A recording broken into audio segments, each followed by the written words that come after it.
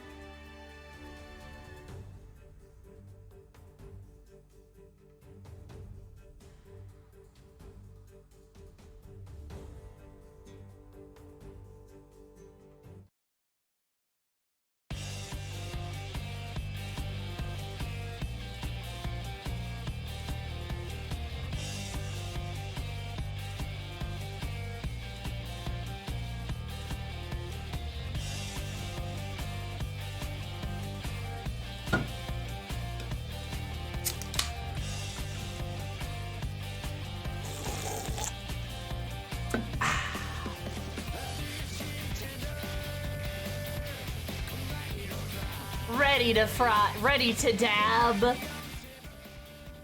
Hi, how's it going? Are you guys ready to fry chicken tenders? Come here on Hero's Ride. forgot I was standing there. Yeah, we're next to each other. You silly.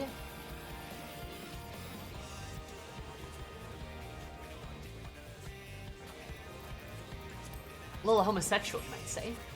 Hell yeah. I fucking love seeing Cat Jam in chat. It's so good. I love Cat Jam. Cat Jam's great. So good.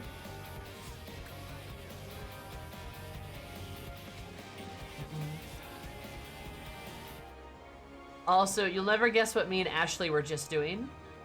Top secret plan. Top secret secrets. We're doing secrets. Cat Jam is a sign of a good vibe. Cat Jam is the sign of a good vibe. It's top secret secrets. Yeah, it's big secret stuff. Can't even know it's so secret. Also, look at these shit-eating grins.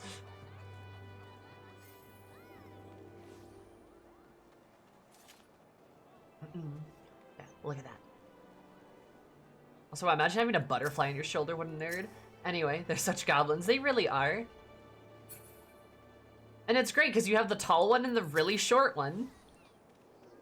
What was it saying? It's a secret. I can't tell you. It's a secret. Secret. So secret you're talking about. Yeah, it's because it's secret.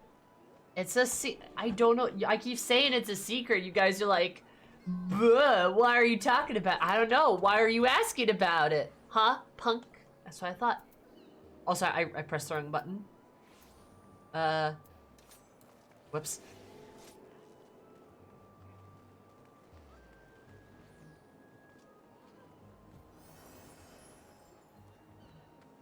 Yeah.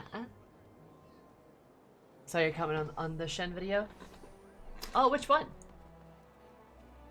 Yeah. We're so scary. Secret, secret, you got a secret. Malevolence is very powerful when you're taller than every race. It is, though. It's so good. Just like, hee hee hee hee. I'm so much bigger than you. We're casting evil upon Limsa Lominsa. Ligva Lominsa better watch out, because we're here to cause problems. JK, we could be that couple ERPing in the corner. And we're not. And that's what matters. That's what matters, folks. So sad Steve Jobs died of Limsa. What's Limsa?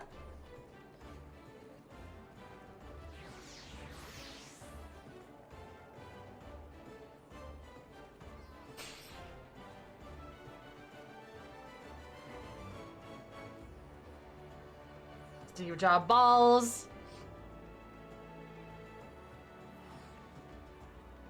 Sorry. My nose. Why are you so small? I didn't know Elson could be that small.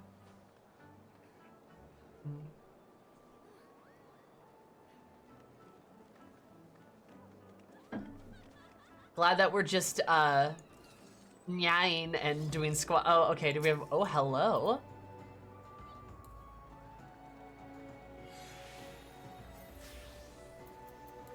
Sorry, I'm just trying. I love that top. Wait, what the fuck? What kind of top is that? What is that? Black Moonfire? Oh, it's Moonfire. Oh, I need that.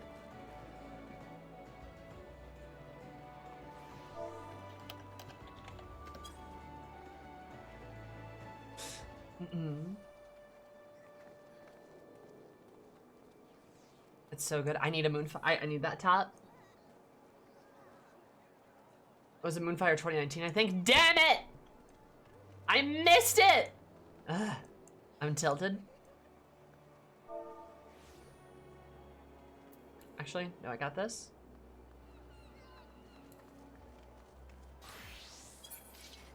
On the cash shop?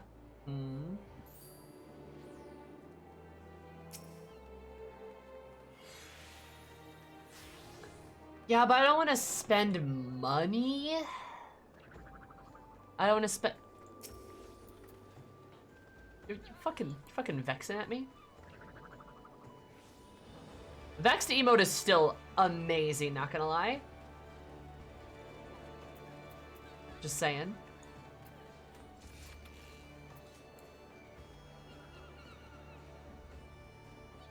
In the Cash App, I mean. Oh, gotcha.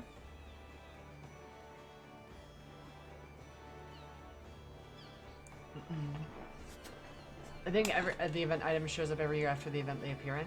I mean, I think you're right. I think like you get the stuff for free if you do the event, but then you can buy it later. Speaking of events, actually, before I forget,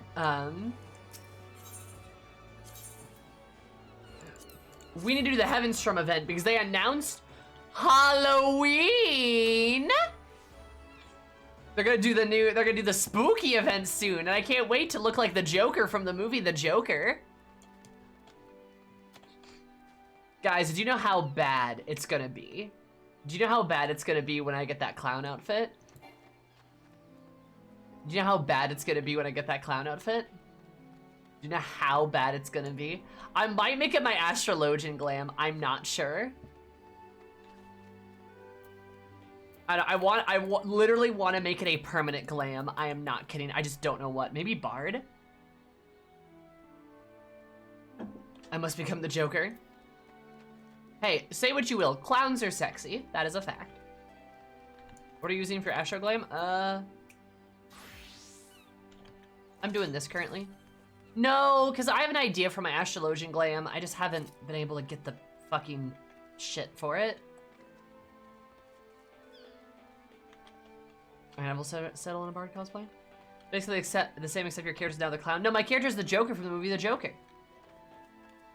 Black Mage Glam, but specifically for progging high end. I'm gonna like show up to like Savage Rage shit with my Black Mage and my Clown Glam on, and that'll be good, and that's fine. No, my blue is, oh, sorry, Dragoon. No, my blue looks like this. Like, that's the thing. It's like, my blue is Banui.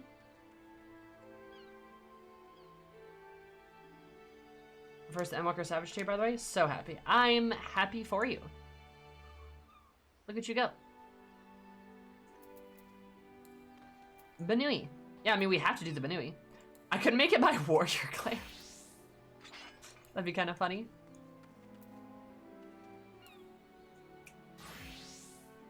I don't know, Bard, I might almost make it my Bard one, because I don't really have like a set glam for my Bard. You have to wait, sorry, hun. That's okay. Every time you fell cleave, it makes the honk sound. It's like, honk honk. That'd be pretty funny, not gonna lie. I would be okay with that. Wait, I know, use it for when you finally do White Mage.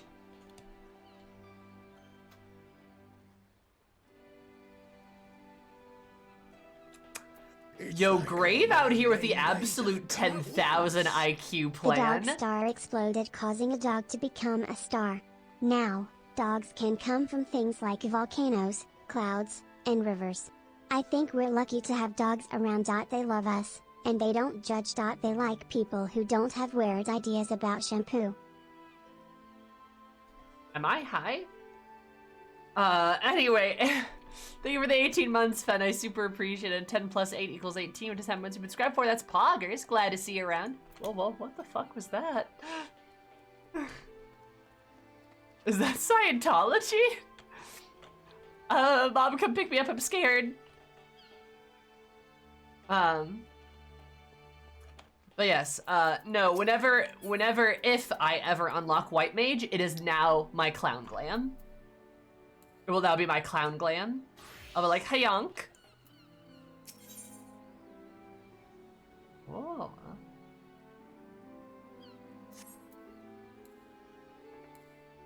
Oh, shoot, oh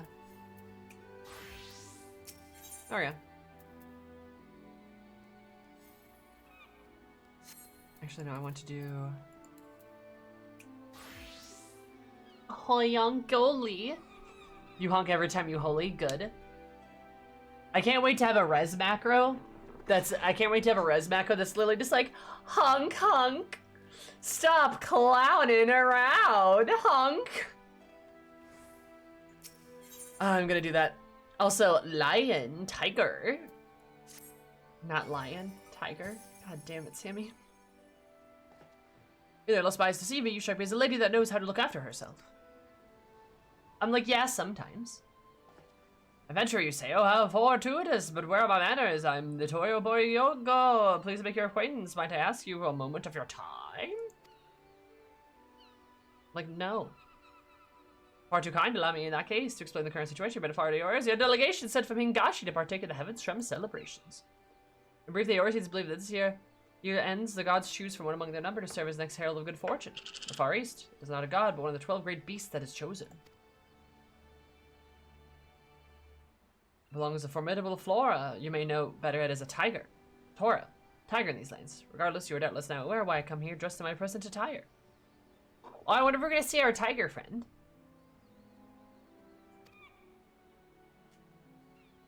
Now allow me to proceed to the heart of the matter. Normally we celebrate auspicious events with a spot of mochi pounding. Oh, you celebrate these events with pounding, you say?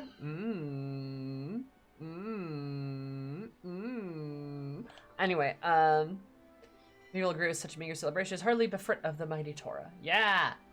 No, we can't just pound. Gotta do something else.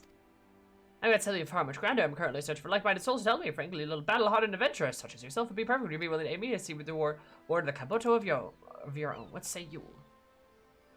There's Thank you kindly. Now.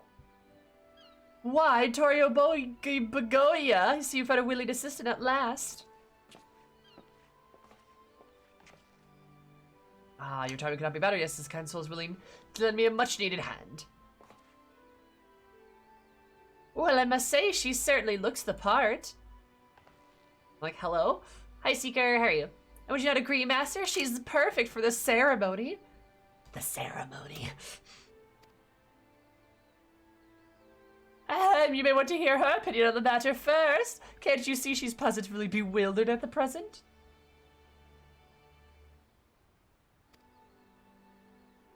But allow me to clear up exactly who's the first. We're a clan of mages practicing the way of Onyamayodo, come to perform a ritual designed to quell evil forces. There's nothing overly complex. We're simply to perform that we hope that will please the gods. The ritual has the time of its origins, a rather old tale concerning a ferocious tiger. Do I know this tiger? It was a pounding of life with the tiger, adorning a folding screen we brought with us. Then you, as the role of your bloodthirsty warrior, shall vanquish the foul beast, assuming you agree to participate, of course.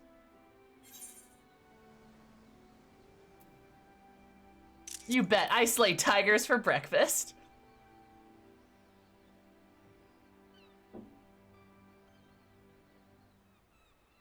And we could count on you the moment I saw you. Hardened adventurers never back down from a challenge, after all. Yeah. And my sincerest thanks, kind adventurer. Now, if you'll excuse us, we must ready the ritual site.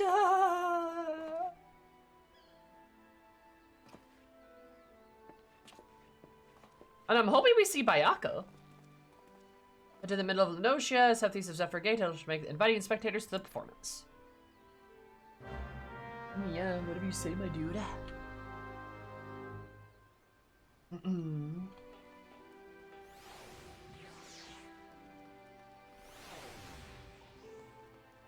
That's how that kid got scared. I thought it was mist.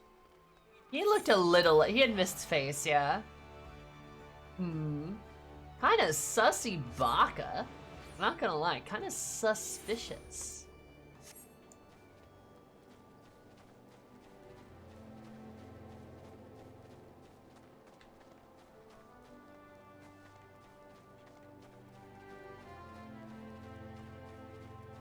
Oh, I missed that detail.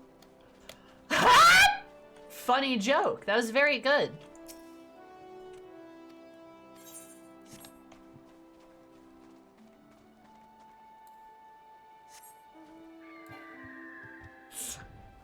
My volume is up. Good. Good. And I can't believe I had 2 full pages of food, and I'm only now whittling it down to 1 page of food. Holy shit, dude. What's wrong with me?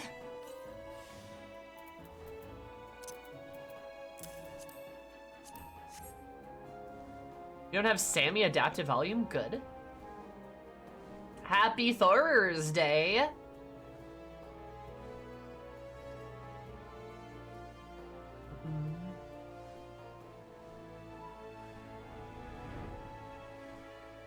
What do you have in your saddlebags? They're full. I have Sammy adaptive volume. It's very lovely. Yeah. I just like to make sure she's got food spared. I mean, she does. Eris is a hungry gal. It's almost Friday here. Finally. Friday night.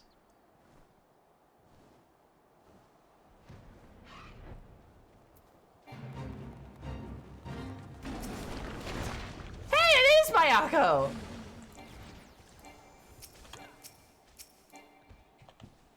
Oh no. Oh no. Oh no, I die. Ugh.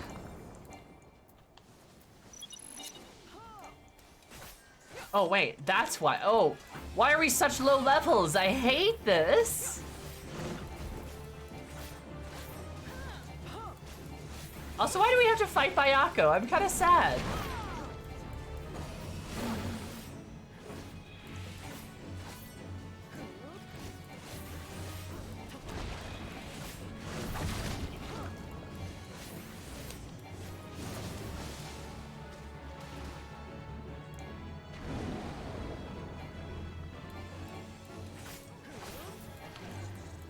Slice and slice forever. It really is just slice and slice forever.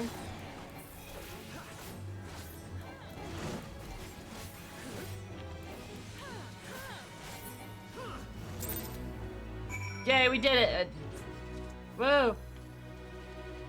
Tora, burning bright. My Sammy branded headphones volume control the metered values of pink. The more vibrant the pink, the louder the Sammy. Oh, this is cute. Oh, that's really cool. Yeah, Bones, that's how the Sammy, yeah, your Sammy controlled headphones work, right?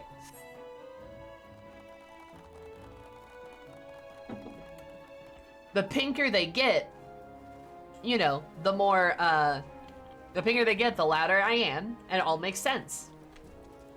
It all works. Legmalominsa.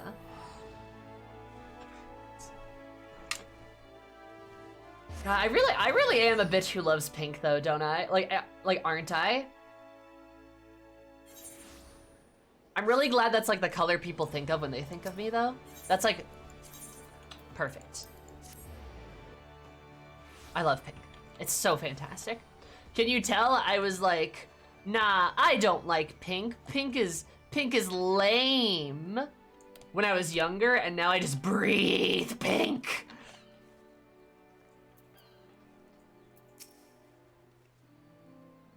Put it in a hex color thingy. Ooh. I am bubblegum. I retired, judging by your centered expression. I assume the rituals were a resounding success. Take a friend of yours to deliver the good news. But truly, an astounding performance. It was as if the gaze upon the great Tenzin himself. Yeah, it's because I have a soul. Ten who? Oh, you can say, yeah, you flatter me. Because I know the tale. The tale of Tenzin, then you are more worldly than I give you credit for. Also, I am Tenzin, fun fact. Tenzin is far and away the most well-known epic in the Far East. Our little performance now is just inspired but by a part of it. As that upon stopping in a small village while his son's travels, Tenzin encountered a starved, crazed tiger. Naturally made short work of the beast, thus saving the peasants from their plight. But Bayako's nice.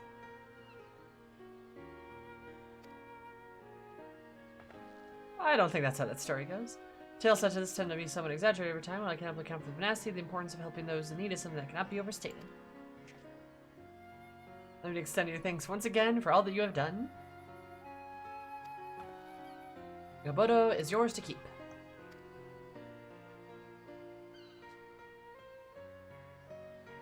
Anyone, noble adventure, we intend to put on our performance a few more times during the Heaven's Storm. We should be glad of your assistance again if you are willing. Or we can take either the golden one. I like the little mustache. The silver one.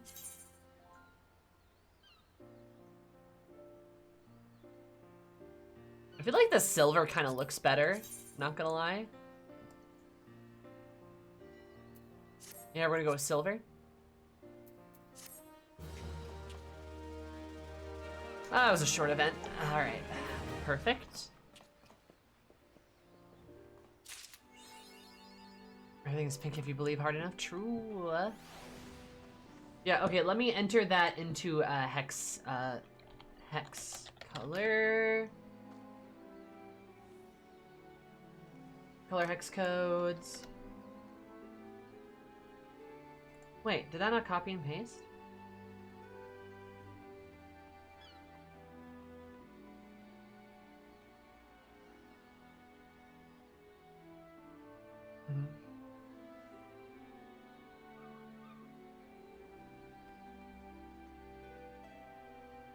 Where's the hex code?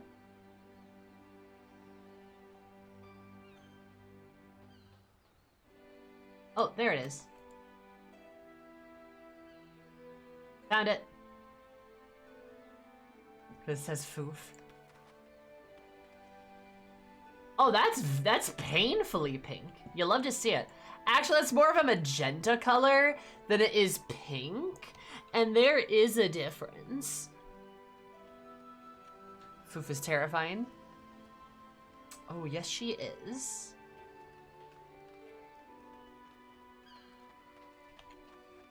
Where is... Oh, there's the festival supplier. Hello, Dwygan. Magic prison. Advent cakes? Okay. Boo. Is Peach pink? No, Peach is peach. Peach is like a pastel orange. Okay, Pog. I forgot how, like, simple that event is. But hey, that's okay. That just means we get to do the MSQ. Yeehaw. Sea of Stars. That's cool that they don't open it up immediately like that. That's a nice touch. Expensive! I don't want to go to the moon. I don't want the moon to be that expensive.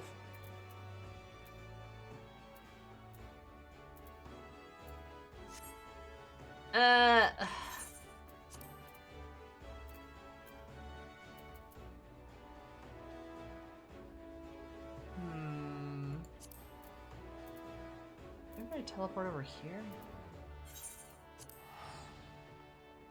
Let's see how this how's the item looks. I do suggest the repeatable. Wait, is the repeatable quest different?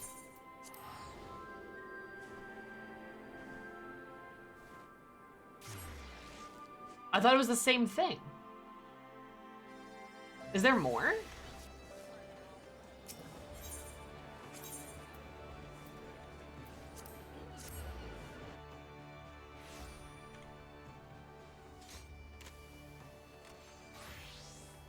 Yes, only the main quest has you do the fate.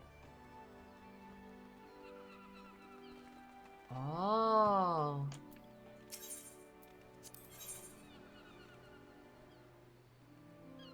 Oh, yeah, there's more. I didn't even see that. Okay, okay. Old World hunts for other A-rate tickets every week? I mean, yeah, I probably should. Okay, goodbye, Fen. I was wondering if you'd be willing to hand out a few Evan cakes. It's customary for us to do so during Heaven's Stroll. Oh, right. No, I remember this. We were just preparing them but a short while ago. We better share them with the townspeople and the woman of the hour. I remember this shit. Pray take these to Hawker's Alley. I imagine it won't be long before we pass by, eager to try one of these delectable delights. Okay, shit. I thank you for saying something. I didn't realize that.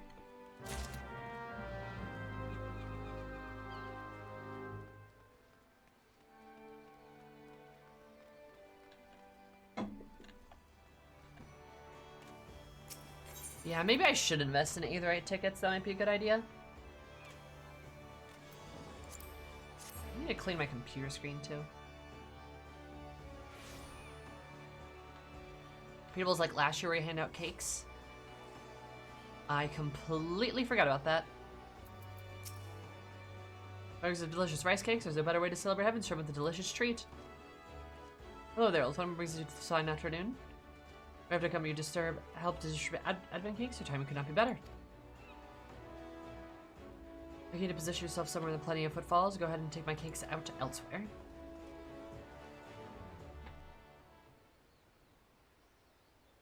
Someone rather familiar approaches you.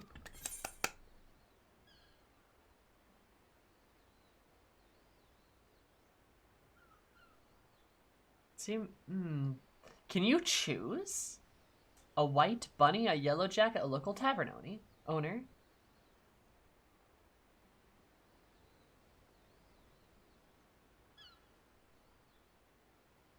A white bunny?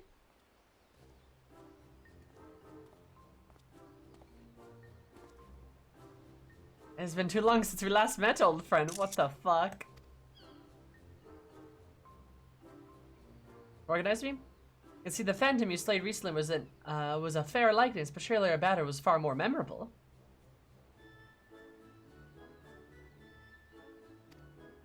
Is that Bayako?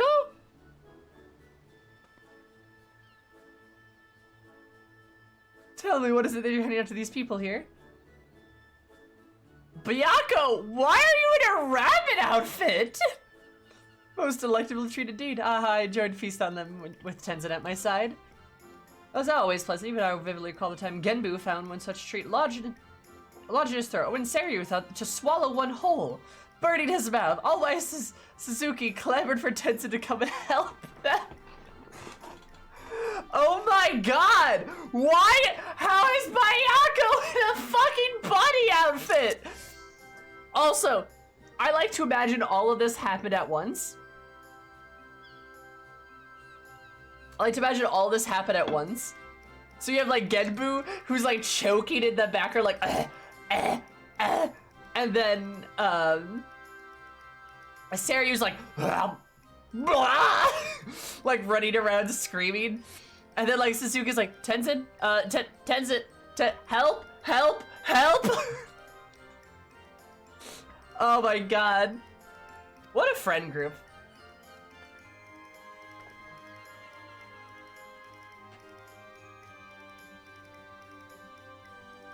Bayako walks in like that gift from Community, exactly. No reminiscing. I must be wondering why I came all this way. Given the Beast chose this year's Herald, I piqued my interest and heard the Onyoji would be traveling here to perform their holy rites.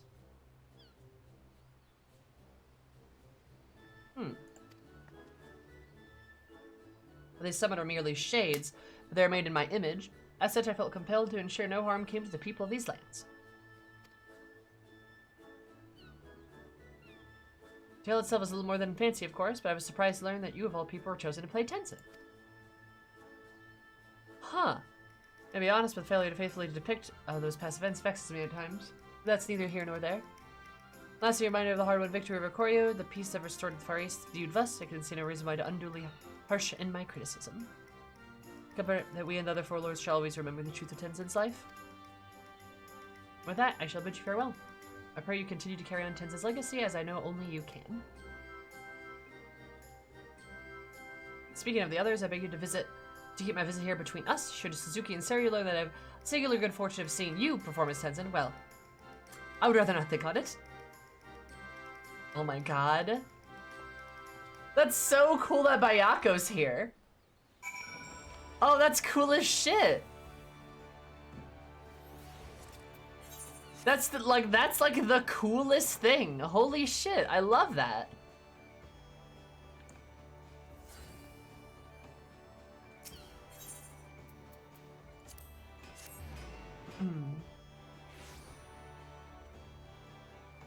I love it when like event quests allow us to see NPCs like this. Like last year we got like the letters, or last year we saw like the pirate captains and stuff.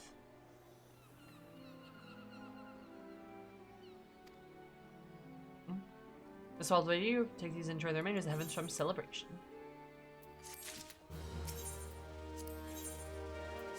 I never do the repeating quest. I'm like, man, Heaven's From is kind of lame this year. The fool I was. Sorry, Ashley. How much it actually recognizes you having done the 4 lords. Yeah, you get the dialogue option being like, oh yeah, Tenzin. And then like Bayako shows up and like stuff like that. Like that's a really nice touch. It's like, hey, you did all that shit. Congrats.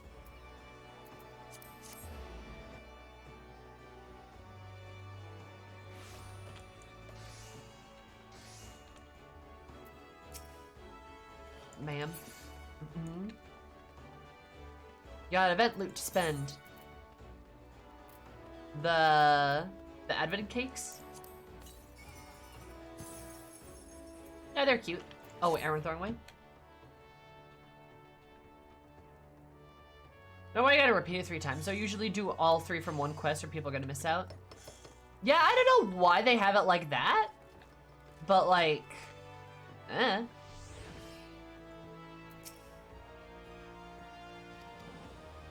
Sirius shows up screaming, "Fight me!"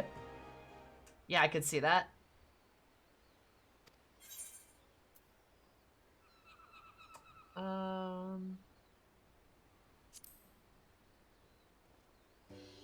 Oh, hey!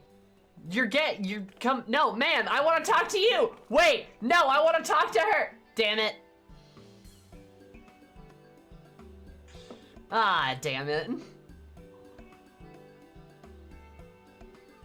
I heard over here someone was passing out advent cakes. They were dreaming to be you of all people. Well, can we get some yarg?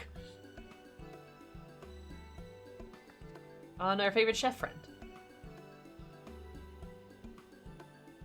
Ah, that's it. That's the ready taste. I've been waiting to something with rice cakes and at the Bismarck, but I still can't get it to taste like the real thing. Like, aren't you a chef, dude?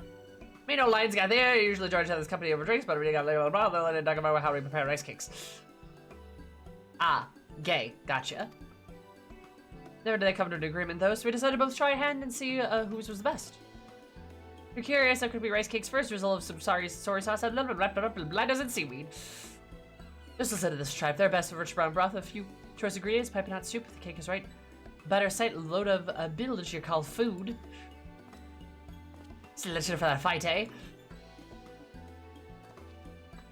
Fight, fight, fight. Fight, fight, fight. The boys are fighting. Generally, I would win anyway. Don't we'll ever find common ground at this rate. Ah, you can say that again. At least we'll ever try other things to talk about at the tavern. Sounds like you're giving up. Ah ha ha ha ha. Yeah, they're gay. You will be seeing you around. Eris took you head in the drown romance next time. And you've got a time on your hands, hun. I'm like, okay, bye. I still can't understand what you're saying.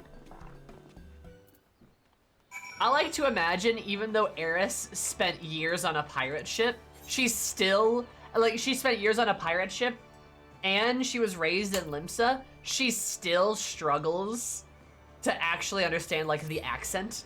Like, the Limsan accent. The people are just like, and Eris is like, yes, nice to see you too.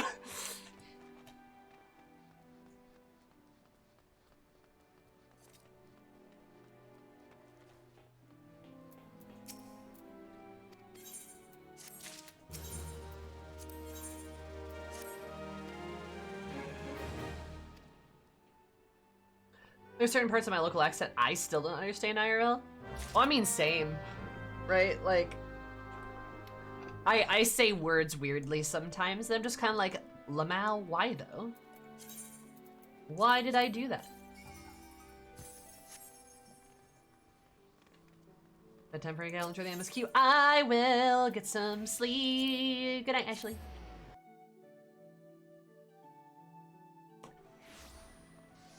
I've hanged out with a bunch of pirates my entire life. I still have no fucking clue what you guys just said.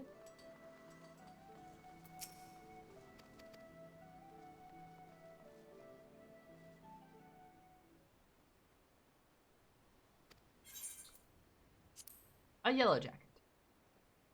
Hey, wait! Caravalian! No! No, come back! Why are they doing this to me? No!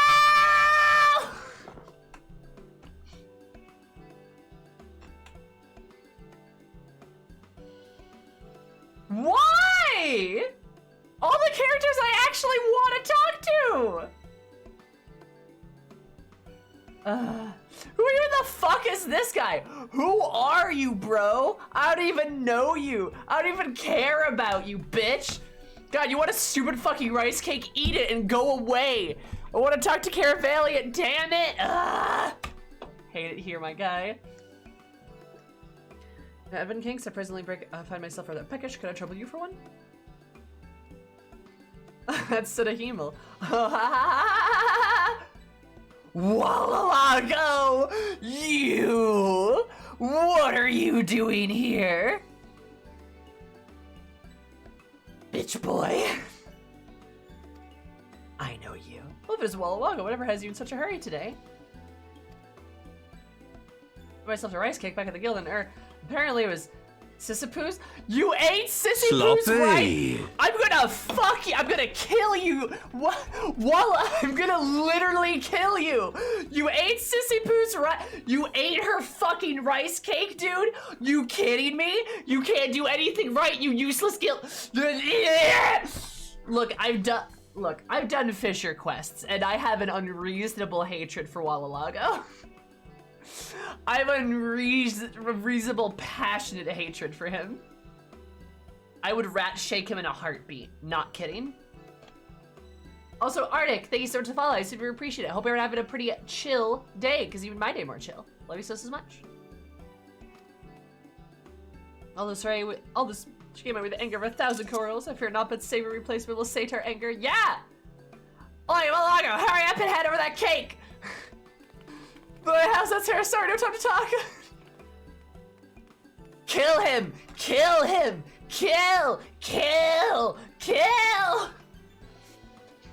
Literally, me seeing Sissipoo chase him is like me literally, like, I'm like Steve Harvey right now, like, yes! Yes! Kill! That's me right now. Like, just end his life, Sissipoo. I shouldn't say. I'm trying to say it. End his life, man. Kill him. Love the energy. I'm glad you like the energy. I'm very energetic. She waves at me all polite. I love her. She's so nice. She's like, whatever, would you mind if I took one more cake for Wallalago? And his petting, he seems to have forgotten to take a cake for her. Or not, I'll see to that all well between soon enough. I might not be a yellow jacket if I'm unable to solve a little scuffle such as this after all. Ow! My knee! Anyway. My thanks. Well, time for me to take my leave. I don't even know who you are, dude, but see you later. You guys should see the bruises on my knees. I have a lot. Alright, seeing Sissipoo makes things a bit worth it. Just a bit more worth it.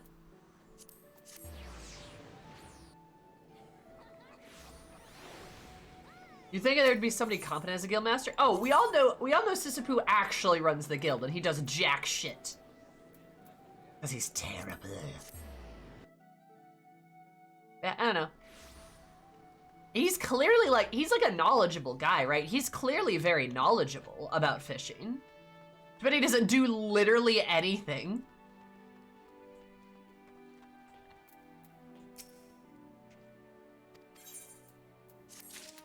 Pog.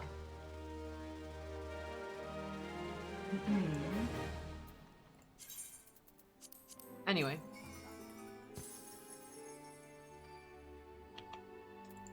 Shout out to that Arcanist trainer who disappeared off the face of the earth. Shout out to the Arcanist quest line, the worst job quest line in the game.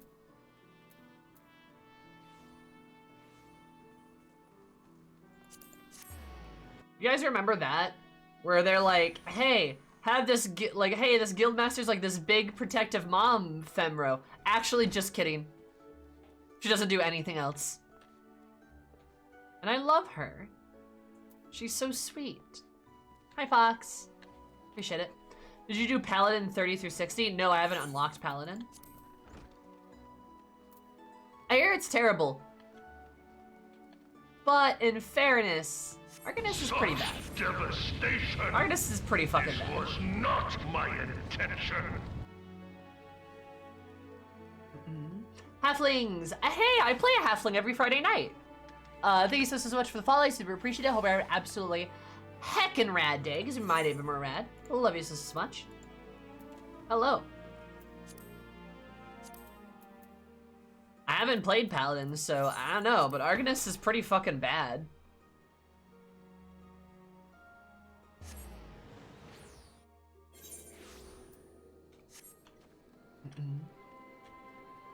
Pretty good himbo in the Paladin quest, to be fair.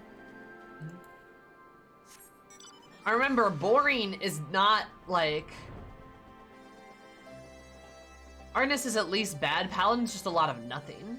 I'd rather have nothing than whatever the Arcanist questline was. When else is somebody who well is crafty found you and I'm digging the energy and vibes? Hell yeah, good. I'm glad. I like to think I'm a pretty energetic lady, not gonna lie.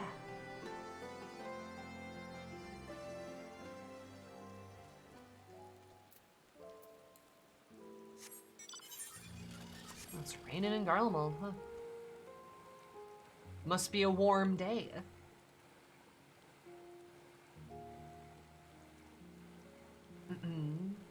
But nah, like, I'd rather have something boring versus just how bad the Arcanist quest... Like, the Arcanist quest series was bad. Do you guys remember it? Like, do you guys actually remember it? Real talk. So, Sammy, now that God is dead, what is your prediction? We're gonna have to kill the other God.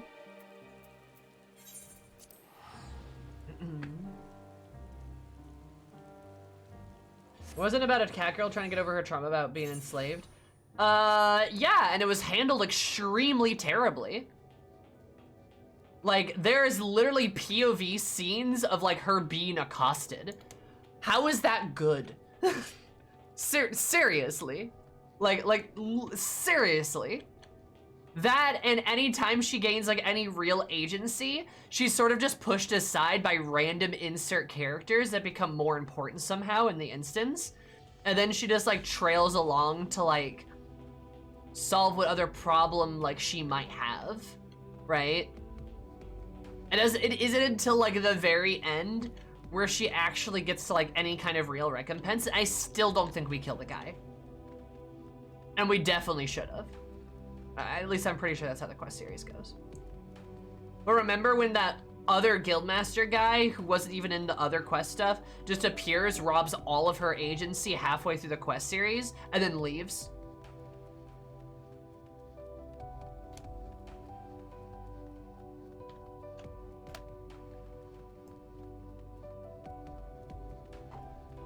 So yeah.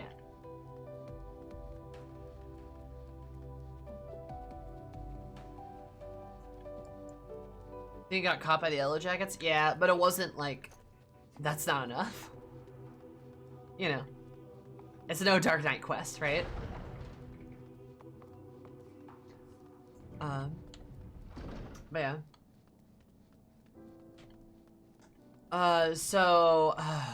Okay, agency. I'm referring to her character agency as her ability as a character to do things on her own without the assistance or dramatic assistance of other people.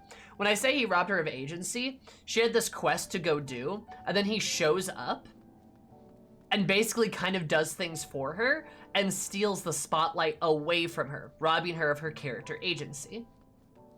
When in the, like, literature sense, when we refer to characters in media having agency, we refer to them having their own ability to do things their way. A very popular way to describe agency is a damsel in distresses. That's a good trope to describe it. The damsel in distress trope is actually a pretty good trope.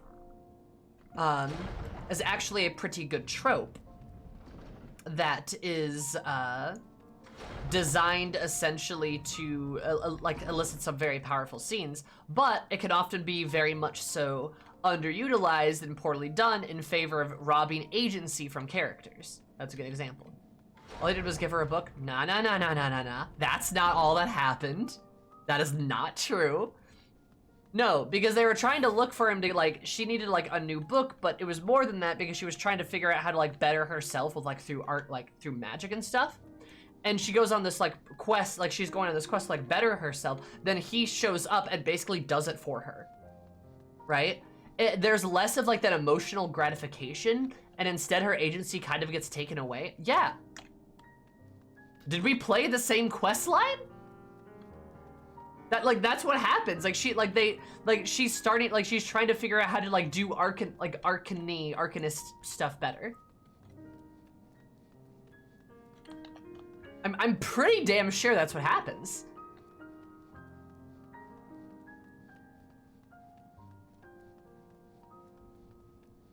He didn't interact with her a ton, but, like, that's...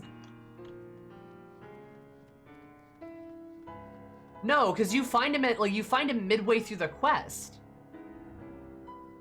There wasn't...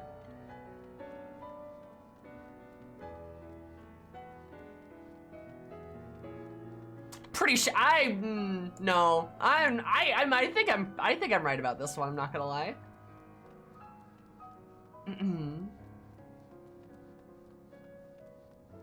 Like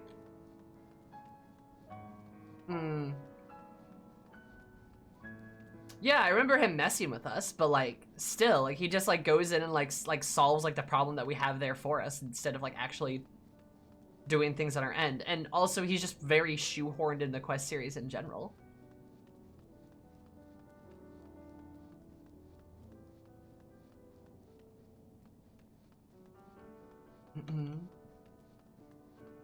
It's a problem with the Guildmaster character at all. Like, he didn't need to exist. I mean, definitely is right if I did that quest line 3 times so far. Like, I only remember him giving a book. I mean, that's fair, but I'm very confident he did more than that. Like, I'm very confident he did more than that. Like, he didn't just give her a book. Like, that was my whole problem with him, is he just shows up halfway through the quest series, does, like, a plot convenience thing instead of us figuring it out, and then, like, disappears. Like, he just did not need to exist. I remember coming and taking over the plot line. Kami, I don't see what your point is. Like, yeah, he did that, but he did more than that. Like, it...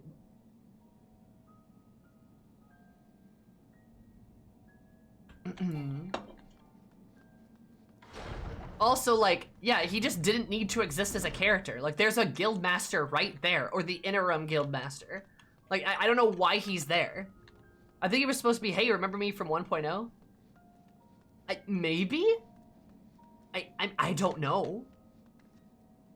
Well, like, if that's the case, like, his just role in the story was not, like, a good role?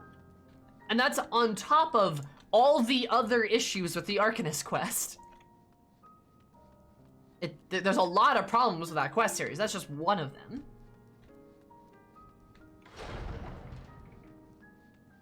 He's too quirky to run the guild. Oh, shit. Oh, is the Watcher down there? Must be.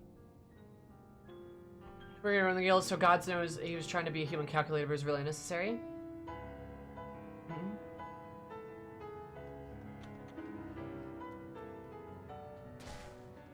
Yeah.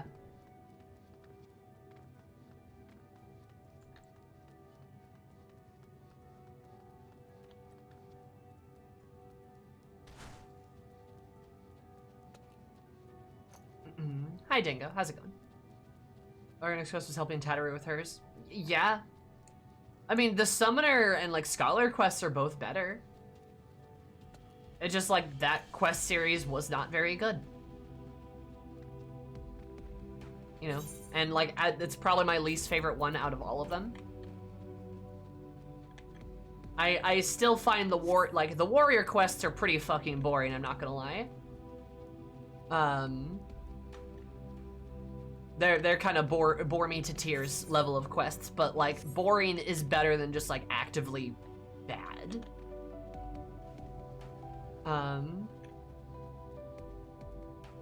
Yeah, Scholar and Summon. Yeah, no, exactly. Like both of those quest lines are way better. They're way more interesting and just the characters are way more memorable.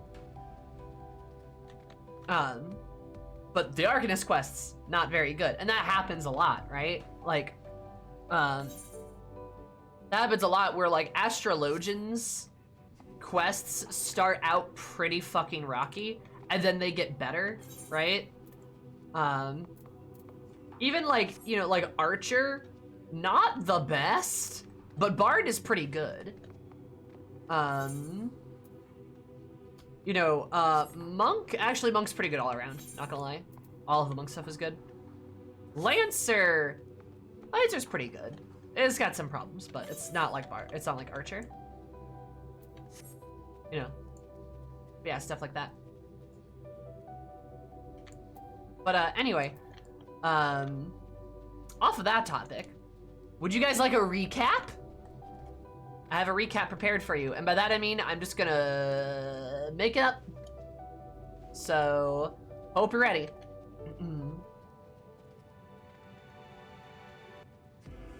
Sammy, recap time. Yeah, last time on Zoomy Plays the MSQ. Ba-da-ba-ba. So, last time, we start, we get my body back, I get my legs moving, I'm feeling pretty good all things considered. And then we're like, all right, you know, Fandaniel was right, we need to fucking attack that tower.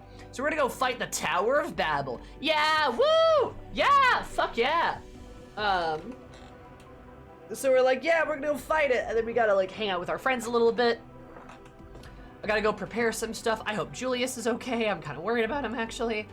We're gonna go fight some evil bad guys, and we made our assault on the tower and did the dungeon, which was super cool. Dungeon was awesome, except for that one part that I hate so much. And then, in a surprise twist of fate, the boss of the dungeon was Anima. The boss of the dungeon was Anima. Weird.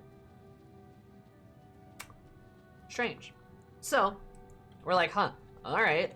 So then we get past Anima, find the birthday boy and Xenos preparing to fire a giant space cannon. So like that's kind of interesting. Very interesting, not gonna lie. And then you've got and then you've got like Estinian popped the fuck off in that scene too, where he like leaped through the air and dove right at them immediately. Like, you love to see that. You love to see Estinian just be like, it's on sight, and just boom. Like, oh, it was too intense. It was too intense. My lighting got fucked up. Damn. My lighting got what's happening? Okay, there we go. That's better. And he just goes for it. Fucking love that stinky boy. Good shit. And then they fire their space laser, but they ran out of Aether because we're too cool. And then Fanny's like, all right, we're gonna go teleport. Bye. We're gonna go to the moon, bitch. And it turns out, hey, I was right. Zodiark was imprisoned in the moon. That was a theory I had a long time ago. Like I had that back in, I think Shadowbringers. But I think that was a pretty common theory too. That wasn't really unique to me. Like a lot of people thought Zodiark was imprisoned on the moon because the moon's surface kind of looks a little bit like the burn, you know? Right? Didn't Heidelin explicitly state he's imprisoned on the moon back in the anti-tower cutscene? Really? Did that happen? Huh. If that happened, then some people probably need to learn about that. A moon bound, but that can mean a lot of things. That's true. That is a bit vague.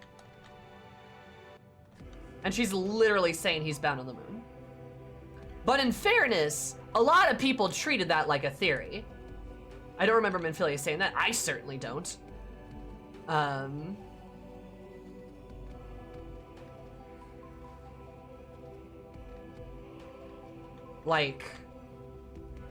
Like, in fairness, that is not common knowledge.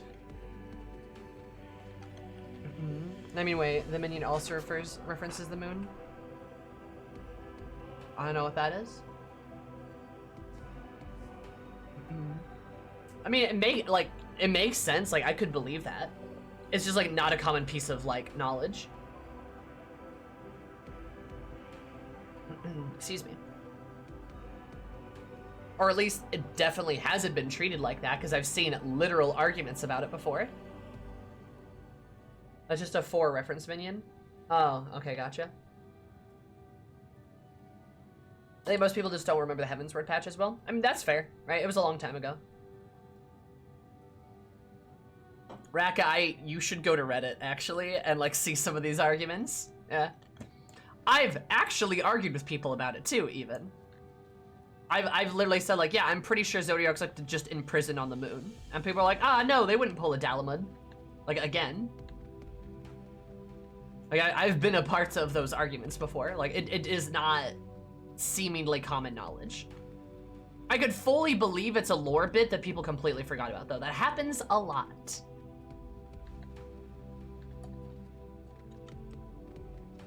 Then again, people will also argue with me over literally the stupidest shit, so, like, I don't know. Maybe that's just coloring my view.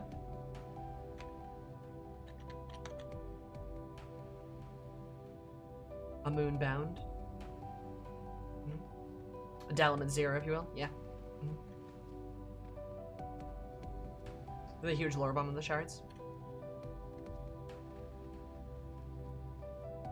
But everyone has access to those, of course. Yeah, for sure.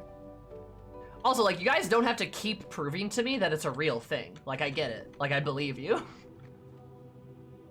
I get it. Fully understand. Like, that makes a lot of sense. But,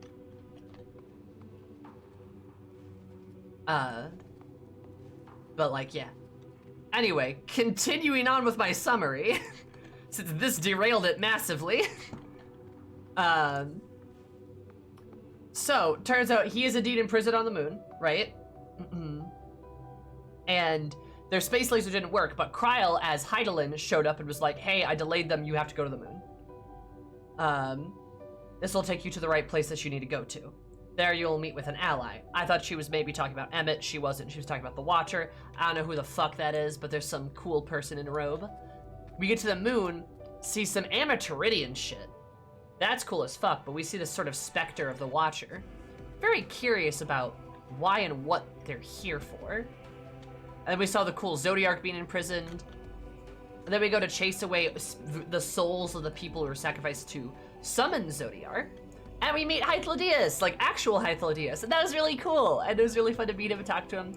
And then the bad boys broke the seals. We get there.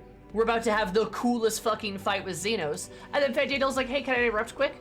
Yeah, so, you know how I said I wanted to die and take everyone with me? I meant that. And then he goes and dies and takes everyone with him. He goes into the Zodiark pit, becomes Zodiark. Xenos is surprised because, boom, betrayal. Another one on the Sammy was right board. But we all saw, I'm pretty sure we all saw that one coming, right? That Fandaniel and Xenos were gonna, like, there was gonna be a betrayal there at some point, right? And Fandaniel becomes Zodiark, and then has a brief moment, which I think is really cool, actually. Has a really cool moment where you see the souls of Zodiark, like the souls of the people summoned to Zodiark, trying to stop Fandaniel. You see them actively try to hamper him. Which is kind of cool. And also I think cements the idea that we are an Ascian. We are of the Convocation. We are of these are our people. And we're fighting for them. Us being surrounded by the masks, us trying to stop him, all the same, using the Asm Stone, absolutely, 110% think that that's kind of where the story's going a little bit. Where it's like, we are the Ascian. And that also explains why we're so fucking yoked out of our mind that we're a Convocation member, right? But we go to fight Zodiark. It's a pretty cool fight. We defeat God. And what feels like literally the end of the game, right? It's not true. It's not true. Because he's like, LOL, bitch! Xanatos Gambit, I die! He's like, you did exactly what I wanted you to do! Which is also such a fucking huge brain move on Fanny Boy's part. Because he literally knew, even if Xenos had taken Zodiark, because Zodiark's incomplete, we would have killed him. Like, we would have killed him. Like, he knew we were gonna win. He knew there was no way to beat us. So the only way to win was to lose. Which is like, oh my god. It makes me like Fandaniel so much as a villain. Like, literally he was just like, I'm a little lad who loves berries and cream, berries and cream. And now he's like actually really fucking smart. Like, he literally pulled a Xanatos gambit, which is what I'm sorry. That's another trope thing. But what that's referring to is like, you make a gambit, you make a gambit or sort of plan that no matter how it goes, you benefit. Gargoyles, fuck it. Yeah, Xanatos for gargoyles. Yes, you know exactly what I mean. It's named after Xanatos, which is an antagonist in Gargoyles who is famous for literally winning all of the time. He was a bad guy who literally did not stop winning because he would just like come up with these plans where no matter what occurs, he ended up benefiting from it. And that's literally what Fandaniel did. Like, he literally had all of these like contingency-based plans to end up getting exactly what he wanted. It's such a really good, it's just such a fucking cool vibe. He was a magnificent bastard. He is a magnificent bastard. He's very similar to Emmett, who's also a magnificent bastard. They fulfill that trope very well, actually. You kill him. Easy. Xenos absorbs Zodiark, and you kill him. He kills you. Xenos kills him in anger. Yeah. Oh, for sure. Yeah, like there's so many of those, but like I am very confident Fandaniel fully expected us to win, no matter what. The only way to stop it was to stop him from releasing Zodiark in the first place. Once he busted out, his plan succeeded. Yep. Like literally, it's perfect. It's the perfect plan. It's such a good plan. Also, Panzer, thank you so much. I appreciate it. I hope you're having a good day. And also, did you know 6 + 6 = 12, which is how many months you've been subscribed for? That's kind of poggers, new guy. I appreciate it. Gargoyles was a great show. Gargoyles, unironically, had some really good shit in it. Like, some really good stuff in it.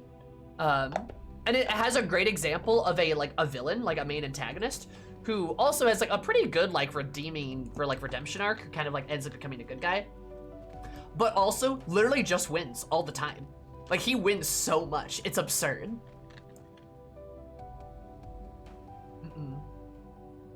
Like, seriously. And that's literally where the trope name comes from, is Xanatos Gambit. Yeah, it's really cool.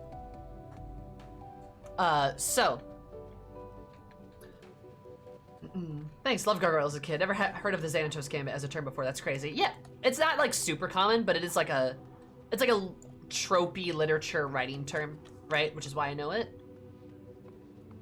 Xanatos Roulette. There you go. But yeah. So he pulls a Xanatos Gambit, which is so fucking cool. So fucking cool. I love that for him. And Fandaniel's like death monologue was one of the coolest things too. I mean, I love Fandaniel as a villain now, and he had such a cool little arc. He did exactly what he did. He wasn't this grand plan villain, which is also perfect because he just proved that like I knew Xenos and him were gonna be the big bad of the X-Pack, and now that's been proven correctly, right? Then we get out of there. We see a weird fucking Echo, and I'm pretty sure that voice is Heidelin. Who else could it be? Like literally, who else could that be? Pretty sure it's Heidelin. Yeah, it's kind of sad that the reveal is without Elidibus, Zodiark is essentially brain dead. Yep, which is why Fandaniel made his plan. Because without Elidibus, Zodiark has no will. He has no heart. It's gone. Fandango played Sevens like a goddamn fiddle. He played us like a fiddle. I mean, he played Xenos like a fiddle. Do you view him as Fandaniel or Amon? It doesn't matter. Also, pretty sure Fandaniel's a little gay and had a thing for Zidane. I'm not gonna lie. It doesn't matter if it's Fandaniel or Amon. I don't think it does. They're the same person to me, really. Just different names.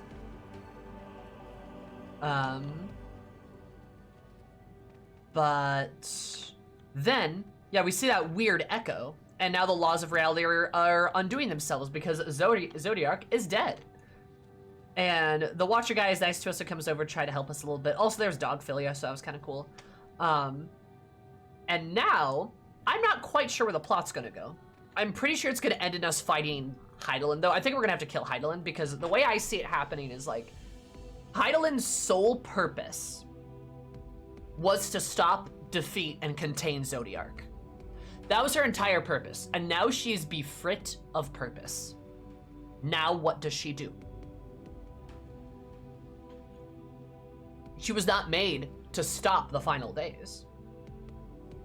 What does she do?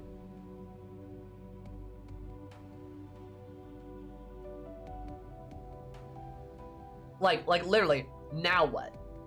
So I don't know if she's gonna just go crazy. I hope she doesn't just go crazy, cause like that'd be so like, ugh. That'd feel really bad. I'm really hoping this was like her plan all along, and that she was like kind of evil from the beginning, if they're gonna make her like that.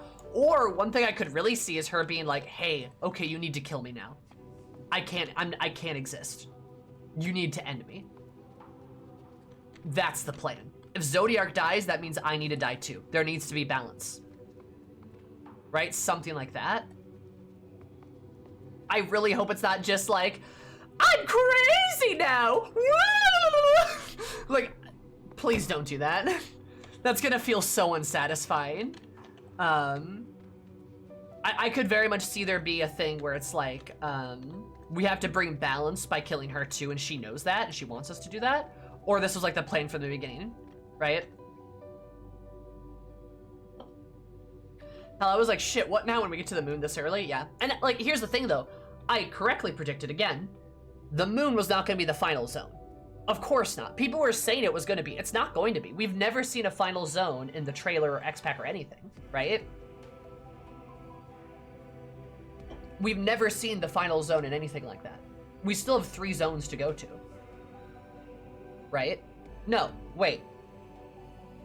2. Do we have 3? No, we have 2. We have 2. We have 2. We have 2. So one of them's the final zone, and the other one is, I don't know where. I don't know where else we could go, to be honest. But my next prediction for the story is, I don't know how, maybe through Hydaelyn, I could maybe see us getting back with the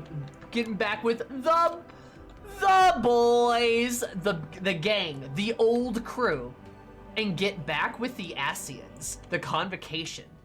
And we somehow get to like deal with the Convocation untempered, and we get to hang out with them, and then together with them, we figure out how to save the world. I can see that happening after the world's destroyed. I could see them blowing everything up, and then like we're like in the live stream and doing some shit, right? Or we just get like sucked into the live stream and like hang out with them there or something. Or they just like show up. Because we saw what looked like a Convocation member or an Asian. We saw what that looked like in the Asm scene. I thought that might have been Emmett, and I was about to scream, cry, and puke. Because I love Emmett. So, guys, I'm going to lose my fucking mind if Emmett's alive. I'm pretty sure he fucking is. I'm like pretty confident. I'm actually going to scream. I am going to lose my shit if that is the case. I'm going to utterly lose my shit if he's still alive. I'm gonna cry so bad, dude. I love that man. Anyway, sorry. I'm an Emmett simp, literally. Like, oh man, I love that man. But also, hi, Spear, how are you? Didn't you like blast a hole through him? Look, I've explored Emmett's holes many times before. I mean, like, I can't, I'm used to blasting his holes. I'm his holy, boy, his holes, he's, but yeah, so,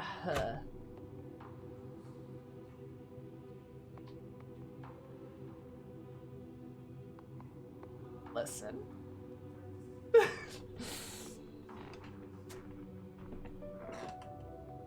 I totally understand now. Such devastation.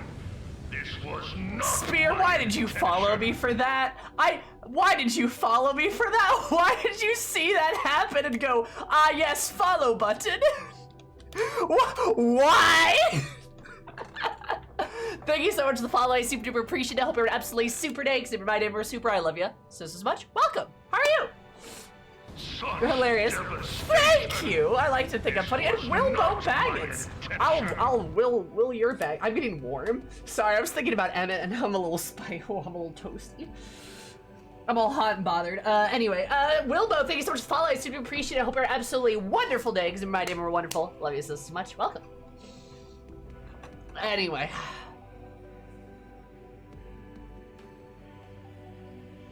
I miss Emmett. I love him.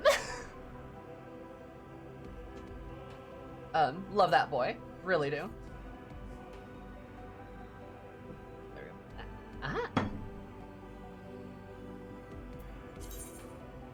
What was I doing? Oh. Boop. What else was I doing? Okay, that's the recap. I think I recapped everything, didn't I? Oh, no. Xenos jumped out of the hole and was like, nah, I can't fight right now. That's not satisfying. And then he's like, okay, so like, fine. You're just gonna ignore me, I guess, Baka. I'm gonna go do some other stuff. And then he leaves. Which I really like. And, you know, I was at first a little on the fence of like, you know, it'd be cool to see Xenos help us at some point. I'm not sure that's gonna happen. Now I'm like, actually, I could see Xenos helping us. I really could. It would make a lot of sense because Xenos has one of two options right now. He has to either somehow involve himself in the final days to like, somehow involve himself in the final days to get us to chase him, or somehow become a bigger threat than the final days. I don't think either one of those things are things Xenos will be able to do. So I think his only real option is like helping us stop the final days, so then he can be like, I'm the biggest threat now again, won't you fight me? Like, I could see that happening. Because like the final days are like a force of nature. I'm pretty sure he can't involve himself. And I'm also pretty sure he can't become a bigger threat than them, because they are the end times, right? How else? Like, I could literally see Xenos being like, oh, sorry, sorry, Weird. Also, hi, Weird, how are you? I could literally see Xenos just, like, having this attitude of, like, I need to become the biggest threat, so the best way to do that is to help you guys stop the final days. And then, like, become the biggest threat after that. And that way I could see these Scions actually agreeing to let him help us, because we'll need all the help we can fucking get. It's the final days, dude. What are we supposed to do? You know, like shit like that, right? I could really see that happening. How exactly? I don't know. Where are your role quests? I don't fucking know. That's a very leading question, though. Can't have you distracted with this whole end of the world thing. Exactly. So, that's where the story is. That's what we did last time. Now we're gonna pick it back up with our favorite, starry robed watcher friend. What's up, my guy? Also, that's a new weapon, Coffin. What's my weapon at? 530? Yeah, I'll probably use these on my Black Mage. That's probably a good idea. That's a cool guy, 'cause I want this fellow's robe in real life.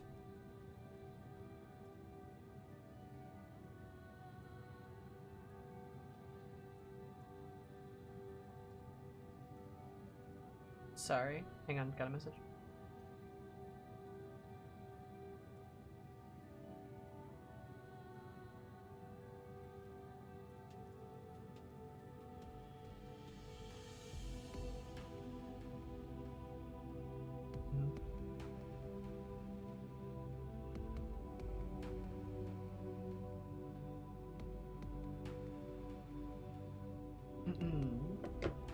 He's got a very cool robe, and I like it a lot.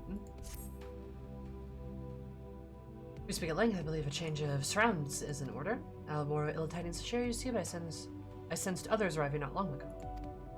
My communions with Heidelin have grown infrequent. I have learned enough from her to know that these are your comrades. Luck would have it, they have already reached my abode. Come, let us join them. Alright, cool.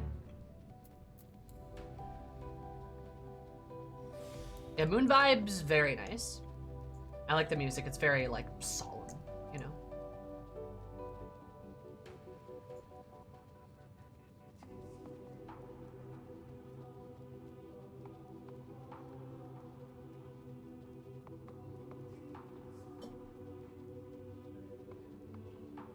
Yeah, the music's really good. Music in Garlemald still might be my favorite, though. I do like the Garlemald BGM. Only thing missing is the moon gravity. Yeah, I wonder why it's like that. I love the Amaturidian shit, too. That's so pretty. And the stars and just, ah.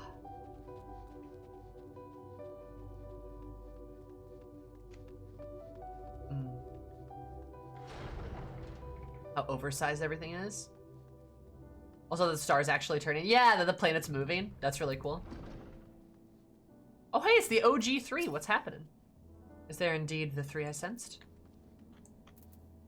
How'd you get here? Dare I ask what happened before we arrived? Hey, some wild shit happened, guys. I presume this being is native to the moon? And I also love the music in the Watcher's Tower as this Amaturidian theme without the ticking. Good shit. Is it better than Lahi? Yes.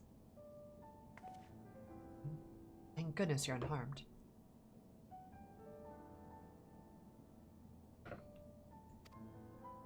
We did what we could to subdue the temper before making our way here. Without casualties, unfortunately. Some few detonated explosives, killing themselves. And others, oh my god. Continuous healers have had their hands full trying to injure the thrall when we took our leave. As you wonder, Mistress Kryl hath been delivered unto their care. Serving as a conduit for Heidelin's power hath taken its toll, but she will recover in due course. For Elfino and Alize, they insisted on remaining in Garlemald while we 3 rushed you to your aid. It appears, however, that matters here have already come to a conclusion.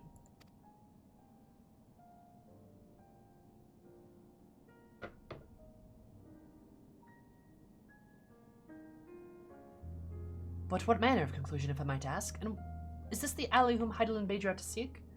He's not unlike the shades of Amarant. Not unlike, perhaps, but not the same. I was created by Heidelin together with this place. It has been my duty to keep vigil over Zodiark, or rather, it was my duty. And now you are befrit of duty. I'm like, hey, by the way, Zodiark died. I killed Zodiark. That was bad, I think.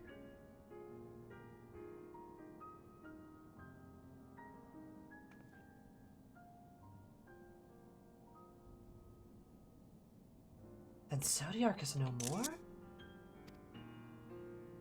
Yeah, I killed Zodiark. Sorry, God Killer, you know, can't hold back.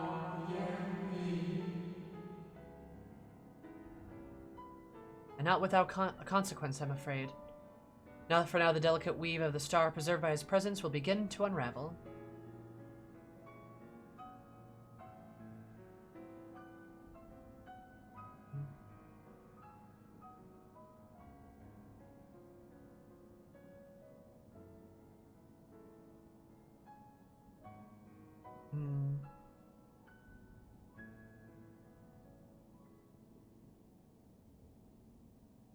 Sorry, important text message.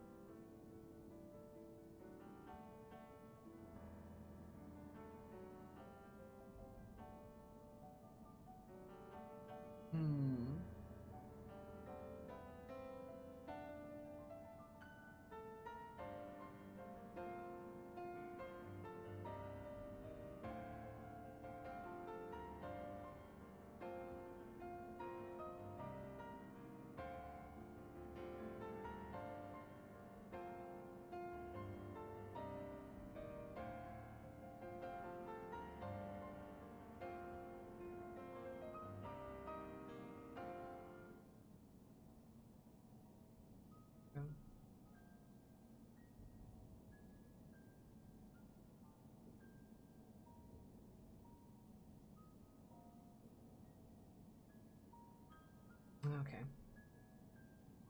Not gonna lie, I'm sure we would fight Zodiac and Endwalker launch. Was I expecting to be the first trial? Yeah, I don't think anyone was.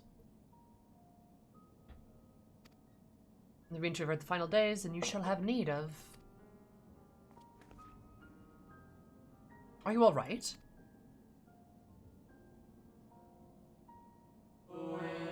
My attempts to forestall Zodiac's release have all but exhausted my strength. Might allow me to rest a short while. I will share with you all I can. Please do, you need not exert yourself on our account. This crystal contain record of your time here, yes? May we peruse them while we wait?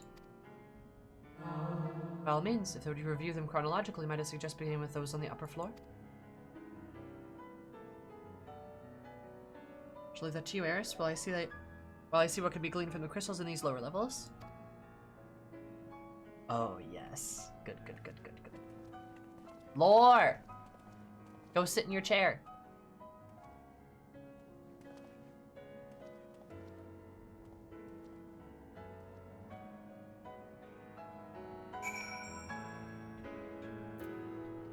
Go sit in your chair.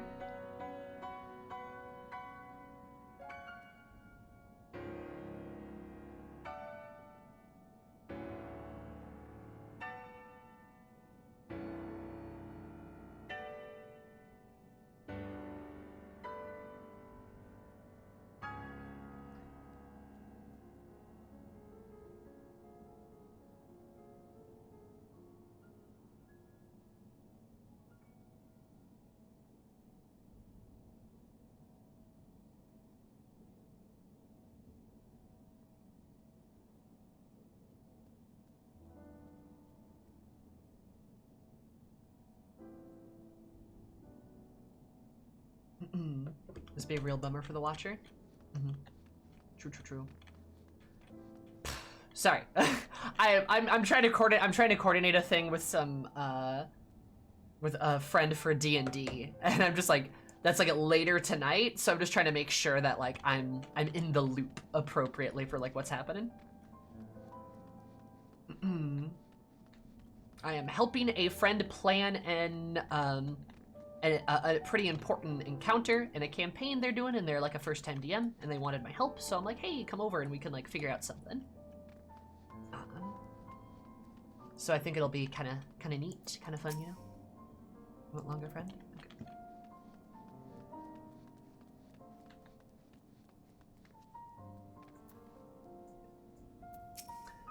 Review the orchids upper floor, see if there's ought to be learned down here. Gotcha. Kind of interesting that it's Thancred, Uri, and Y'shtola, though. Not gonna lie. I dig it. I like it. It's a good vibe.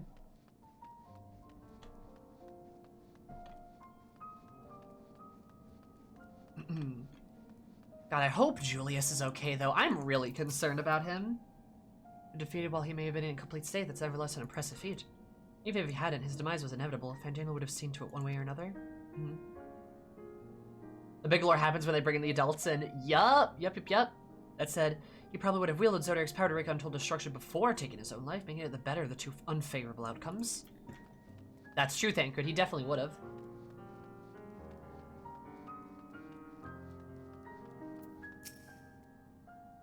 Thus I suppose our host hath maintained the solitary vigil since the very beginning without rest or relief. So these records comprise the sum total of his existence. We must needs handle them with care. Agreed, Uri. I'm so ready for some, like, Convocation, Hydaelyn shit, though. I'm so ready for that. Maybe some stuff with, like, Vanat and, like, the other records, because, like, the Crystal Keepers were the people who summoned Hydaelyn originally, I believe. To gaze into the crystal ancient knowledge of Zodiac flows through your mind. Daily summary, no abnormalities detected. Oh, it's the same thing. Nothing detected, nothing detected. This appears to be Orca's long and lonely vigil of moon dating back to the beginning of Zodiac's imprisonment. That's like so sad. Exposition in this story for us. True, you're still on my favorite exposition machine.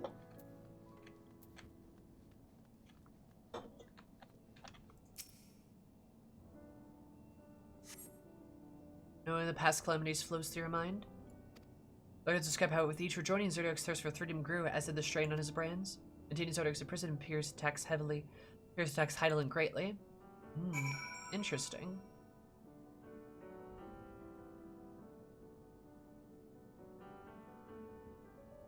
Do we even have an approximate time of how many times has passed since the Sun Ring, aside from millennias? I'm pretty sure it's just been thousands of years. I think it's kind of lost. Like, we have no fucking clue whatsoever, you know?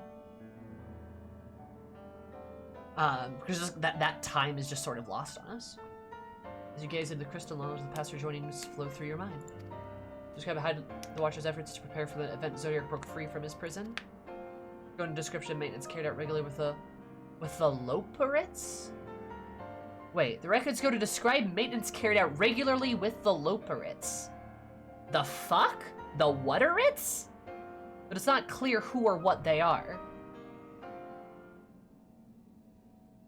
Wait a minute. Is this the meme? Are these the memes?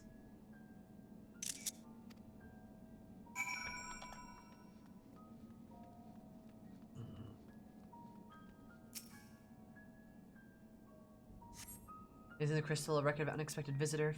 Of an unexpected visitor flows through your mind. Where notice the Watchers and Muse scenes when Elidibus is spotted on the moon, though clearly not for the first time. Oh. It's clear that his brethren have been keen interested in freeing Zodiac from his prison, yet they have made no attempt to destroy the brands. Perhaps they prefer he remain hidden from mortal eyes until the final rejoining. Or they realize we never would dare bring harm to Zodiac so long as he remains imprisoned. Probably.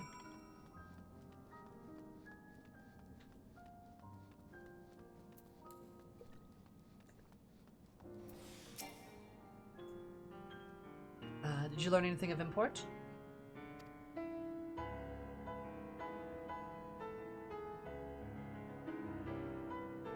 So as you suspected, maintaining the brands require a great deal of her energy and focus, as did the cost to grow higher with every rejoining. To explain the contact with her have become rather infrequent since the 7th Umbral Calamity. But she made a rather startling discovery. The only body we know is the moon is in fact created by Heidelin. I mean, yeah, I kind of figured out when you stole us, sorry. Roger said he was created together with this place. I thought he only meant the facility. Truly, Heidelin's powers are far beyond anything I could have imagined. Wait, that means if we kill Heidelin, does the moon disappear? I don't want the moon to disappear. That'd be dumb. Also, fantasy writers, create more moons. Make it more than one moon. Do something interesting. Make more moons.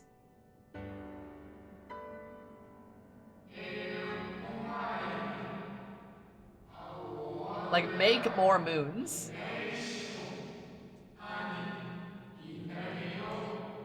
I mean, there were 2 of them. Not anymore. You know what I mean. It doesn't matter if the moon's gone. Well, actually, there were 2 of them. Come on, you know what I mean. Oh, did we have 2 moons? Did we have 2 moons? Did we? Oh, I had no idea. Wow. Like, come on, guys. You know what I mean. Like, the moon doesn't count. You mean the moon doesn't count if it's just not there. Also, yes, I know Dalamud existed.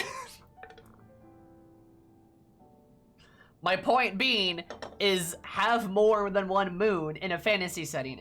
My D&D campaign, I made 3 moons, because that's cool. That's a cool idea. Ah!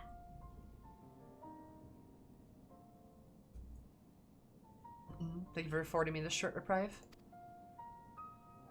So anyway, what about the snow in Coerthus? It's literally that all over again.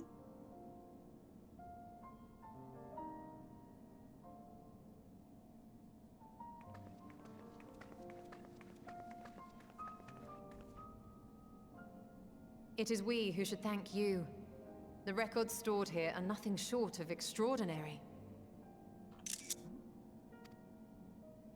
There is much we could learn of Zodiac and his imprisonment, but perhaps you could offer us more focused guidance. Pray, tell us of the calamity that came before and comes now again. Well, well, well, if it isn't a Sammy. Well, well, well, if it isn't Sassy. How are you, sweetie? Was Zodiac further into 5 moons and made it absolutely difficult to put them together like a messy puzzle? That would be cool, halfling. Love that. What does multiple moons do to a planet's tide? I mean, not fuck them up any more than having no moon. You could do a thing where the moons have almost a cyclical orbit around each other. They sort of move in and around each other as well as around the planet. So the tides work relatively the same, but it's just a different moon catching the tides each time, right? Glad we're getting to catch this live. Hell yeah, Sassy, that's awesome. Or you could have different moons be responsible for different tides and have them orbit around the planet relatively in tandem, so they're controlling different tides at different times. Also, yeah, Dalamud might not have had enough mass to even affect the tides. That's another thing. Right? So, like, having multiple moons could be very feasible. It depends on how it works. Because there are real planets that have multiple moons, and maybe that don't have to worry about their tides as much, but still, like, the gravity and stuff can work, right? Like, Jupiter's moons have a 3-2-4 resonance or something. Yeah. Like, that can work, right?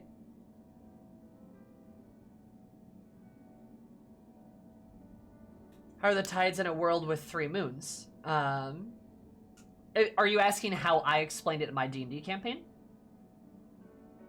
The source moon is 13 reflected, each with a studded piece of zodiac. There you go.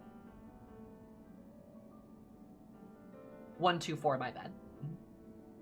Yeah, like, if they resonate and they're all at different places with different masses and stuff, like, that stuff can absolutely be fine. It's not, like, something done with finality. Right? They don't all have to be exactly like another moon. Which we learned from Zodiac and his imprisonment, perhaps, but you could tell us more of a focused guidance.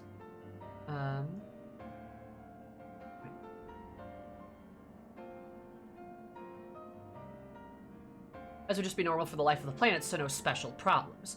That is also true. Those moons would be around for a long period of time, and the world would be adjusted for that as well. And they wouldn't even necessarily have to have extreme tidal systems, right? They could just have maybe very high tides, potentially, some places. And maybe they don't other places, right? Depends. And their phases of the moon could be different too, as the moon orbits, right? What you could learn of Zodiac and his imprisonment, but perhaps you can offer some more focused guidance. Tell us the calamity that came before. Right. Describe, like, the calamity and stuff. Hi, Wims.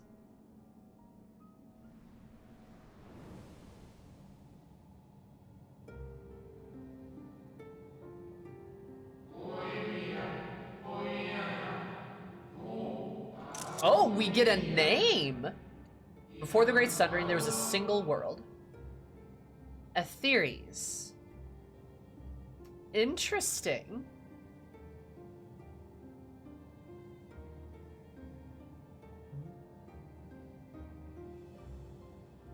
That's really interesting.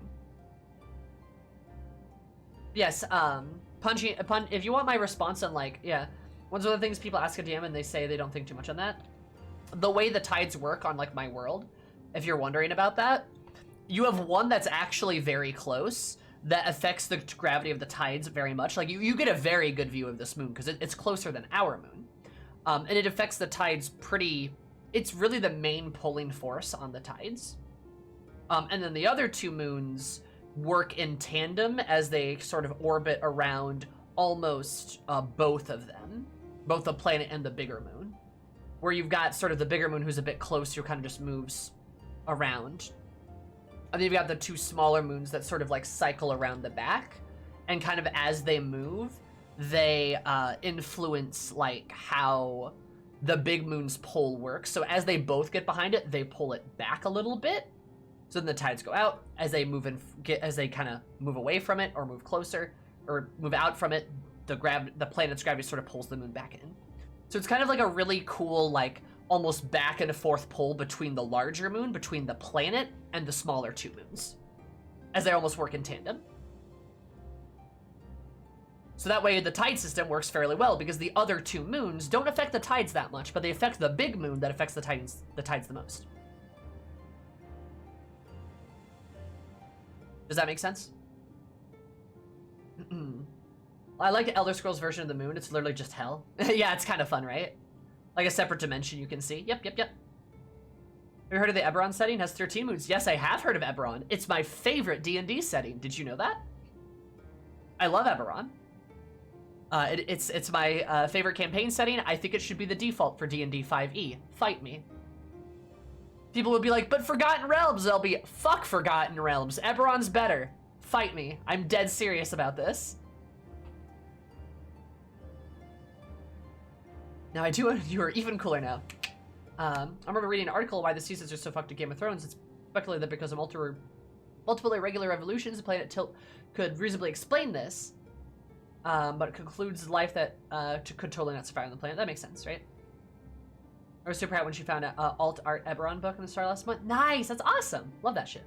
Is Eberron the dragon one? No, Eberron is the like Warforged one.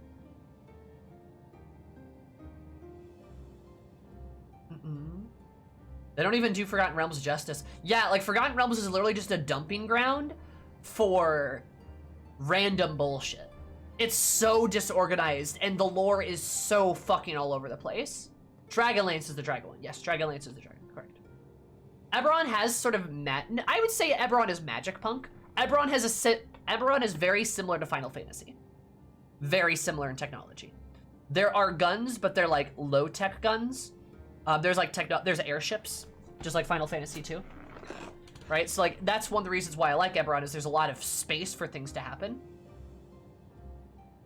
Really curious how well BG3 is going to use Forgotten Realms. Me too, because BG3 is completely unafraid to rewrite lore. Which I really dig that, because they're making the lore work for their game. And they're literally rewriting parts. And I'm very happy about that, because they need to, because Forgotten Realms is a fucking mess. It's terrible. And dinosaur riding halflings, yep. And cool, awesome orc druids. And there's literally so much cool shit in Eberron, right? Larry and Azari is like that. Good. Like, good. They should, because Forgotten Realms lore sucks. It does. I'm not wrong. Like, there's a lot of really good individual stories in Forgotten Realms, but in the wider scope of things, shit's a fucking mess. It is an absolute mess. So yeah, Eberron's my favorite. It's got multiple moons. You love to see it. I agree, Yercy. Oh, well. Thank you so much for the 7 months. Did you know that 3 + 4 = 7 or 7 months subscribe board? That's kind of a lucky number. Love you so much. Welcome. I do save / cure someone infected with a mind flayer tadpole a couple months ago. Yeah, same, Panzer. Same. God, BG3 is gonna be so good when it does actually come out, though. Its worst crime is just being kind of generic. Its worst crime is literally being a cookie-cutter staple of Lord of the Rings. I'm not kidding. Like, sorry. Sloppy. Sorry, we got off topic here, but I swear I'll be done with this tangent in just a bit. Middle Earth map. I swear I'll be done with this tangent in just a little bit. I apologize. But we got me on one of the things that will absolutely distract me, and that is D&D. So let me show you what literally let me show you what Middle Earth looks like, and let me show you what Forgotten Realms looks like.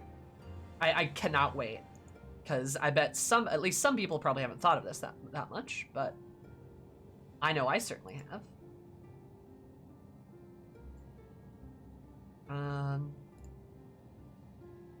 God, that is such a small map. Why are all of these maps so fucking tiny, dude?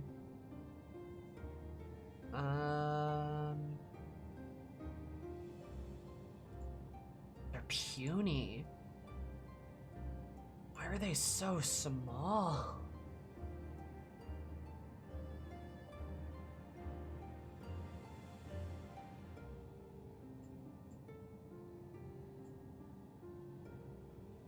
Okay, there we go. Got it. So. Okay, here's Faerun. Right, here's Forgotten Realms. Oh. Very zoomed in, apparently. Here's what it looks like, right? Forgotten Realms. Here's Middle Earth. Notice any similarities?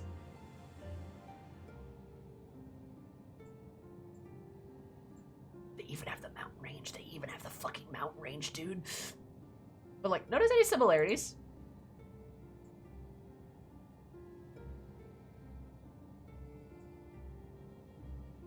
Now, there are some differences, right? You got like the islands out here, right? And, you know, shit like that.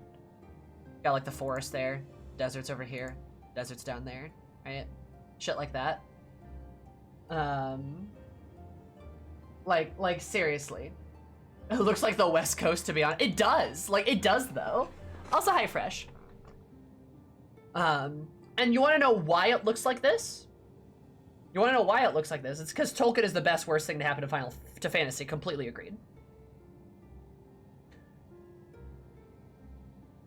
It's because first edition D&D was basically just Lord of the Rings. Halflings in first edition were called hobbits. I'm not kidding.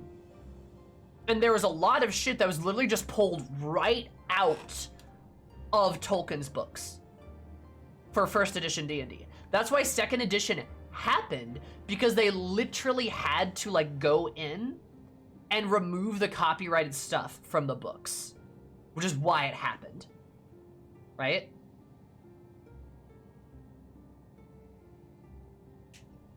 Tolkien hand-drawn map of the whole world. Also, hi, friendly fiend. How are you?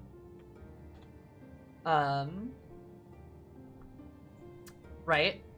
And like, while Tolkien's a cool author, had a lot of really cool ideas and had so much good influence in the world of fantasy, it really fucking sucks. Literally 90% of all fantasy is just stripped from Tolkien. Come up with something unique, please. I'm fucking begging you. That's one of the reasons why I like Final Fantasy so much, is because it's actually unique. It actually doesn't just copy Tolkien's shit, but like D&D, or at least Forgotten Realms D&D, right? Eberron, completely different.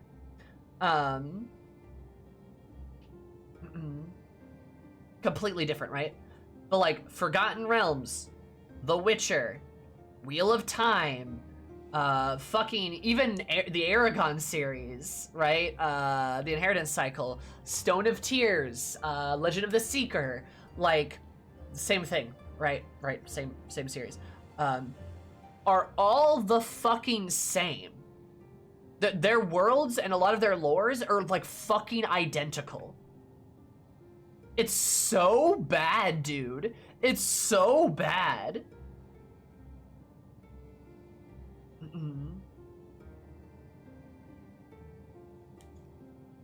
Aragon was just incredibly derivative, for sure. Like just literally, like, oh my god. Like literally do something else. Like, fantasy writers, stop making your planets have one moon, and also stop fucking making you have one continent. Like, literally, if a fantasy world has one continent, I immediately know I probably won't like it because I've probably seen the story before, and I am not kidding. It is such a good, it's like a good litmus test. Aragon was also written by a literal teenager. And yeah, and for a teenager, it's actually pretty well written. I'm not gonna lie. I like Aragon a lot. I'm not kidding. It's really kind of something that helped me get into fantasy quite a bit. But looking back on it, I can absolutely state things like, yeah, it's very derivative, right? It is still very derivative because so many fucking fantasy settings are literally the same fucking thing. But now let me look up Eberron for you. Magic system in Eberron, magic system in Aragon was really well done. I love that. I kind of did rip it, actually, for like kind of my campaign. So here's like, we can use this one. I think this one's a bit more. No, wait, that's the adjusted one? No. Is this right? This is right. No. Fuck. We'll just use this one. This is Kovere. This is the map. This is like Eberron's map, right?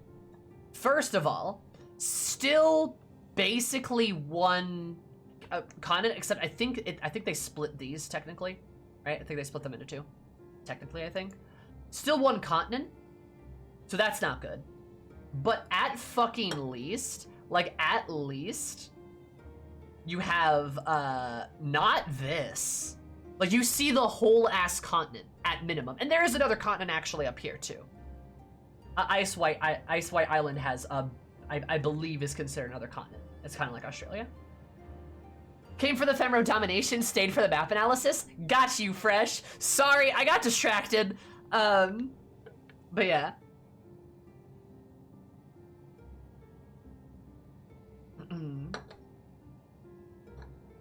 It also talks about continents outside the map, yeah. Yeah, this is one continent, but is instantly a lot more interesting geographically. For sure, that is also true. By Sanderson. Sanderson's pretty good. And yeah, the Mournlands technically do act as a split between the continent. They do, right? It kind of is two continents, with like a third one kind of up here, right? That's also not showing Xandric to the south. And yes, Xandric is kind of down here. I think you could see just a bit of it. Cause, oh yeah, here we go. This is the world of Eberron, right?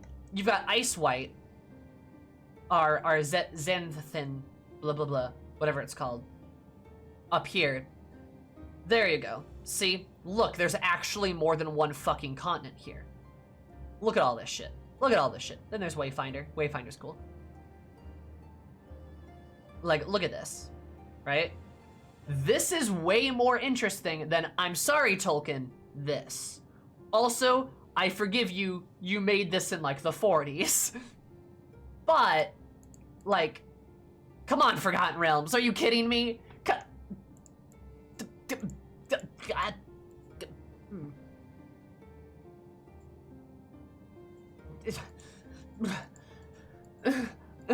Or even just like,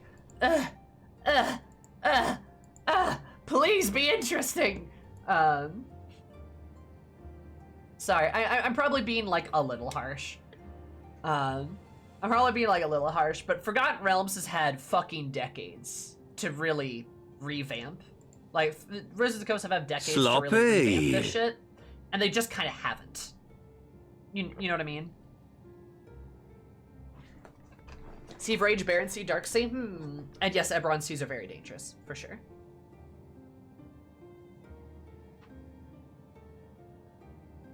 Geography was not his biggest focus, for sure. And that's fine, because, like, Tolkien did his own unique thing, right?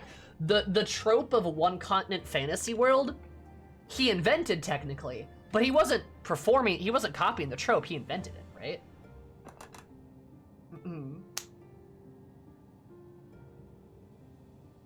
Like the Barry, like, talked about Karatur and Chult. Yeah, I agree. Yeah. And, like, I don't know why. Like, Wizards of the Coast have had so long to improve upon this, and they just have not. And that's the frustrating thing, right?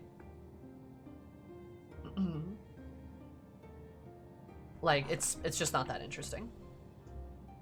Ravenloft? I think you might be right about Ravenloft. Also, Kazore, thank you so much. Kaz, thank you so much for following. So we appreciate it. Hope you have an absolutely courageous day, because it might even more courageous. Love you so much. Welcome.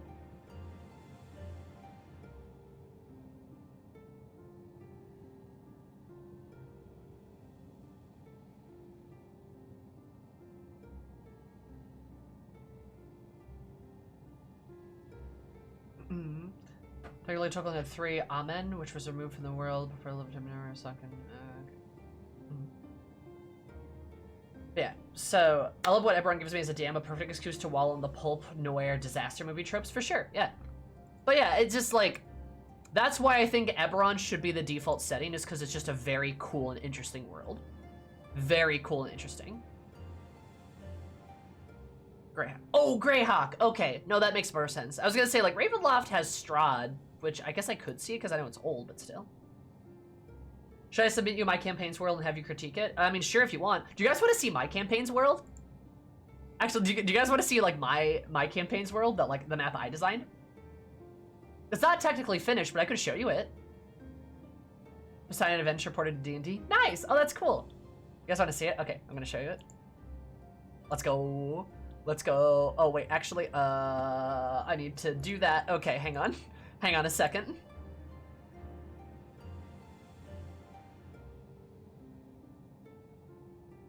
So this is the realm of Terra Mundus, which is the prime material plane. There are other planes that I have maps for those other planes.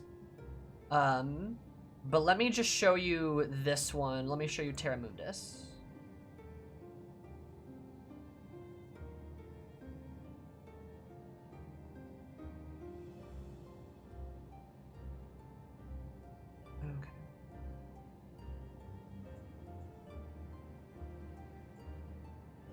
Okay. So it is not a finished map, but... Oh, let me put that turn order away.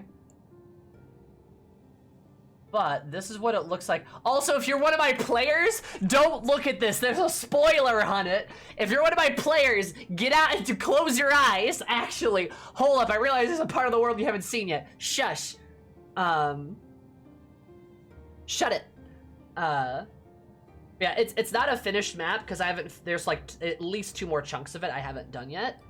But I will show you it in its current iteration. Fuck. I'll just be like, I was AFK. Okay. So there's lots of little icons on here. Kind of ignore those. Those are for player convenience. I can just do. Sloppy. No. Okay, shoot. Token layer. But I can bring it to front, can't I? Yes, perfect. Glory be to Adaxia. Yeah, the Adaxian Empire, baby. They're the bad guys in my campaign, because imperialism's bad. And they occupy all of this. All of this over here. They're an empire. They killed a lot of people. Anyway, yeah, the Adaxia, they're bad guys. Players have run into them before. But yeah, notice how many like fucking continents I have. There's a continent there, there's a continent there, there's a continent here. That's the biggest one. There's another continent here. There's actually another continent down here that's completely unexplored. That's gonna be probably a plot thing later on. But anyway, like, excuse my rough like map generation, because there's only so many programs I can use. We know it's bad because the text is red, correct. Also, their flag is cool because it's a dragon with like a red background. It's dragon breathing fire. But to make things a little more visible. So this is sort of the main, area they've interacted with, because these are the human kingdoms up here. Human kingdoms are sort of in this box. I mean, Adaxia goes further out, right? But these are like the human kingdoms, like up here. You have 3. Adaxian Empire, which is an expansionist empire. You have the Kingdom of Equus, which is a kingdom, right? And then the Theocracy of Lux, which is a theocracy. Over here is the Yuan-Ti Confederacy, and the Yuan-Ti Confederacy is most of this. They're much larger. Additionally, you have a lot of fucking settlements of a lot of other species all over the place and lots of other stuff. But like, I really like the idea of making like islands and stuff that I think is really cool. Making more continents and stuff. A lot of like some unexplored elements too. Also doing more than just having like shoving up like the cold stuff like up here. There's like actually like a biome of like tundra and stuff. Is it mainly plains for the Yuan-Ti, or is it just not explored? Oh no, this is desert. Yeah, this is like all desert, and the Yuan-Ti mostly use it. What program to use? I use Incarnate because it's free. The Yuan-Ti Confederacy is much larger in comparison to the human kingdoms. They have less usable land because of the desert, but also they're much larger. Also like the idea of the Yuan-Ti having like a nice confederacy over here because you don't see them utilized much at all. And in fairness, there's like, there's actually some orcs that live out here that are kind of having a good time up here. Orcs and hobgoblins, actually. There's some hobgoblins over here. We have a lot of elves that are up here. You've got another group of elves that are here too. You have a lot of goblins are further south. Goblins and centaurs, a lot of them kind of live down here. Some other fae-like creatures also occupy on this continent, which is why it's not very well explored. Over here, you have giants. Giants live here. Dwarves live pretty much here, here, here, here, here, here. Here, also there's elves here. And here. And then I have, let's see. You have a lot of Triton that live around these islands and kind of live further south of here. There's lizard folk that live here as well as here. Some lizard folk here too. There's some independent city-states like around here too that are like kind of bustling and stuff, aside from like other ones. Down here you have a lot of gnomes, actually. It's like where a lot of gnomes come from. It's like on this continent. Gnomes and Tabaxi. Some folks like that. For my players, nice. Nice. Anyway.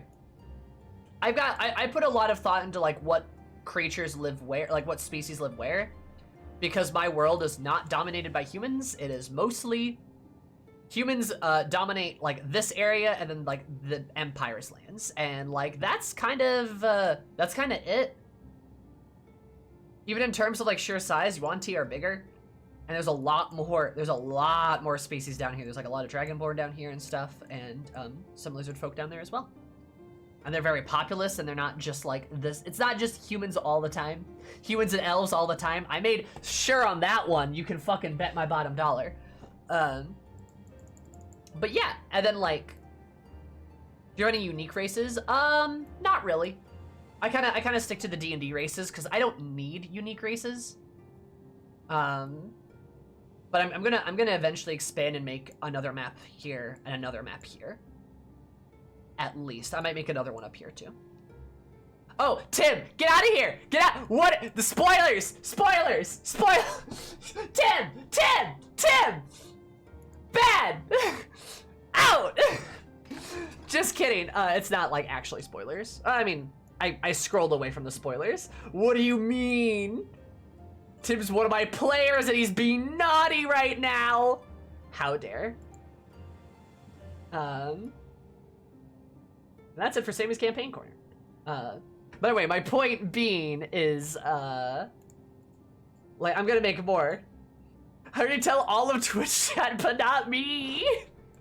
Because you're my campaign, so spoilers.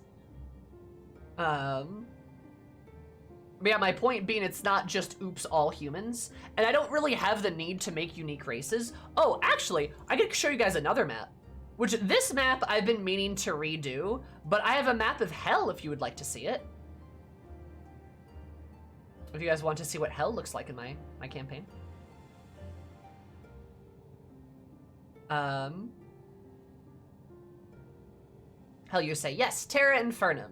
The place where the campaign actually takes place, for the most part. It's the normal, the place where the campaign takes the most, like, the majority of the time. It's a lake of fire. Nope, not like that at all. Nope, not like that at all. This is what it looks like. Which actually, I need to recolor this. Because Envy, the war stopped. Yeah, this is what hell looks like. I need to redo this because I want to expand it a little bit, but yeah, it's not very big. But there are 7 nations in hell: Wrath, Pride, Lust, which got taken over by Envy, but the player solved that problem very recently, so Lust is back. Envy, Sloth, Gluttony, and Greed. Down here. The Lust Zone. But yeah. Doesn't look like other people. Yeah, it is not a realm of fire at all, actually. In fact, this white space is actually just the void, which looks something like this. Looks like stars and like nebulas and stuff. It's really pretty, except if you fall into the void, you'll be falling for literally ever. Because it's nothing. You're lucky it's literally the abyss. Hell-themed campaign tongue. You're lucky it's my favorite hell-themed campaign. Yeah, it better be. But literally, like, so the way it works is hell used to be a world very similar to Terra Mundus, which what you guys just saw, that world. But they lost a war against the angels a while ago. Then their dimension got shattered. So huge swaths of the dimension are just gone, which is what you see here. It's just like the void, the abyss now. That's why they also have no oceans, is because all of their oceans are gone. They all fell into the abyss. right? They all just drained out as their like land masses were cracked and everything. What you see here is basically just the continents or pieces of land, like the plates that survived the calamity, right? And the 7 demon kingdoms that kind of like sit on top of them now. So yeah. The darkness got sunken into 7 shards by the light. Not really, because it's still on the same plane. Also, this was before I played Final Fantasy XIV. I swear. This campaign's been going on for 2 years. I've been playing Final Fantasy for 1. But also, Tibbo, thank you so much for the 10 months, or the 11 months. Did you do that 10 plus 1 equals 11? Just have what you subscribe for? That's kind of poggers. So yeah. Turning your world into shards is actually common trope. And it's not like broken into shards, it's just like broken. It's like literally if chunks of our world turn into nothingness and there's just rifts of nothingness. It's not like they're split apart, it's like there was like disintegration of places, like the just obliteration of things. Which is like what I have like set up here. Also, this is the capital too. Pride owns it. They won that in a war, in fact. But yeah, so that's me being a big nerd and showing you guys my D&D campaign and maps and stuff. Also, Camilla, thank you so much for the follow. If you appreciate it, hope you're absolutely courageous day. My name is courageous. Love you so much. Yeah, sorry about that. That was a hefty detour.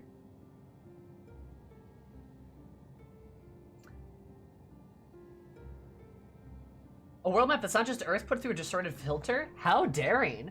I mean, literally, right? Yeah, like, that was a huge point I made in designing my world, is to not make it exactly the same as everything else. It helps that I've got a lot of influences that are not just Tolkien, too. Okay, focus time. All right, we're gonna focus now.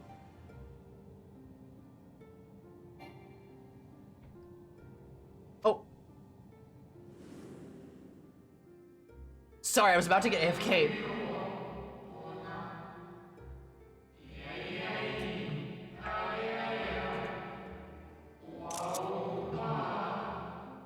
Long story short, have more than one moon, have more than one continent. Yeah, Aetheres is the name of our world. That's interesting. We all thought it, we all called it Hydaelyn. Fucking was right about that connection. Again. Terrible cry issued forth, affecting a profound change in all manner of life. Yep, and we know that. A terrible cry. Is that a primal summoning, I wonder? Because of anima.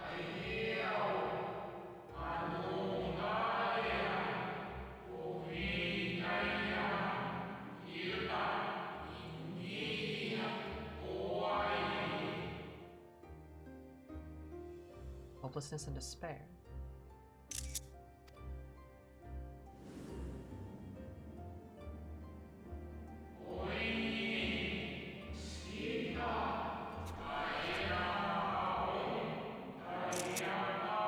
Okay. So we can confirm it was not just Amarat. I mean, pretty sure, like, we all knew that before, but we're just getting more reinforcement on that. That's good. Were the ancients ever able to deduce its source? That's what I thought. They don't know what caused it.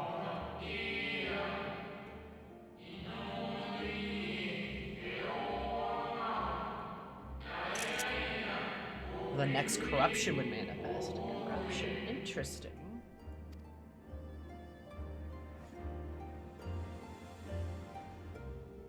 There's a way to predict where the sound occurs.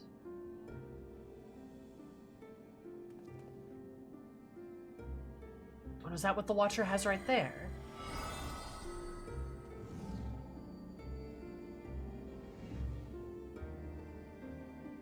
Through all creation etheric energies flow through all creation in the forms of various currents. Aether currents? No.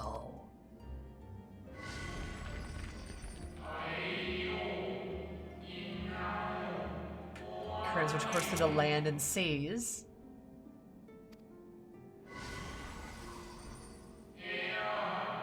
Which flow through the very air.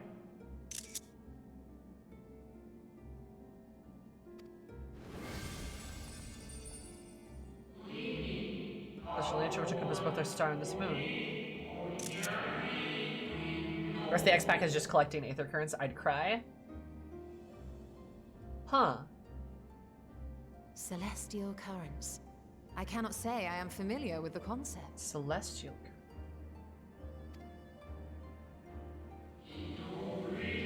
Scholars of our time knew of their existence.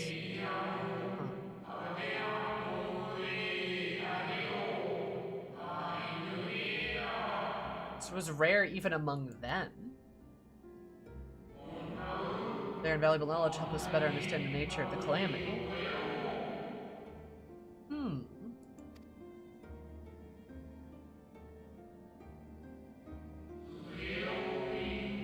The terrestrial ones of earth and air, the celestial currents form a vast network, but the ethereal distribution is not consistent. Is that why they're all wacky looking?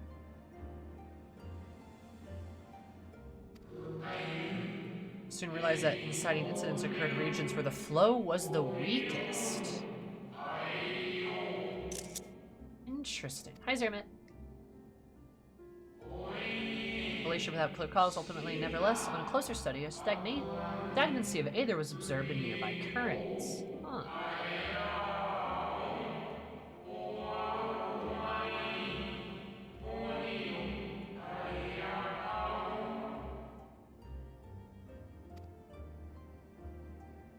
And so they sought a means to harness the forces of darkness, of activity and growth. Thus was Zodiac conceived. And that's why Zodiac is astrally aspected. Okay, that's interesting. No less a power than a god's could set right the laws of nature and quicken the flow of ether within the star. Because they want that growth, because they're having those weakness, the points of stagnation are what was causing the calamity. Interesting. Hi, Kakatar. Or his mouth was just open while listening to all this. Haha. I know, it's great. He's just like, huh?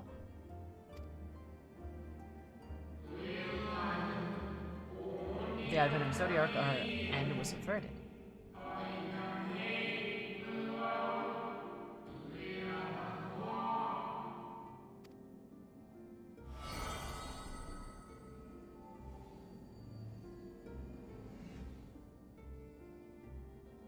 Emmett Selk claimed that those who summoned Hydaelyn did so because they saw Zodiac's power as a threat. Is that true?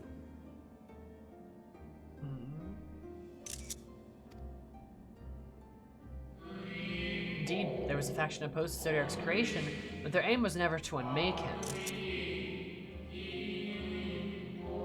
A world-sized ethereal pacemaker. He really is, though, yeah. They understood the continued preservation of the natural order was dependent on his very existence until we could identify and address the underlying cause of the final days, who never need remain. Who need remain. And they knew that. Their goal was to never kill him. Their goal was never to have him die. That makes a lot of sense, actually. Ellen recognized this as well, and so rather than destroy, she sundered Zodiac, herself and the star, to a lesser, and the star to lesser reflections. So she did sunder herself.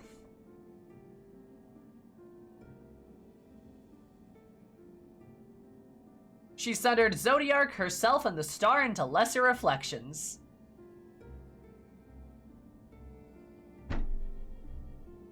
So she sundered herself.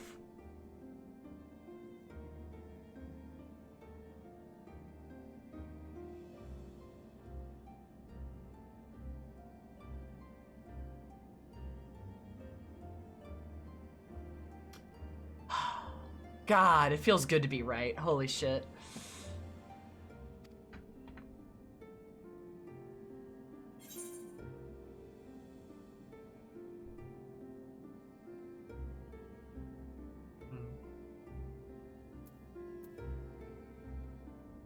I could have sworn she beseeched me to banish the darkness.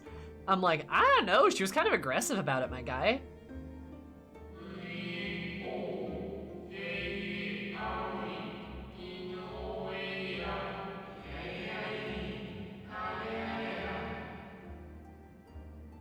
was spoken word.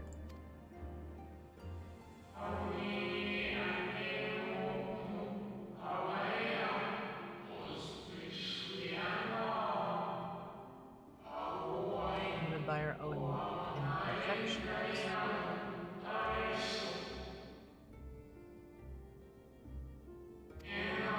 Zodiac was, without question, the more powerful of the two, having been born of the sacrifice of half of Aetheri's population.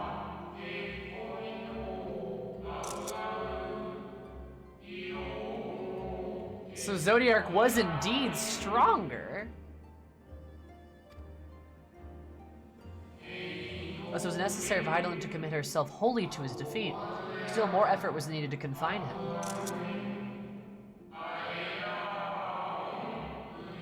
Oh, that's so interesting.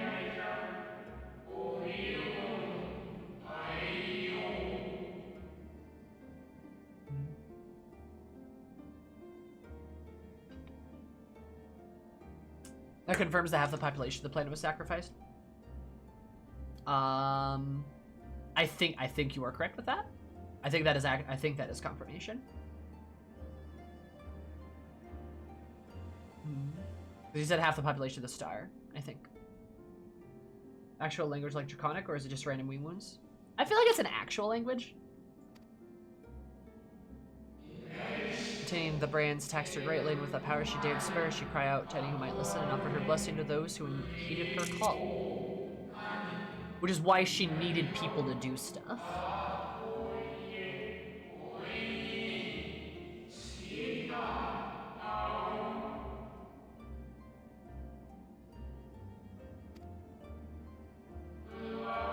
Though it was likely within her power to do so, I believe she did not wish to speak of Aetheri's and her history.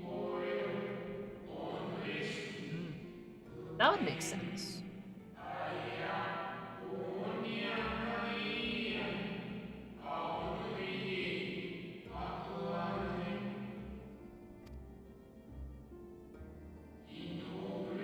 Hydaelyn's purpose is reflection of her creators. They wish to look to the future, not linger in the prisons of the past.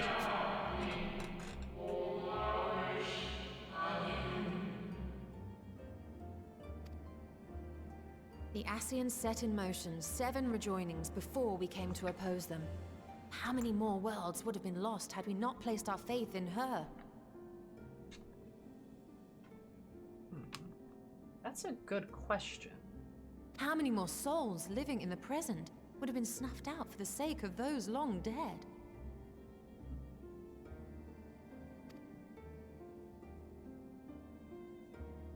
Well, in light of recent events, I see no reason to doubt your words.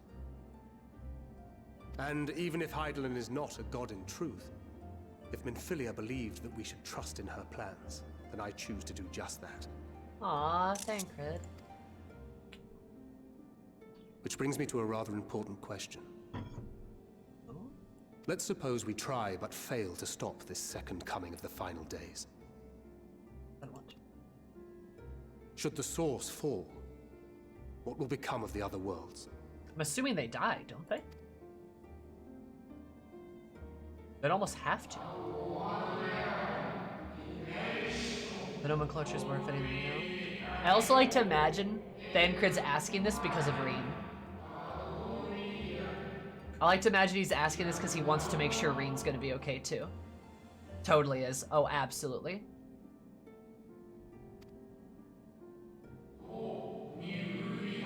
Reflections were shared its fate. Yup.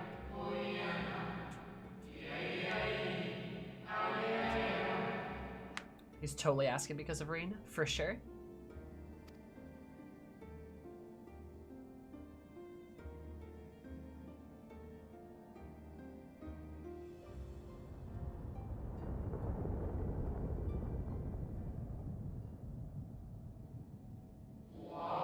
Ah, it is ready.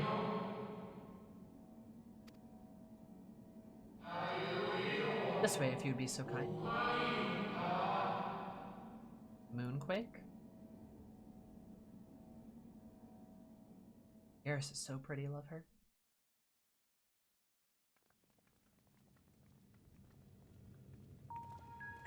Hey, where's all the red stripies? Are those gone? Oh no, they're still there. Hey, what the fuck? What the fuck? What? Beautiful sight, is it not?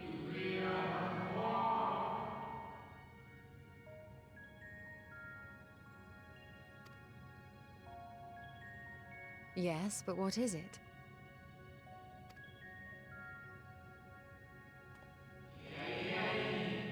That was absolute.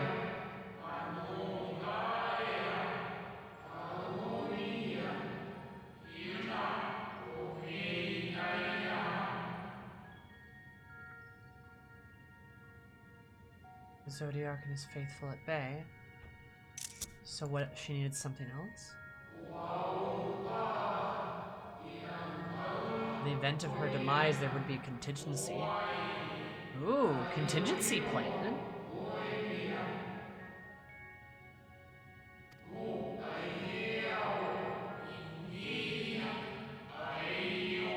It is a vessel capable of bearing the people of Aetheres to safe harbor. It's a spaceship? The moon's a spaceship? Do not go far to find its pilots. In fact, I should be happy to take you to them. Is the moon a fucking spaceship? Heidelin made a moon spaceship? Are you kidding me? Heidelin's like, we're gonna make a moon prison. That's also a moon spaceship. And people are like, Heidelin, are you fucking high, woman? And she's like, no, I'm a primal. What? What the fuck, dude? They're pilots? Oh my god, no. Are there No, they're... No, wait a minute. And fulfill my final duty as Watcher in the Dark. No, wait, don't die, I like you. No, aren't all moons just fancy spaceships? No! Guys, who had this on their bingo card? I'll be honest, I'm good at predicting things. I did not predict the moon was a spaceship, though. I did not predict that at all.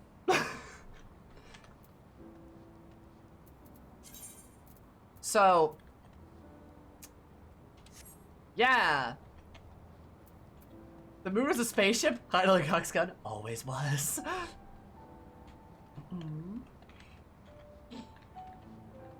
Okay, what the fuck?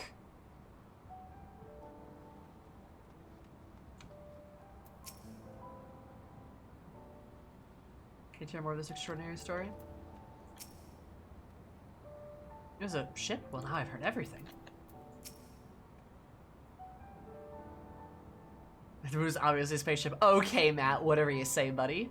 Maybe it's true, but others would struggle to believe it. I can scarcely believe it myself.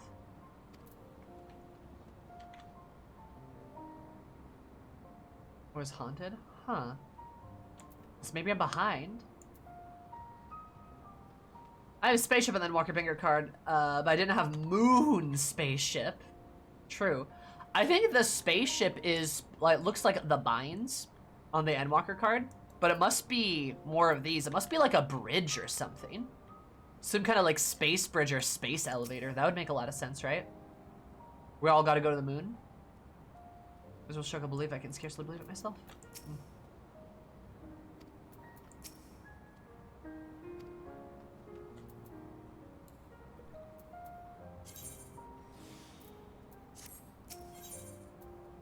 Helping hands. My last watch is ready to fulfill his final duty. Time for you to come to be on your way. For this heart is Myralatornium or Zodiacar's prison. Is not so easily traversed, however. Let's call upon the Argos, a familiar for whom you met earlier. Should have no trouble bearing you across. Dogphilia. Created me as the jailer, so too did she create Argos as the guard. It is natural to appear when needed, yet he is nowhere to be found. Strange. Maybe the imbalance of Aether has affected him. Wait for the crushing brand and attempt to call upon him there. You recall the path you walked to Argos before, but you will find your way. Hi, Shade. Chad, Jailer, and Jailer. If your labors to service Highland's face, what you resolve to do is suggest, so we should make towards the crushing brand. Yeah, sure, I guess.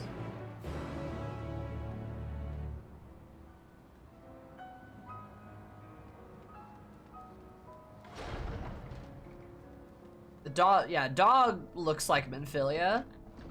Ain't gonna lie. I don't know if that's actually something or like not, but like. Hyland, what's your thing for blondes and braids? We know the gender of the dog? I mean, they referred to Argos as he, I believe? I don't know.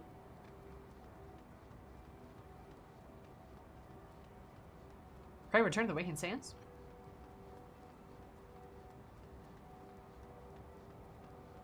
Their gender is best friend. There we go.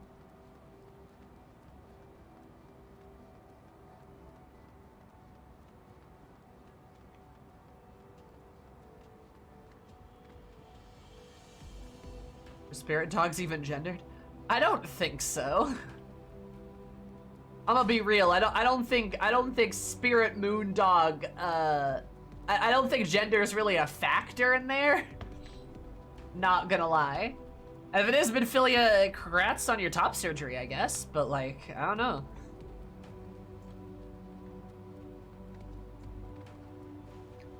I don't think it's much of a thing. Moondog is just friendship dog. Yeah.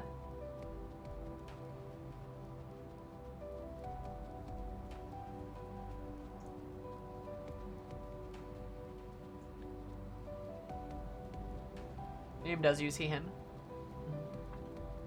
For sure. But remember, folks, pronouns are not indicative of gender. Not that I think you said that. Just pointing it out. Dogification manager.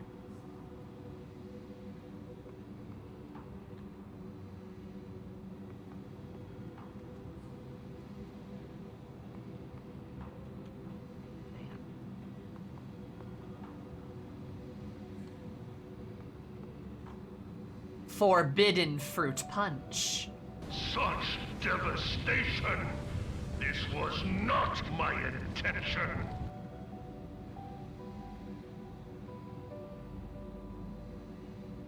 Forbidden Kool-Aid. Forbidden Kool-Aid.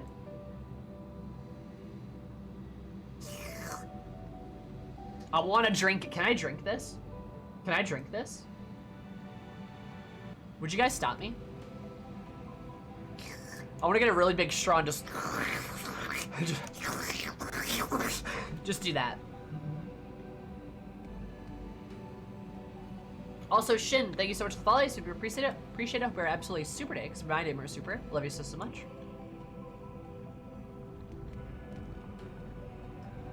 Wait, the fucking weird tree shit I saw earlier. That's where we're going. I bet that's where we're fucking going. God damn it. I think I know what's next. Aw, no. Damn it. I think if it was possible, Xenos would have tried. Yeah, he would have tried to drink the Kool-Aid. Drink it like I drank the Garlean Pond. That's the idea.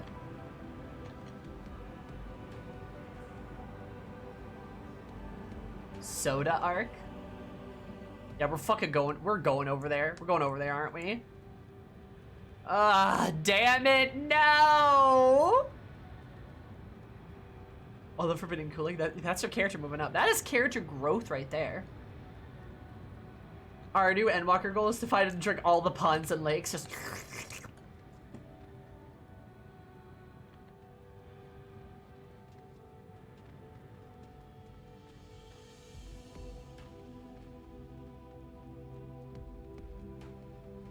He just wouldn't bother with anything with Zodiac since Zodiac died like a chump.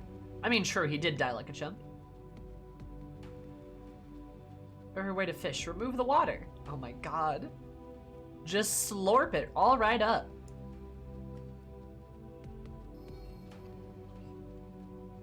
I love the Luna Tenders, they're so cute. Preparation might be possible to traverse the gap on foot, then again be a long, long way down should one slip. Perhaps another time. Goals that so far do not. The harsh terrain reminds you of somewhere you've been before. The Gerardian Forelands, aye. Oh, I was thinking of the burn, but yeah.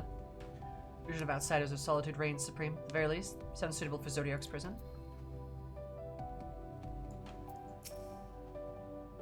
Not could prepare me for the boundless beauty of your theories, shining and shimmering amidst the sea of stars. Blue sapphire, but one of the countless other jewels brimming with life, no doubt. Yeah, there's other places with life too. You're just ahead at the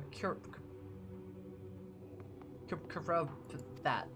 Darkness that manifests by sufficient concentrations of ambient aether. For us to find a greater confluence than inside this cavern. Cavern, follow me. Okay.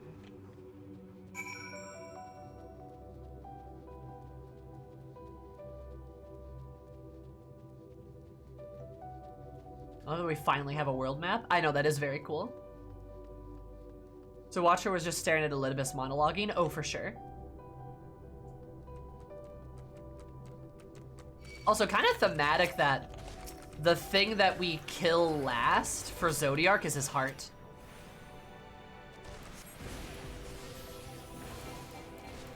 Right?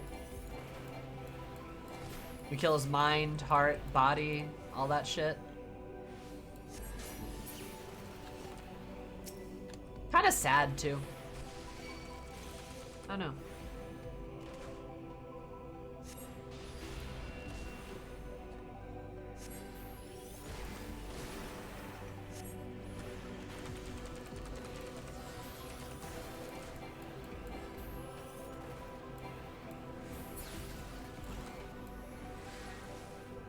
I suppose there's still pieces of Zodiac. Elidibus and Fandaniel. For sure. I guess I was referring to Elidibus, right? This place is really pretty. Place called Palaini. Place called Mine Palaini, home of the new Moi.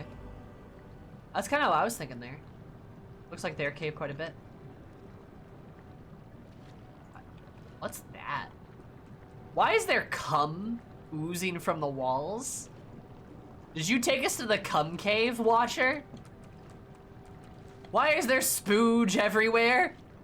Why does the moon need cum? Explain this, please. Explain this. Don't say yay moon cum. What do you think Highland stores it all? Oh god, Highland has so much cum. Hey, Zodiac was lonely for a long time. No! He's just sitting there in prison, spooging constantly. No! Oh god! Not the space cum! Ah! Ah! I can't believe Zodiac was on a non-stop spooge fest! That explains all the tentacles and the arms! Right? Wait, if he has 4 arms, do you think he's got like 4 dicks?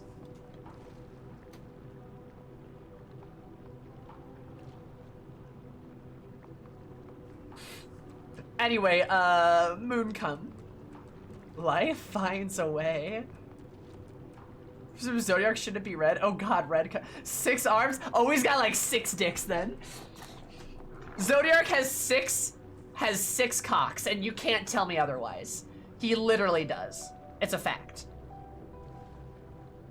Maybe more. 6, maybe 7 dicks.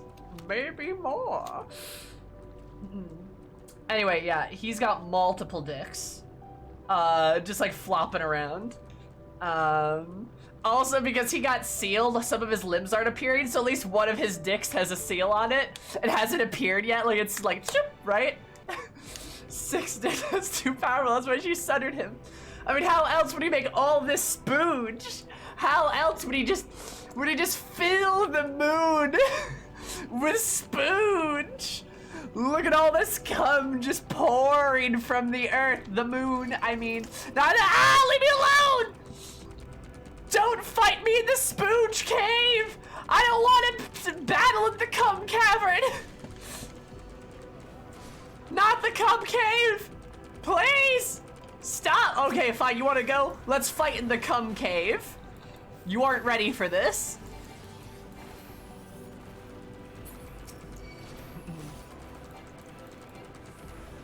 Wait, can you fish here? Can you fish here? Is that a thing you can do? Look, I'm fighting creatures inside the cum caves. So adding these to the quote list, please, please. First line of Trial Hills, the end has come, and it will be beautiful. He was talking about himself, how much he was spooging. Just like it's ever good to hear. Look at all the spooge. Don't fight me in the cum cave. Yep, it's a Sammy stream. You betcha, baby. You two are fighting, then who weep in the cum cave? Mention my hentai equation? Yes. I don't know if fishing here. No Zodiac cum trout. No, not the Zodiac cum fish.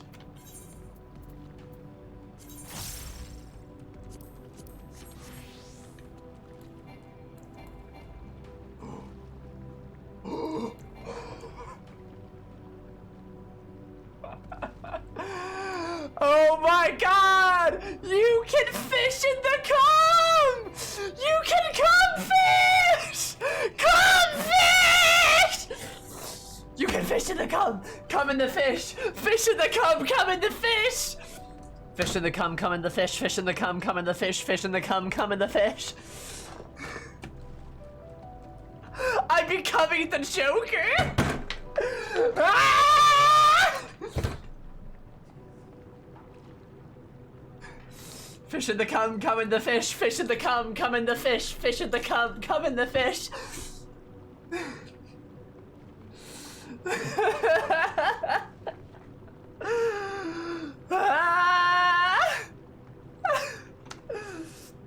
So all I'm saying is, if Zodiac is spooging indefinitely, does that mean like Heidelin is chaste? Is it like the opposite? If she was made to oppose Zodiac, does she wear like a chastity belt? Is that how that happens? Or like, can Heidelin just never come? Or like, is that what happens, you know? One fish, two fish, red fish, spoon fish, spooge fish! Ah! Also, somebody better be clipping this shit. It's golden. Baby. She a Dami mommy and Zodiac was in chastity? I don't know, but they're coming a lot, right? Light does represent stasis! Oh my god, she's into chastity! It all makes sense! She's into chastity! And Zodiac is spooging all the time! Ah! Ah, husband! Sorry. Dropped my husband there. Anyway, so no, it all makes sense. Zodiac is spooging eternally. And then you have, the Heidelin, who's into chastity. Yeah, and that's what the crystals are. Cause then she bound him with the crystals. The blessing of light. It's just a giant chastity belt. Oh my god, it all makes sense. She imprisoned him. Oh my, it's all like, it's all coming together. Literally. Coming together.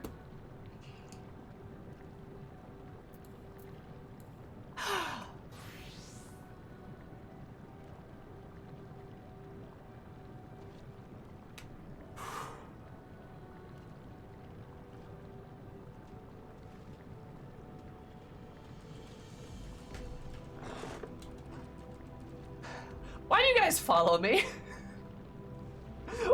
Why are you here?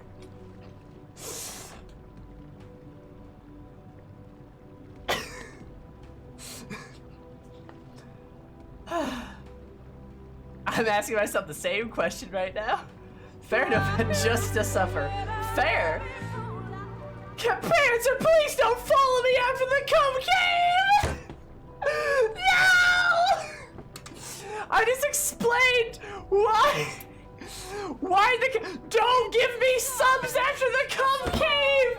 No! Ah! Lily Panzer's over here like, you know what? Sammy's making a lot of sense right now. I could believe Heidelin chastitied Zodiac and he spooged eternally for thousands of years. Excellent, excellent. I'm gonna follow this absolutely insane pink-haired woman. And here we are! Also, you guys, thank you so much for the gifted subs. I super duper appreciate it. I like money because it keeps me alive. So thank you for the money. I'm alive some more now. I appreciate it. For those of you that got the emotes, please enjoy beautiful emotes. Ad-free viewing, of course, more of my love and affection. Anyway, so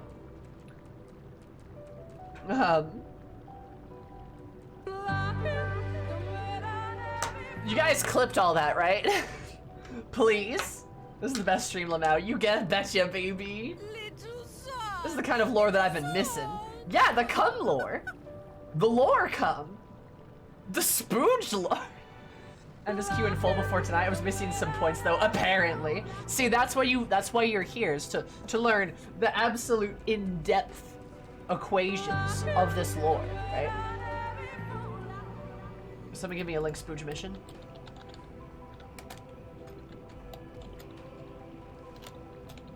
You also, if you want to submit that to any compilations, you have my permission too. I don't mind being the cum girl. Oh no.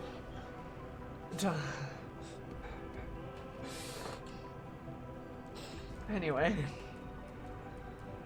I don't know where they're leggings. I'm not even gonna ask, by the way. Praise for the Femro domination. You know what? Slay? That's okay. But yeah, Femro domination, baby. Let's go. Let's go. We love a good Femro. We love a beefy lady. We love a beefy lady. I don't mind being the this was a mistake immediately. Yeah. Yeah.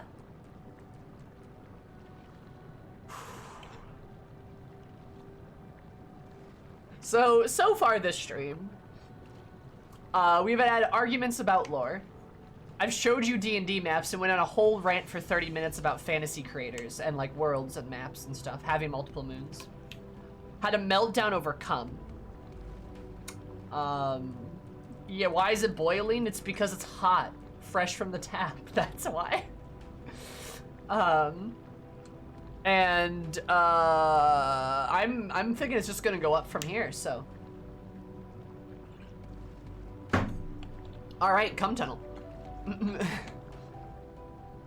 What does it smell like in there? It smells like spooge, duh. God of Zodiac's prison, eh? Blood red eyes, slather maw, built like a behemoth, I'd imagine. Let's hope he's friendly. And can only go up from here. Just like all the spooge and Zodiac sticks. The entire cave is thumbing with ambient aether. Oh, further analysis, we'll have to wait. Because of all the spooge. Oh god, that's why we're here. Oh no. Yes, here will do nicely. Loose Spungoy. Even looks like spooge. Dry earth from the ground, which disperse into the air. At present, have the ambient energies are not quite sufficient for Argos to manifest. Might you be willing to spare some of your own to help the Spungoy along? Alright, time to charge the spooge shrooms. Hi, AZ. How are you?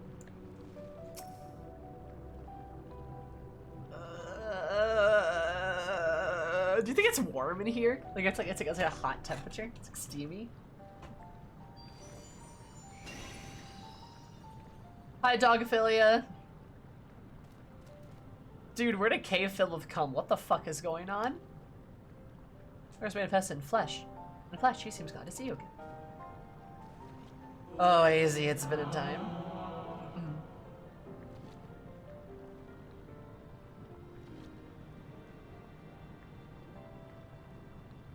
Himself on a whim. Oh, I assure you, it's a reflection which accompanied you earlier. It was the reflection which accompanied you earlier to the brand. Yours is quite eager to be at your side then, as he is now, it seems. I recall when he last showed as much affinity for anyone. Indeed, I thought more likely to shy away from you and your companions. Or a sense of duty that compelled him to aid you before. Moist. The crystal vibes back in Shadowbringers? You betcha, baby. As for your companions, Dogphilias. Unexpected but greatly appreciated.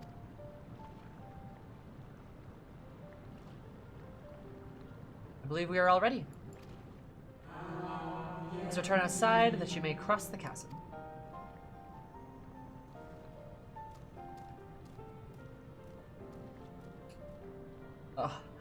Why did you have to say it like that, Empress? Yeah, it's all the spooge in the servers, you know?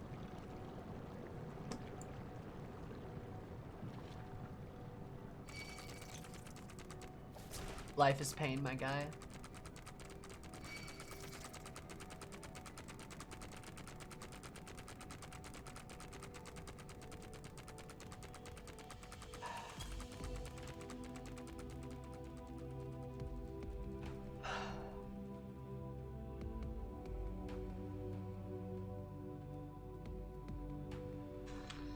Alright, whatever.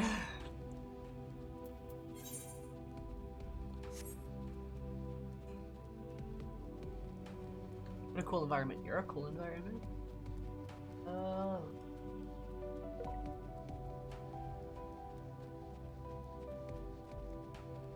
Wrecked.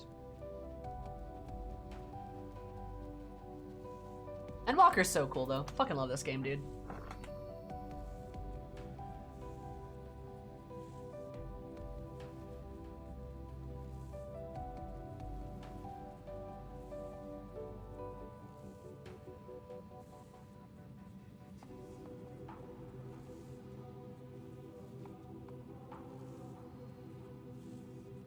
So I've been moisturizing my lips a lot today because no, I like earlier this week I just woke up with absolutely giga chapped lips. They're the most chapped lips in the world. So I'm trying to like make them a little less chapped. And I've been literally for days I've been like fighting chapped lips. Square dev poured the heart and soul making that cave, only for it to be called the cum cave by a pink-haired e-girl? I mean, yeah, you're right. I am more than a silly little e-girl, though. I'll have you know, I'm actually decently tall. Huh. What temp is where you were at? Like 20 degrees. Today it's actually pretty warm. My lips have been doing better. It's like 40 degrees right now. Same air is so dry where I'm at, yeah. Super duper cute e-girl, yeah. Right. I get it, yeah. I've had pretty dry hands too. I need all my moisture. Should you get a humidifier for your room? I'm thinking about it. I'm thinking about it, control point. I might. I have an air purifier, but I might get a humidifier too. Oh, Yumi, how are you doing?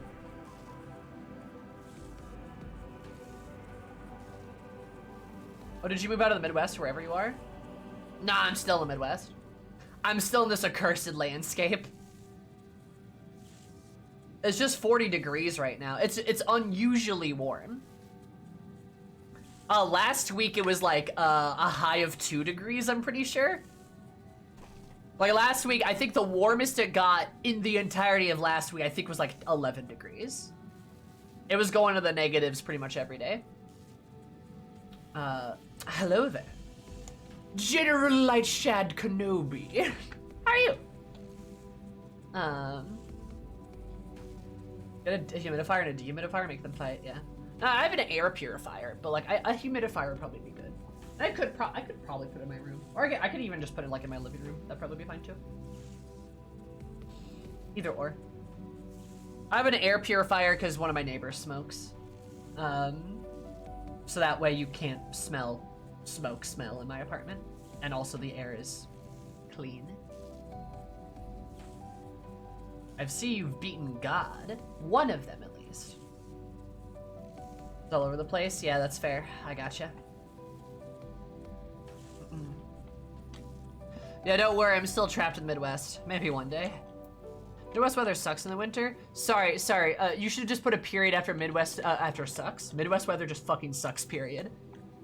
Turns out, not having a coastline to moderate your weather fucking blows. Why am I here, dude? It's just terrible, it's awful. Busy with what could be almost described as conspiratorial grin. Okay. Why Heidel didn't trust to command is such a grand vessel, I wonder. It is something a little more intimidating, less man's best friend. Love has long been described as a loyal hound of Mefina due to its relation to the greater moon. Entirely and probably, if not possible, ancient peoples have known of Argos, but now I wonder whether there was some kind of connection. There's so much fucking rain. I'd take the rain, dude, over the absolute brutal weather. Winter in the Midwest is more than like half the fucking year. Yeah, like people are like, oh, I love having seasons. We don't have seasons. We have summer and we have winter, and that's it. People are like, I love having seasons. You're fucking wrong. We don't. We have winter and we have summer. We're lucky if we get like a week of fall or spring. Like, we are so lucky if we get that. If we get just like a week of average temperatures where like the leaves are and like trees are all pretty, or like the rain, or we get like rain, right? We've been in a fucking drought over here for like 7 years. Spring has not been raining much at all. It's just cold and then it warms up really hot. Or like huge ass storms like a fucking derecho, but we won't actually get any rain. Yeah. And then summer, I mean, summer can get brutally hot here in the summer too. Midwest is the only place where it can be like -50 in the winter and then 120 in the summer. And I'm not kidding. Oh my god. It's 2 seasons, fucking cold and mosquitoes, true. Where your 2 seasons aren't winter and road construction? Oh god. Yeah, there's a lot of road construction.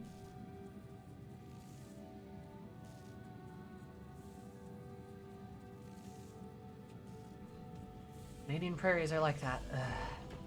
I hate it here, dude. Why do I have to fucking live in the prairie? Shit. A structure across the Cradle of Darkness. The climb to Argos is back and he will take you to the rest. These ravaged shall be long before in the ship's crew. The facility is designed to rouse them from their slumber in the event of Zodiark's destruction. Rouse them from their slumber. Lead their counsel. Together you may guide the star and his people to a kinder fate. This is where we part ways, but know that I shall ever be watching and praying for your success.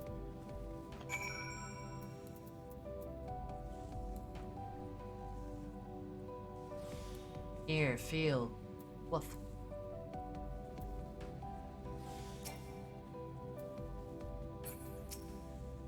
Were not for me, though I may appear as you and yours, I am but part of this moon, a creation of Highland, and trust with the memories of acquaintance long dead, but not forgotten. An acquaintance. My charge of Zodiark has ended, but so soon the moon exists, I shall not want for purpose. Shall remain ever watching, ever praying for your success. Aww.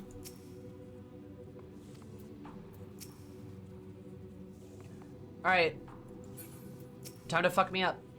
Our allies' assurances notwithstanding, we can't be certain what awaits us on the other side, so perhaps it would be best if we do not all go at once. Propose 2 of us cross first. We'll thank Cornelia and Jay wait here.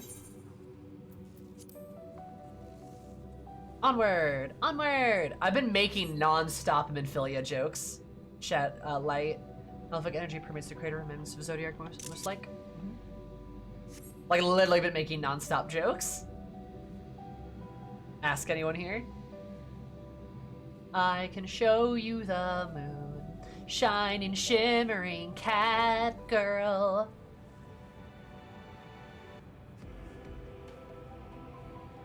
A little further. Oh, I'm right, aren't I?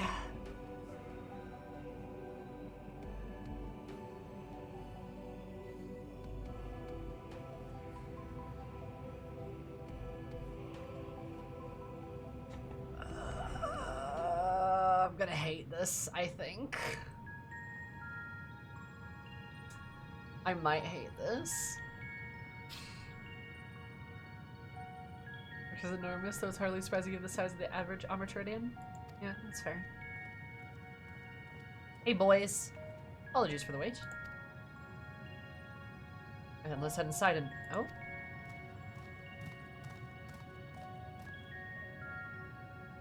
Dogphilia.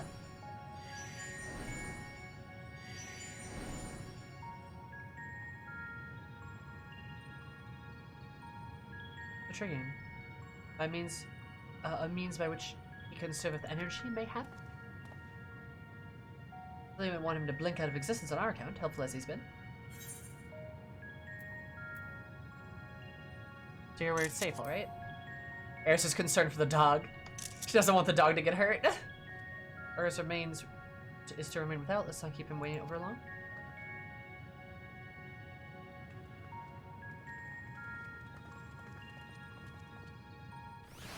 Also, again, I'm just pointing out the absolute juicy irony of Eris having a moon staff.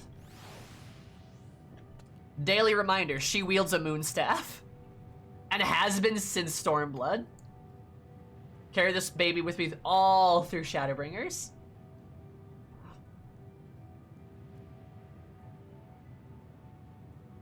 I love it.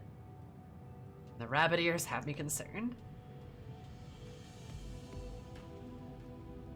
Yeah.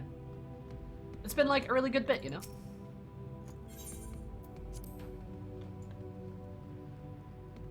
Very fitting. Very fitting indeed. Why would that be?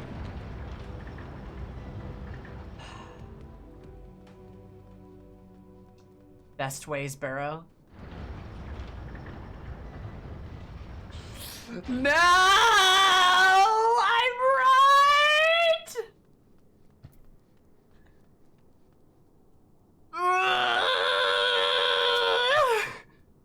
Truly, Armor will be on description. I said of Armor, or other replica that we visited in the first. No, no, no, no, no! Don't do this to me!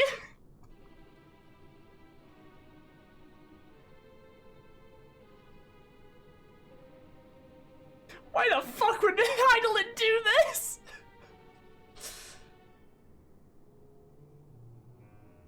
Our moonship pilot should be around here somewhere.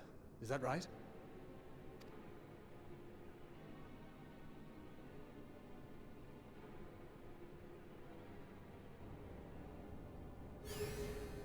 No, no. No! No! No!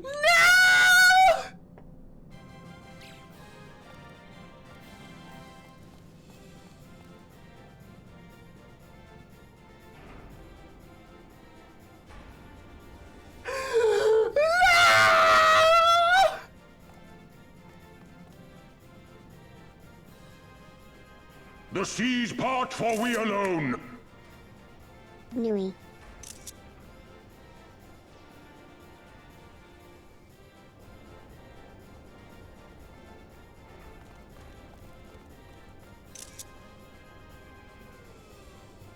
I like that one.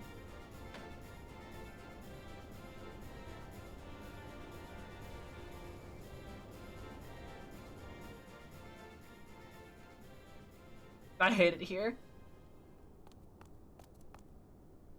Look lively, everyone!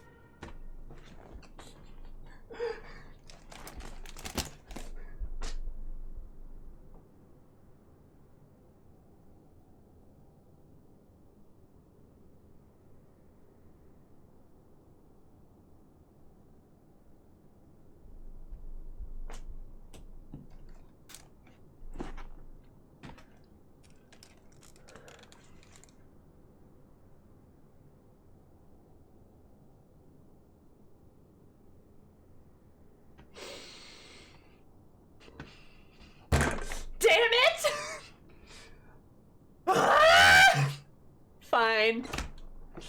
I can't believe Heidelin was like, we gotta pilot the moon. How do we do it? 10-inch tall bunnies.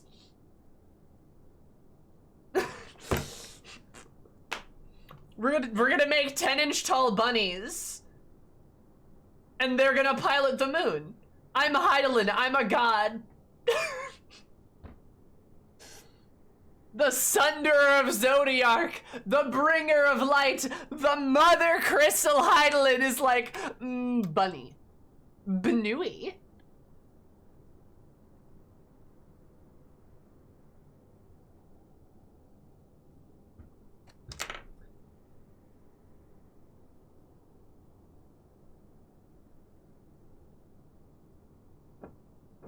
It's like all my name days have come at once. So Heidelin is a high femme queen. because she gives her dog braids. She makes Banuis to, like, do bunny things. And she wears dresses, right? Yeah, and, like, Minfilia's always got the braids. Like, yeah, she's, like, a high femme queen. Oh, my God. Wow. Damn.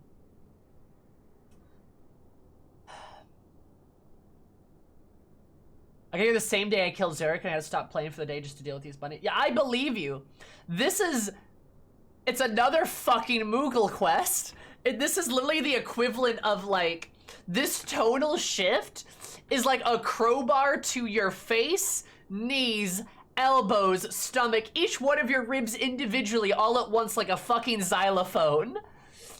It is such a fucking tonal shift. It's like, it's literally the equivalent of several trucks hitting you at once.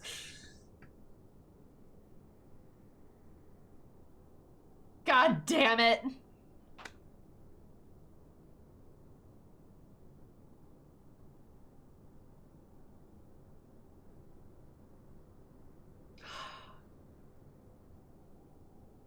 Tsukiyomi's stuff does have bunny ears, and we should have seen it coming, right?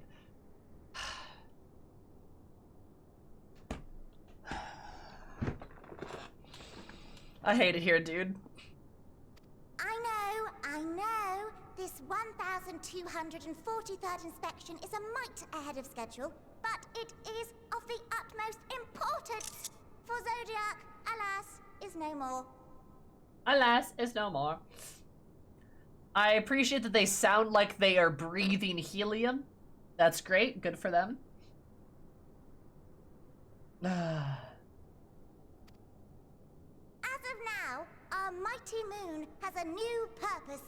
To bear the people of Aetheris to safety.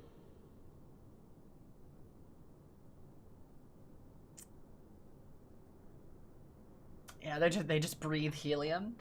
So you want to know why I hate this so much? Do you want to know why I hate this? Like, for you see, God is dead. God is dead and his killer is in this room. Shit posts. Nah, I mean, literally all of the FF14 community has been obsessed with them since launch day. Utterly obsessed. Utterly obsessed. Completely, insatiably down bad obsessed. But that's not why. That's not why I hate them so much. You wanna know why I hate them so much?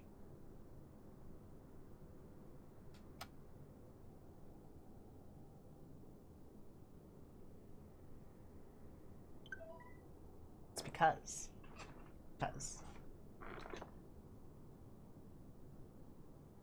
I love them. I love them so much. Violently, even. And I can't... Look, I have to be an edgy and jaded bitch. I can't say I like these guys. I can't listen. Listen, help. I was like, why is everyone so fucking upset? I understand completely and utterly. I get it now. I completely understand why I keep falling the same pitfall. Help.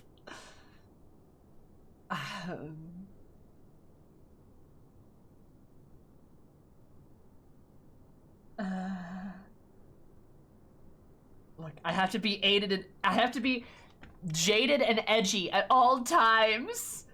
I can't admit I like the bunnies. It's like the whole cat girl thing all over again, god damn it! Anyway, okay. Our time has come, my friends. I fucking hate you! No! No! We must be swifter than swift. There is much to do before our guests arrive. Don't expect your workstations to be immaculate. And don't forget to relay our signal to Aetheris. Aetheris? Questions? Yes? No? Maybe so? No? Then hop to it!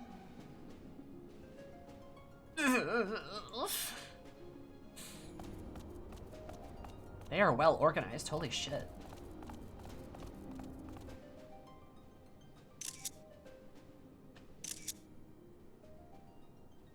Tis a rather curious crew she hath chosen. Their endearing forms intended to ease the passengers' hearts, perhaps. Like literally Eris just... Thancred also just...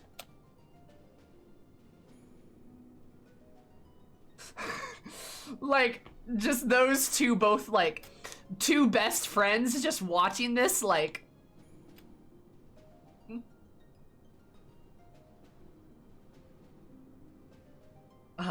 Also Urianger immediately being like, so maybe their form is intended to ease the passengers' hearts? That makes sense. Perhaps. Thancred is so bewildered! To be fair, like, Thancred and Eris are besties, and they have the same reaction. It's so accurate. Just like... Perhaps?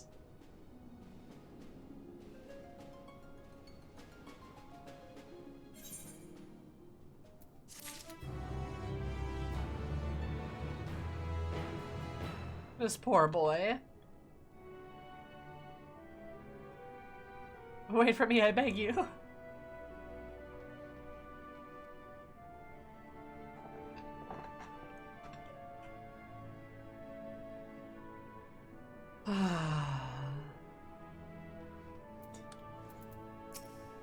Music's really sweet. We're using somewhat flimsy, but the crew seems amicable enough. I'm never bringing Reen here, she'd never leave.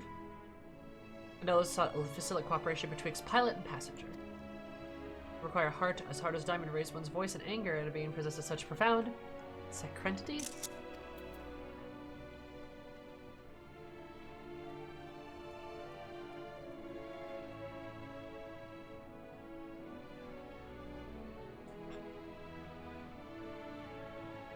Music's really good though. Really like the music here. A hairy situation. God damn it. The defined expression means he's still struggling to comprehend the spectacle he's just witnessed. The Loperts mentioned the Watcher's records. Not all what I expected, but the Watcher did bait us to heed their counsel.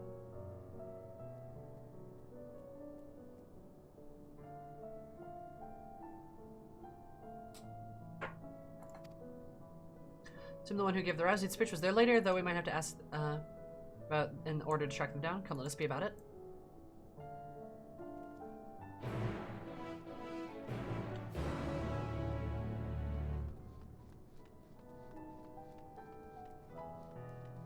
A guy would immediately leave and then come back when she realizes Reen lives there now. True. Absolutely.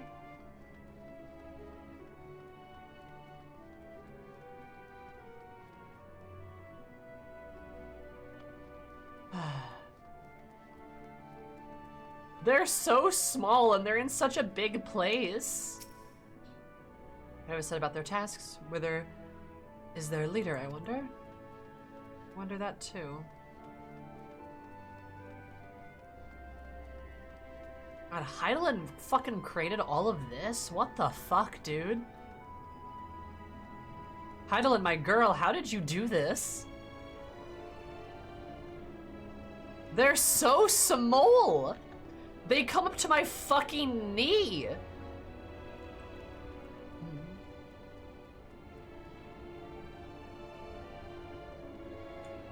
Camping way. The bestow burrows, but I'm not sure what all I need to take with me, aside from a tent, I suppose. Are all of their names indicative of their duties?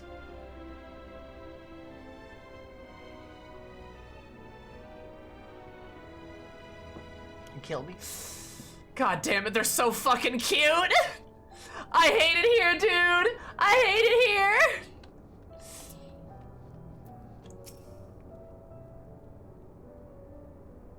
Yours would be streaming way. Fuck this, dude! No, no! Don't you dare say that again! No! Hey, that means Zodiarcs would be coming, way.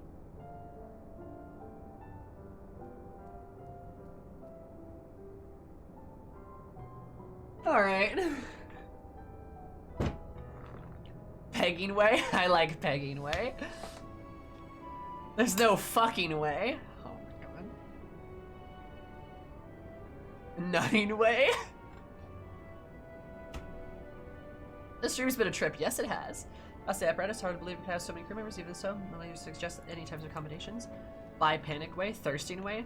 I don't really like. Okay, in fairness, three-way, nice. In fairness, I don't really experience. I don't have a lot of by panic. I really don't. It's more just unassailable, incontrollable lust. Right? Thirsting way is more accurate for me. I don't really have a lot of panic as much as it is just more, just insatiable lust, right? We all know my great deadly sin is lust. Like, we know that's accurate. Oh, hey, look. What the fuck? Oh, fuck you. Yearning way, horny way, lusty way, milking way. That's what you're gonna be like. I mean, ranching way. Ooh, that's good. No, Jesse's thirsty way. Gotcha. As we all heard about the cum cave. Yeah, the cum cave. There's cum in there. Fighting way, dancing way. Oh my god. That would be classified as bi panic. Also, where's Thancred? This is Thancred. Coming way. I hate it. Yeah, coming way. That's what I just called Zodiark. He's coming way. Memeing way. Where's Thancred way? I don't know. Can't wait for this meme to get utterly beaten to the ground. Oh wait, it already has been. Out of my way. Explosion way. Beating way.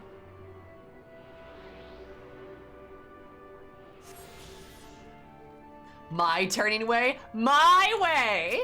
There we go. Are you gonna hop about when they hear music? Or that your kind hop out when they hear music. Is that true? Can you turn it off? Oh my god.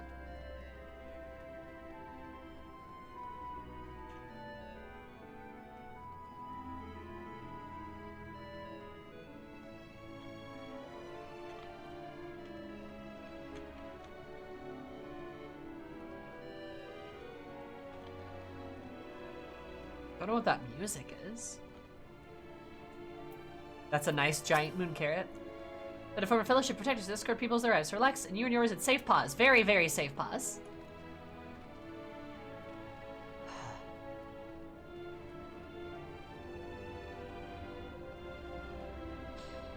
Fighting way is Xenos' persona. I could believe it.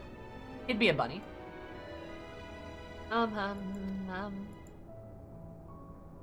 Leader of the crew? Not me, I'm afraid. Singing Way is the name. In charge of the construction and maintenance of the atmospheric circulation system and the crispest, cleanest air for the people of Theories, and that's a promise. Singing Way. My friend, my enemy, fight me.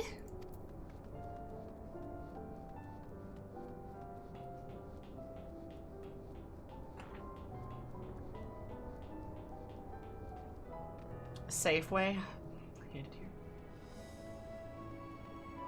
Remember in Pinkalock's Fast Talks, Gabi Way.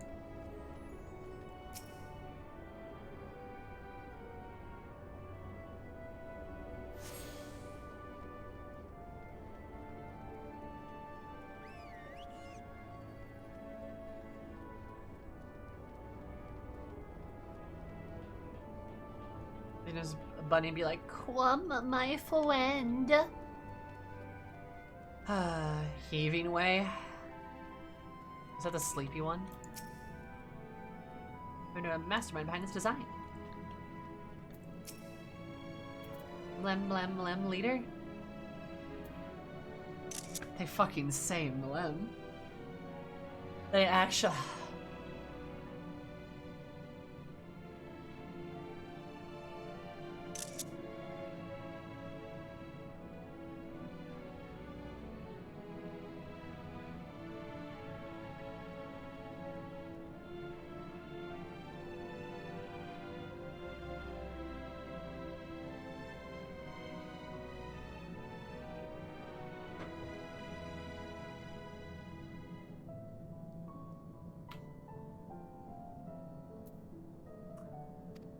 Sleeping way. My job is, perhaps I'd better ask. Sleeping way? This is Paige's expansion. We're all just renting it. We really are, though. You're not wrong. Remember that God is dead outside. Yeah. Oh, you can see the under parts of the aetherite. Because these ones are particularly big, huh? I forgot about that.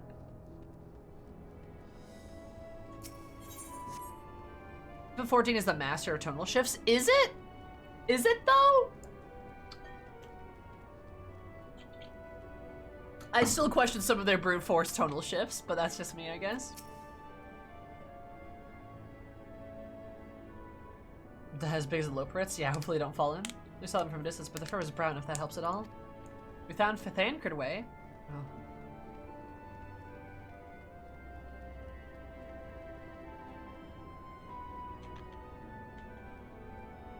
Moggs and Heavensward. Great example right there. Yeah.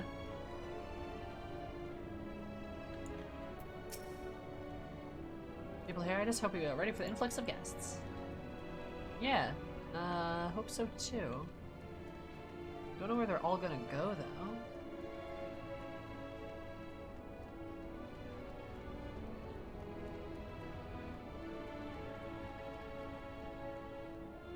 God, they're adorable. Have you played through this whole zone all at once? Like, yeah, you go kill God and then 5 minutes later, cute rabbits. Oh, hey, I think that's you, Snappy Loporrit.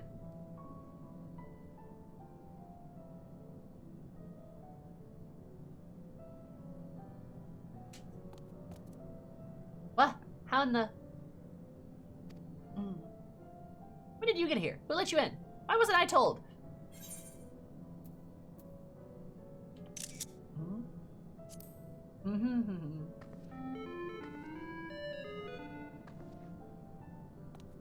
What was that supposed to be? You're humming if one even can even call it that is atrociously off key.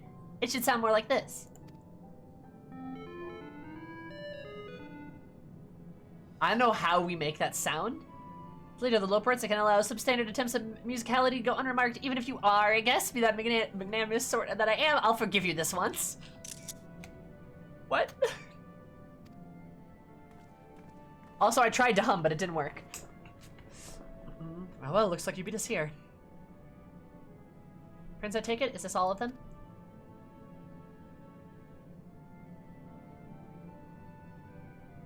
Who comprise entirely of children? What must their parents be thinking? This is a nursery after all, though perhaps we should build one. Or did we build one already? Matter, you need not worry your pretty little heads. All will be well, I promise. Goodness me, we should be standing about gawping. I must take you to meet the others.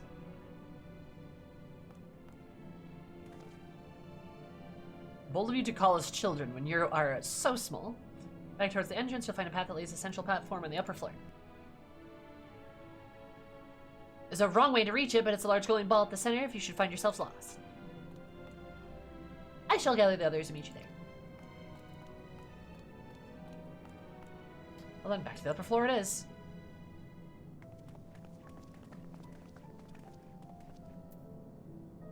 Time to go touch the orb.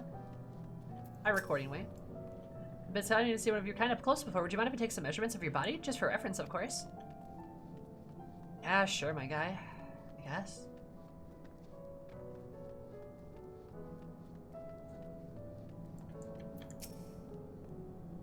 We're to finally meet. One of you missed. Just preparing this and that when your most of your arrives, so you can all feel at home. They really are sweet. I'm not gonna lie. They are very cute. It is literally impossible to hate them. They're so adorable. I hate them though. They're too fucking cute. That's the problem.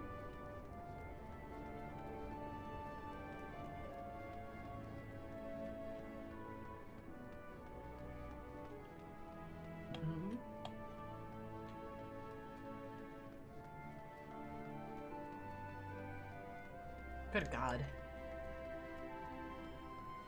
Ramp up too steep. For you maybe. I got big long femoral legs. Koji the Mender and the vendor are called Mending Way and Vending Way. I sure hope somebody was fired for that blunder. Oh my god.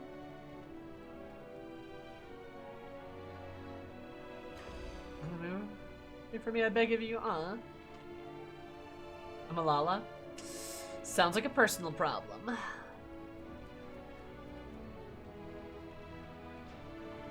This is all still built for the like the Amaradians. And we're just so much smaller than them. And the bunnies are even fucking smaller. Oh my god.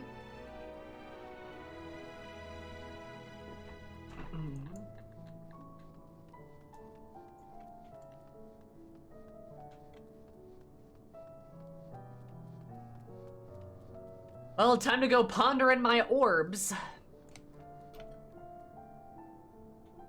Consider them pondered.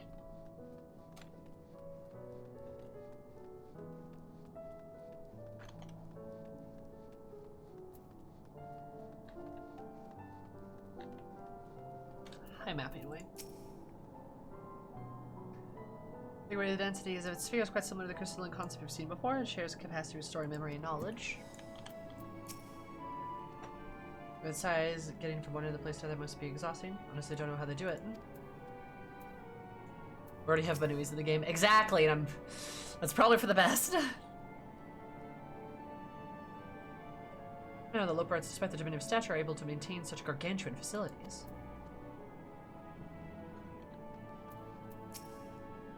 Visitors at last, welcome.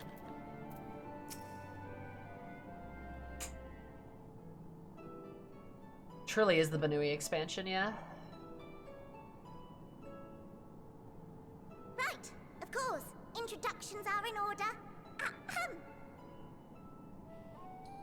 My name is Livingway, and we are the Loparits, created for the express purpose of commanding this ship and bearing the people of Atheris to a brave new world.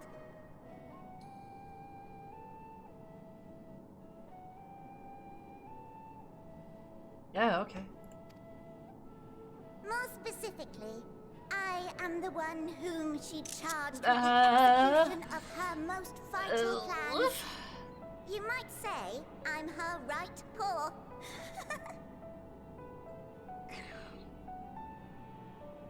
They're so fucking Livingway cute! is the name, map reader and navigator of the heavens. Oh my god. Map reader? Pleasure to meet you all, but I'm still trying to make sense of this. Confusion and bewilderment are completely understandable. Fear not, I shall walk you through it. I shall walk you through it. The people of Atheris, I like her accent. through no fault of your own, I'm sure, set in motion a series of events that, unfortunately, culminated in Zodiac's obliteration. Through no fault of your own, I'm sure. Set in motion a series of events unfortunately culminated in Zodiac's Wait until they find out we killed Zodiac. Acutely aware of the imminent crisis, your parents sent you little ones on ahead while they began the necessary preparations.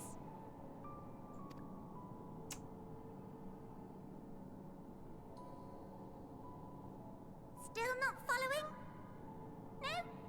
Very well, I shall elaborate further. God. Oh, hi.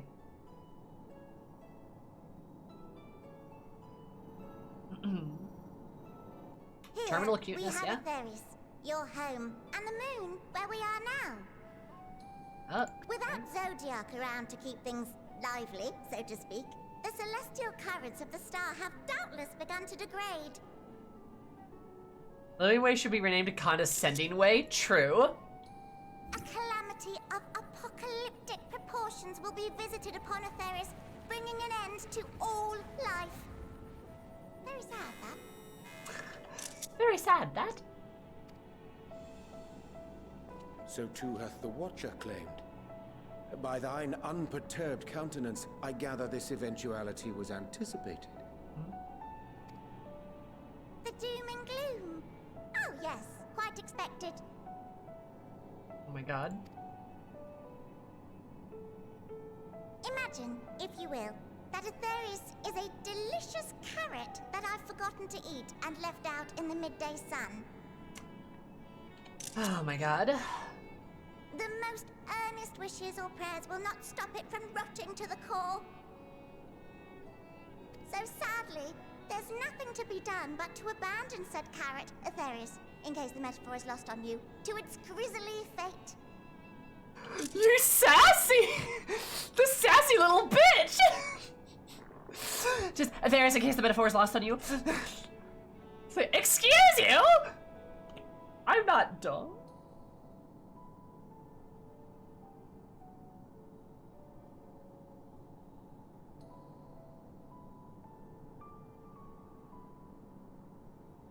God.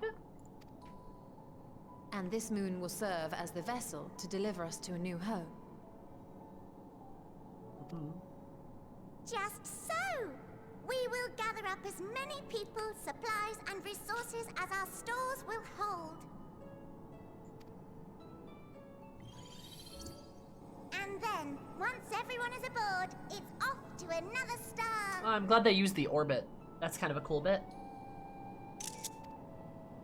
Easier said than done, admittedly. For one does not simply hop from star to star on a whim. Which is precisely why we've spent countless years constructing the most propulsive of propulsion systems.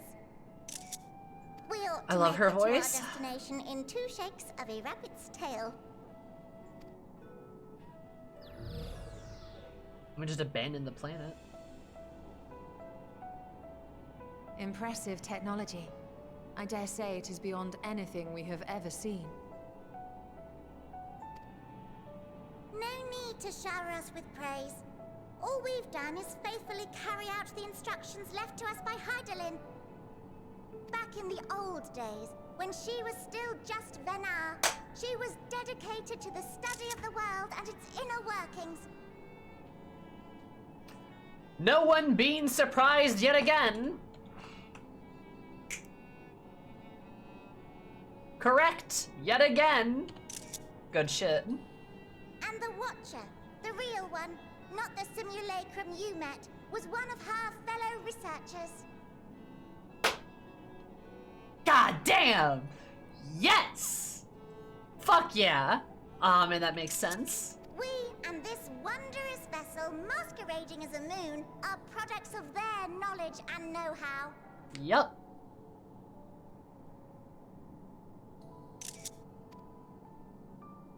There's certainly more to you all than meets the eye. Might I ask where exactly you intend to take us? We identified a few promising candidates for resettlement some time ago, but we cannot guarantee that they are fit for habitation. Moreover, the ship can only travel in short bursts. We intend to go down our list, hopping from star to star, until we find one suitable for resettlement.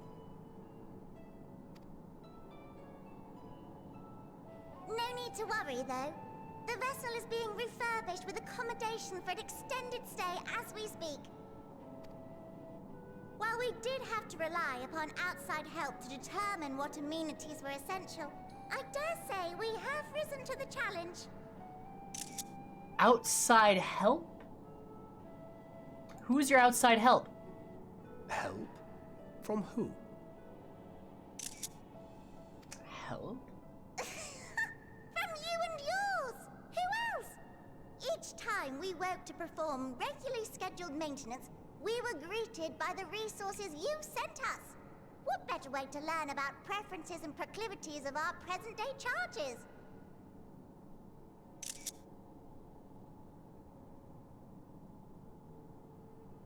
Who the fuck is sending them supplies? Who the fuck is doing this? Who the fuck is like, there's rabbits on the moon and I'm gonna send them supplies? Ah! Oops. I have an idea. I'm not gonna get my hopes up. Ah, but you're still adorable little children. Perhaps your elders were responsible for the deliveries. I'm not sure what led you to conclude otherwise, but I can assure you that we are all grown men and women. That is true. And I very much doubt my elders know this place exists, much less how to send you so much as a starlight missive.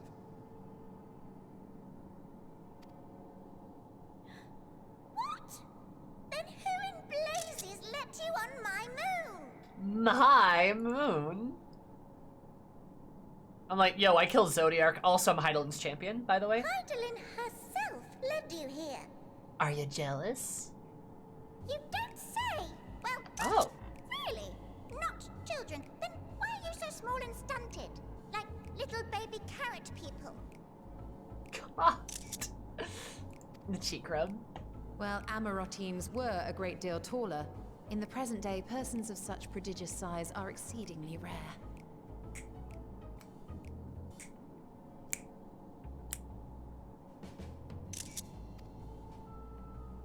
So, you're saying everyone's not like the Watcher?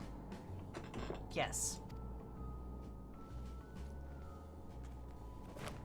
Oh, confound it all! Someone could have at least scribbled a note about your profound miniaturization.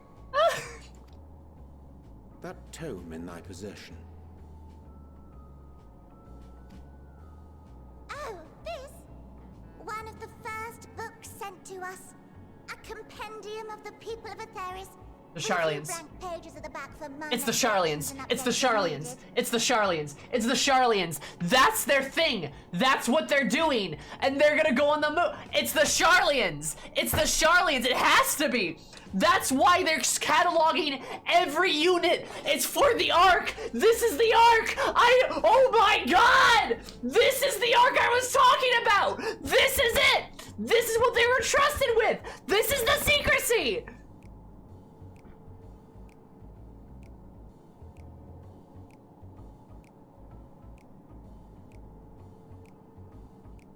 God, I'm good! God damn it! Well, this is one of the first books they sent to. Yeah, okay. For minor corrections and updates as The needed. sum total of our knowledge of your kind is contained in these pages. It's the Charlians! Me with my red string. I thought it was abridged and made small for our benefit, but this isn't a regular-sized book, is it? That was abridged and made small for a benefit. Oh no. They sent her a tiny book. She's mad. They all nod.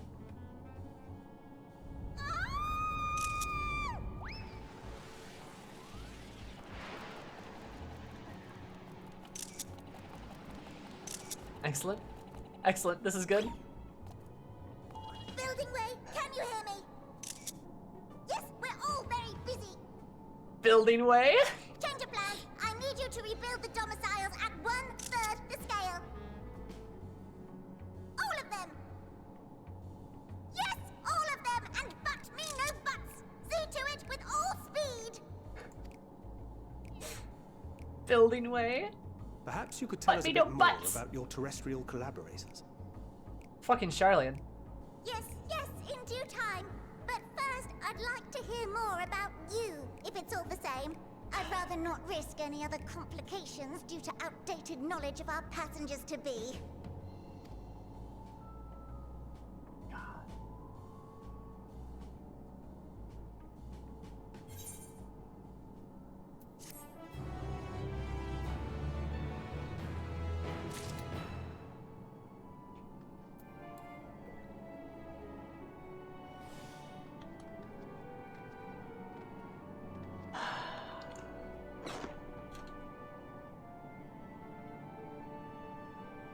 I love this game.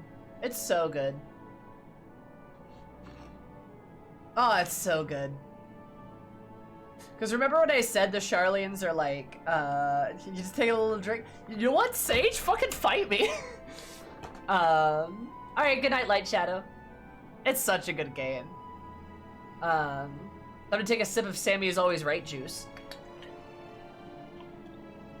Remember when I literally said at the beginning of the X-Pack the Charlians were clearly preparing for some kind of Ark scenario? And I thought they were gonna go underground maybe, or something. Since they were digging. right? But no, that makes sense. They're actually sending it to the moon. Yeah. I was thinking Doomsday Bunker too, but, nah, they're actually sending it to the moon, and that makes a lot of sense. It's the... So they are the good guys? No. I don't think they are.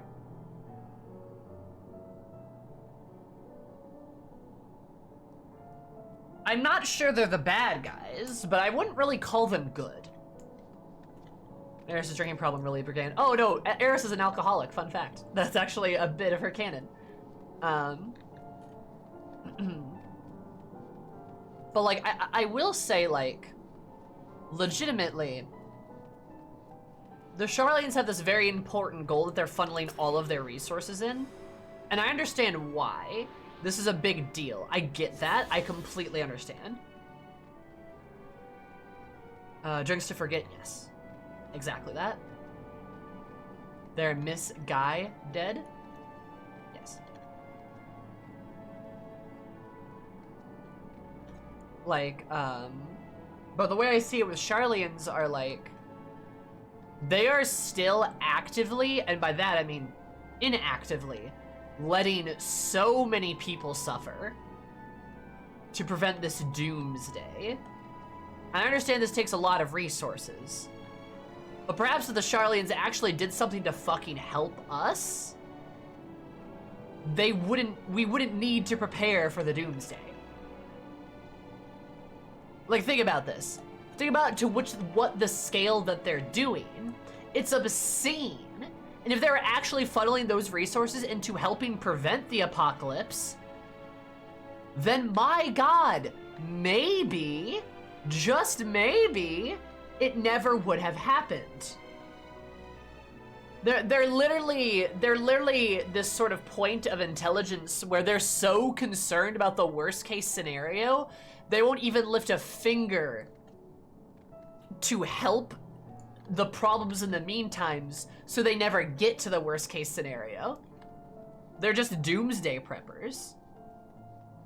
If we stopped Daniel, it might not have been a problem. And with the Charlians' help, we might have been able to. If we were to stop them from ever getting to the moon and ever breaking the seals, this would have never happened.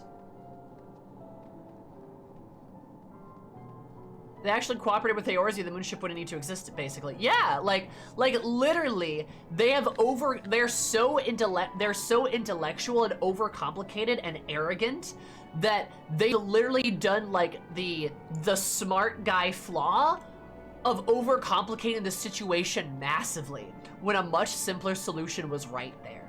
A much simpler and better solution. So, are the Charlians evil? No. But they're not really good. And even calling them neutral, I think, is generous. They're responsible for a lot of death.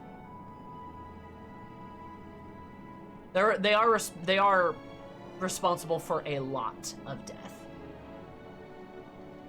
And, like, that doesn't sit well with me. So busy with their eyes on the future, they didn't even bother to look at the past. Look at what was in front of them. They're smart, but they're also very dumb. Very intelligent, but not very wise. They are practical to the extreme, to a fault. Right, yes, I would agree. They have through their inaction, let a lot of people die.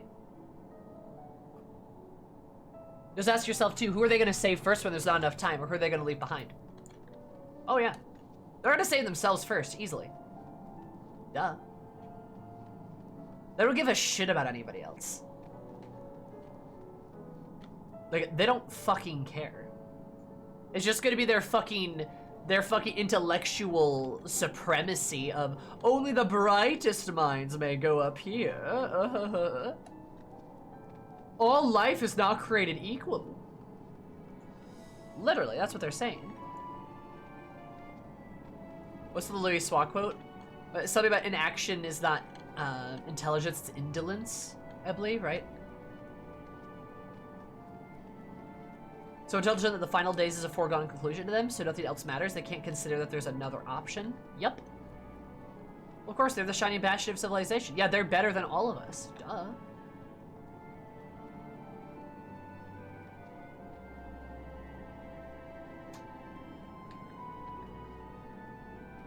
Nah, I definitely don't blame Hydaelyn. Hydaelyn made a backup plan, which is arguably necessary. Arguably necessary, given the circumstances of everything. And fucking... the Sharlayans are the ones who decided to neglect everyone around them. You can't blame Hydaelyn for the actions of other people. Conceivably saves not wisdom, but his indolence. Yes, exactly that weird. Like, that's the thing, is you can't blame Hydaelyn for the inaction they refuse to take. This is clearly her backup plan, but was her backup plan involving Sharlayan? I assume somehow, some way, right? She assisted with that. You always need more than one contingency plan, for sure. And you need to, like, your contingency plan needs to work in a way that does not damn people. That's the problem, right? It's the fact that, like, people are dying, right?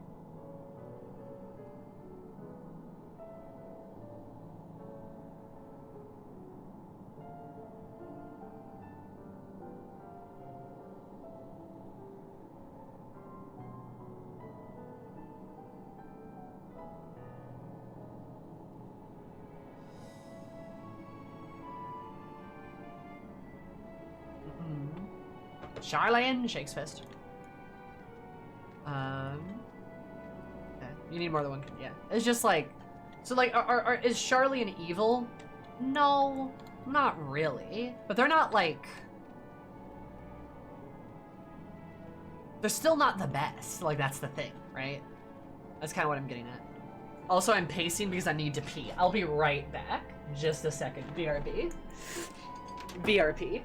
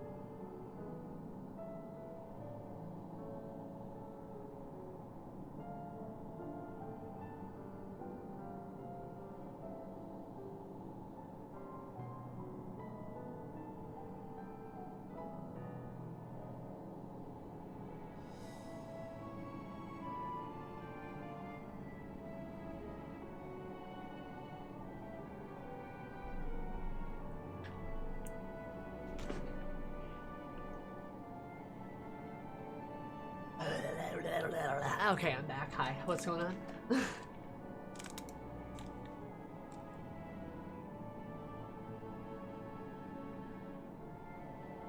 Oh, are you talking about spoilers? Yeah, we ban people. We like straight up ban people here. We have a really strong anti-spoiler policy. But hi, I'm back. Yeah, like if people like spoil something, like intentionally especially, we just straight up ban them. If somebody does it with like good intent, or like they don't mean to, we'll usually warn them. But it's like if they do it again, oh, they need to watch out. Like, you know, like we are very strict on that. Another thing you do to people who spoiled? Oh. The other thing I do. Spoiler the word of like. Yeah, we have trained chat pretty well. We have. So yeah, don't be an asshole. Like, give me leading comments and stuff, which is why you see like I'll say that a lot too. True, I'm surprised by their strain exercise during the FF7 streams. Yeah, that's true. My FF7 playthrough is going great, and that's because people aren't trying to be weird about it, right? I would actively prefer having less people watch me, and have those people not fucking be weird and shit about my playthrough, than having more people and having that problem. So we prune a lot of people. Like a lot. I do have to keep catching myself about the remake. Yeah, sure. I gotcha. And like, again, like we're gonna be understanding again if there's like, everyone makes mistakes, right? But you know, some people just like, they just fucking have to spoil shit or make leading comments and stuff, right? Zumi also cooks people who spoil. I do that as well. There's a bit I do whenever I like do a theory and I ask for no spoilers. It's pretty funny. I like to think so. Almost everyone knows it. Yeah, true. 7's a hard game not to spoil, but like I have not interacted with the Final Fantasy series at all, right? Doesn't say anything to be safe. I mean, you can say stuff, but just don't comment about what has not happened. You know?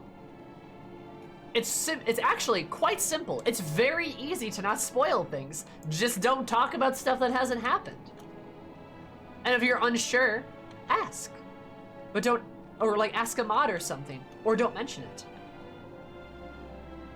The worst thing is when people insist they're being, who think they're being cute and insist they're not spoiling. Yeah, you go fuck yourself. I don't care. Also, let me make sure I ask if you want a real answer, if you're just thinking out loud. 99% of the time, I am thinking out loud. When I say something like, oh, they're all named after their task, aren't they? That's not me asking you to say yes. That's just me saying that out loud. Now, people did say yes. You can tell who's new. People did say yes, and that's not a problem. Really, that's not a big deal, especially about this one. But I for the most part, really prefer not that. Yeah, somebody insists streamer call her Suyu when you're back over mid Stormblood. Yeah, see, that's really shitty. You're not funny. You're not cute. Get over yourself. Seriously. Like, I don't fucking care. Am I overreacting? I don't care. Nah. I don't give a shit.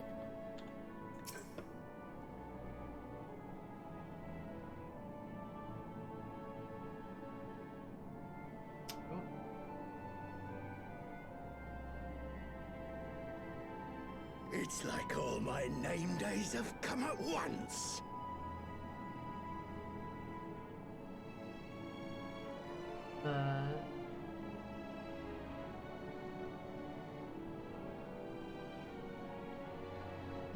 Calling Minfilia rain well in advance? Yeah, that too. Like, shut the fuck up. Are you kidding me? Marie, some people do that by accident, of course, but yeah. But Marie, thank you so much for the follow. Super appreciate it. Hope you have an absolutely magical day, because my day but more magical. I love your sister so much. Welcome. Warrior of Darkness shows up. Hey, bro. Hey, it's best bro Ardbert. I think I had. Well, I will say, do you guys remember the absolute stink fest that I had with like Ardbert and Estinian back in Heavensward? Like, Warriors of Darkness show up, and I'm like, I don't like these guys. And people vehemently argued with me. Or said things like, oh, they get better. Same thing with Justinian. When I first met Justinian, I didn't like him. Because why? You're, like, not supposed to. And you can't, like, take the way they behave later on and, like, make that law. So, like, people that argue on the basis of that are really fucking shitty. One, like, spoiler territory, but two, like, just let me not like something in the moment. Yeah, my opinion's probably gonna change. How can you hate Ishgard? Oh my god, fucking Heaven's Word was the most brutal X-Pack to get through, I swear. Because I was like, I don't like Ishgard, and people are like, that's dumb. And I'm like, they're a theocratic, like fucking, like, dictatorship. What the fuck do you mean? And they're like, they get better. It's like, shut the fuck up. Let me react to the game in the moment. Oh my god. Let me think things. Yeah, my opinion will probably change, so let it change. Don't argue with me on information that you have and I don't. That's dumb.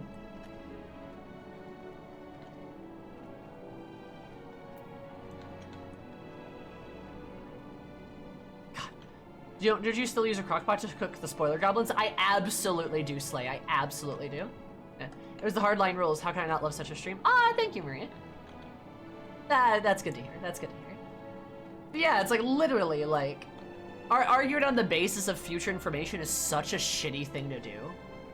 It's such an internet thing to do too. It's such a thing like, well, actually, I have this information that you have, and it's clearly way more important to be right about something than to have friends. That's life advice to live by. Sometimes you'll have to choose between being right and having a friend. And you should choose the friend every time. Well, almost every time. Almost every time. There are exceptions to that rule. Usually moral dilemmas. But I just mean in the sense of, like, your Monopoly game. Shit like that, right? Taco one best sounded yum. Ah, yeah, I need to make tacos again. But yeah, that's the whole thing. So we're pretty stringent about that sort of stuff. That's why Stormblood was a better playthrough. For most part, I think they genuinely forget their current emotional attachment didn't exist at the start. I believe you're probably right. Realized something was amiss when Living Way referred to us as children, other than delightful misconceptions do they hold, I wonder? Oh boy. I get the feeling we're gonna have to have our hands full deal with the Luperets. Oh, for sure. Fortunately, the Jumbo Seals were constructed in era, but their willingness to perform such sweeping renovations is a testament to their commitment. I fathom the resources required for a facility so vast. For sure.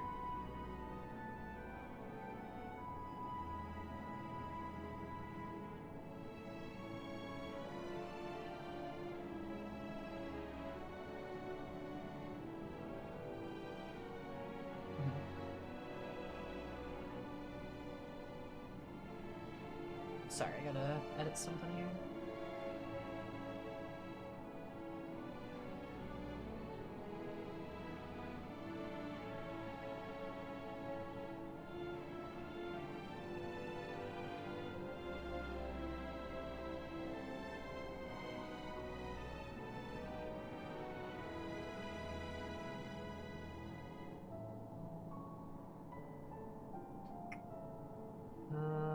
Boom. There we go.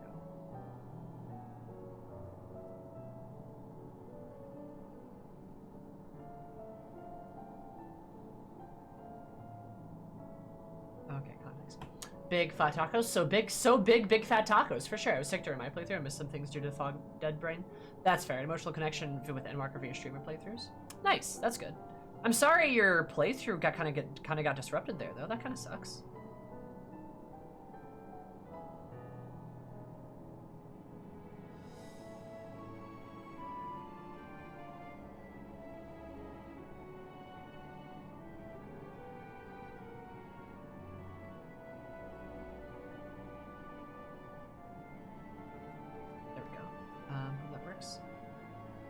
Oh, no, I want tacos. I want tacos too. I should make tacos. Anyway, but legitimate lack of pre-established expectations has been very freeing. Yes, I agree. I agree. It's really nice to like have those free expectations and be able to do what we can with them, right? Shadowbringers is a great X-Pack and I love it a lot, but some of my fun of Shadowbringers was absolutely ruined by chat.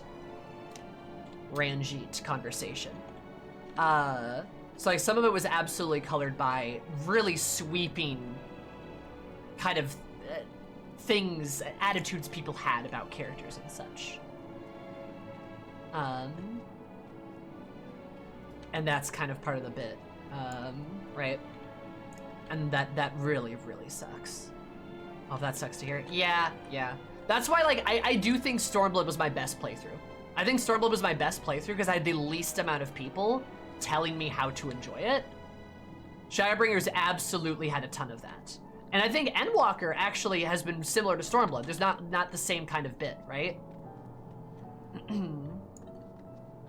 Don't because I was allowed to form my own opinion on it without being prepped. Oh wait till we get to that X scene from Friends. Exactly. I think I agree with you. There's a lot of anchoring expectations throughout Shadowbringers that I'm not getting through Endwalker and Stormblood both, and I think I really enjoyed them. Isn't that a Xeno stand stream on the regular? Yeah, and look where we are now, baby. Look where we are now.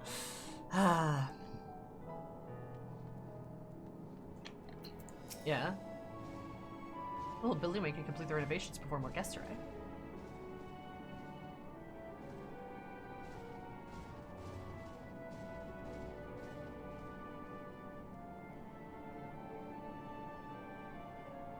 Me too. Yeah. Look where we are now, the Cum Caves. I come to streamers to watch the stream or react to content and perhaps chat a bit. I don't come with the expectation of directing the show. You'd be surprised. You'd be so surprised. Should leave them where they are, that way you'd have more space to lounge about. I mean, more space is never bad. Also, hi Mary. Purple carrot juice. Keen to complete your preparations. We got past Cum Cave or in Bunnyland. We did get past Cum Cave, that is true. You'd still be surprised, like, and I'm sure some of those people would say the same thing, but they still want to say shit, direct shit, do things. It's just shitty, it's not fun. Now that we're here, we need you to teach us all of it you can about your people, and quickly.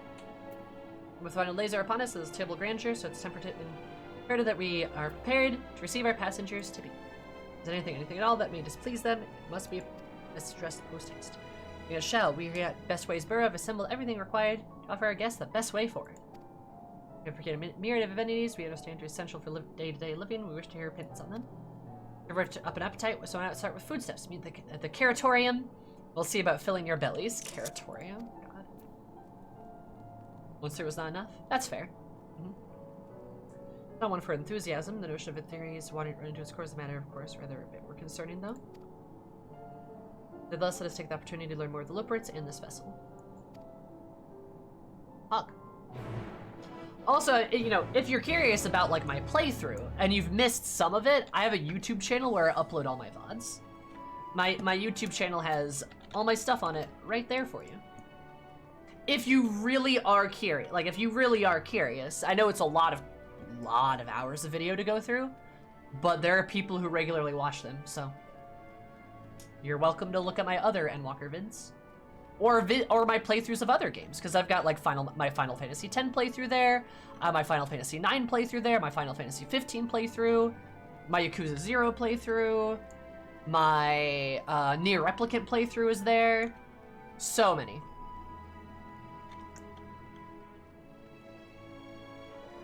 It's not unlikely I will. Well, there you go. Feel free to subscribe. I'm putting my Final Fantasy 7 and Yakuza Kiwami playthroughs on there. Like, everything goes there, right? People that insecure are not doing more in their life, but they have to control every story and plays what they're doing, or something crazy. Yeah.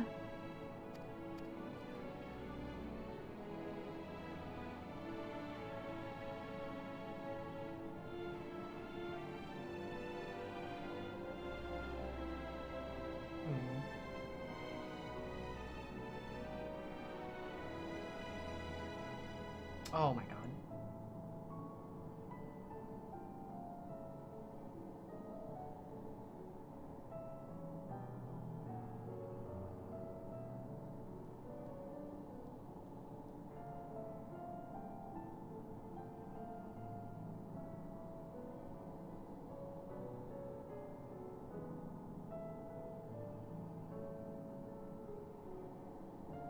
Sorry. That go through.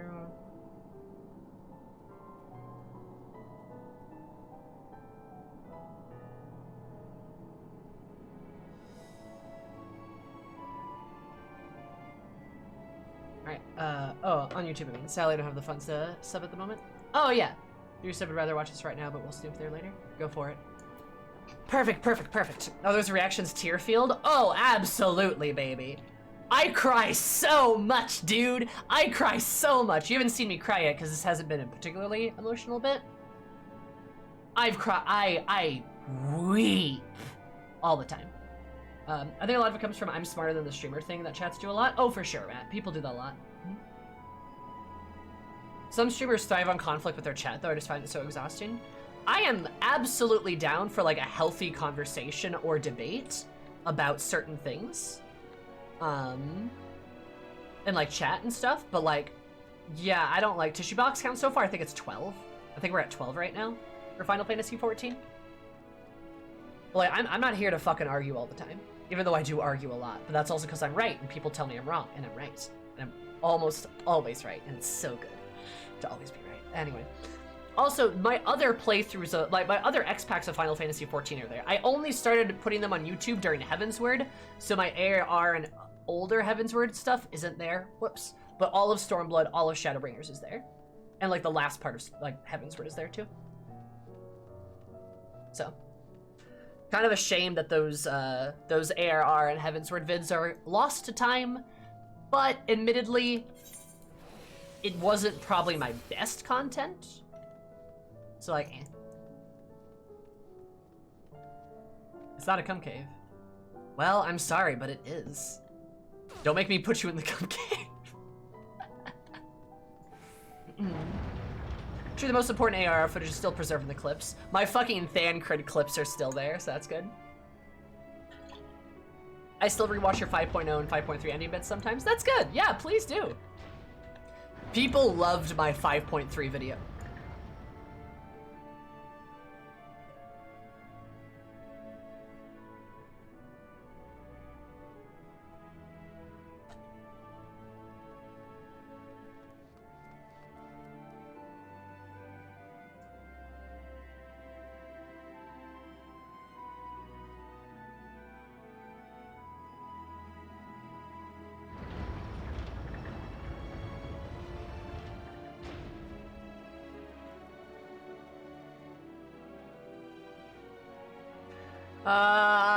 Don't cry. I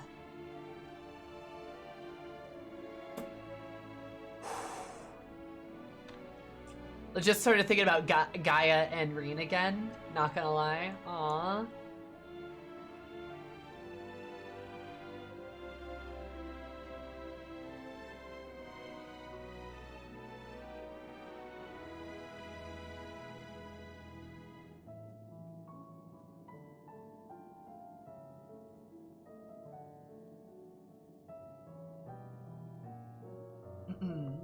The little Gaiden of Eden.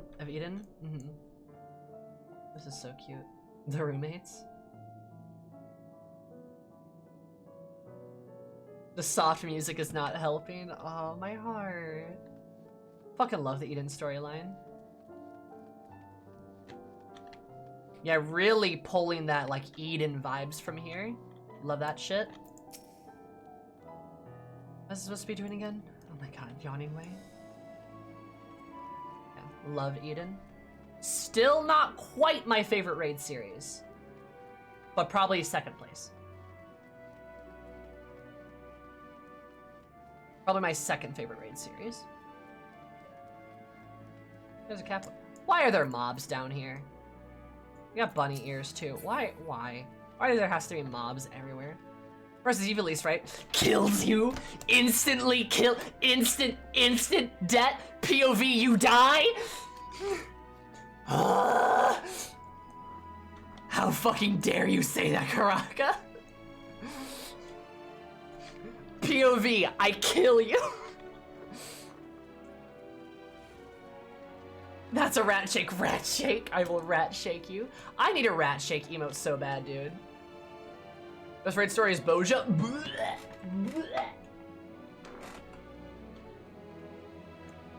Why does the help want to hurt me? Yeah, I hate how obsessed 14 is with putting mobs everywhere. Only instead of rat, it's Emmett? Aw, yeah, I hope so. Also, for those of you that are new too, remember I am down bad for Emmett Cell. You need to remember that. I also love Graha and Xenos as well. But I'm down bad for my rat man, just as a heads up. Tlarin, thank you so much for following. Super appreciate it. Hope you're absolutely terrific day, because even my day were more terrific. Love you so much. Welcome. Raha, uwu, Gwaha. Good old Gwaha. Love that boy. I love that cat boy. Love to peg him. Her rat spinned, if you will.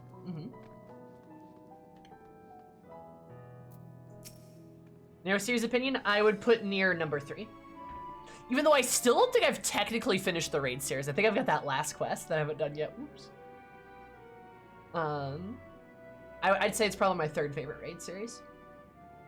And you were right earlier. Yes, Alexander's my favorite raid series. Alexander's my number 1.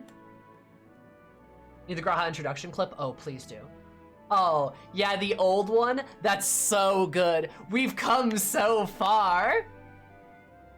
He's a cat boy. I was so distraught. The saga of you initially wondering why people liked Sexy Twitter Man, and now it was something else. Yeah, that too made me like, it's Twitter Boy! I called Emmett Twitter Boy for so long, because I would see him on Twitter. Yeah, there's the clip. God, that was a long time. That was like a year ago. Holy shit. Oh, the posting request? That one takes a while to complete. I need to do that, yeah. Yeah, Alexander, Eden, Near. When Graha and Alize went to greet you, I definitely had some anxiety, but I mean, here's the deal. Spicy opinion. Graha could solo Xenos in my body. Easy. Graha and Estinian could easily beat him, more handedly. Graha, Estinian, and all of the Scions would make short work of him. Not kidding. My spice opinion. Probably like a Captain Ginyu situation. Yeah, no, literally though. Literally though. Like, that's fair. Like literally, like Graha is monstrously powerful. So is Estinian, but Graha's probably more so. And the Scions altogether, very, very powerful. And at least for Eris, like, Eris is a black mage, right? She's a black mage by trade. Xenos doesn't know shit about black magic. Sure, he can probably use it because of her, but there's so much more skill involved that's outside of the body, right? That's why he uses a Reaper attack to attack them. It's because he doesn't know how to use black magic. I think Graha's a little weaker now that he's not, you know, half tower anymore. Tell that to him manifesting etheric weapons anytime he needs to fight. Still very powerful. Yeah, I know he's not, like, in half the tower anymore. Dude is literally able to just manifest etheric weapons and use them with great efficiency. He's multi-roll. His lore is that he's multi-roll. That's a huge deal. The only other person who can multi-roll is us. That is a huge deal. That is a huge deal.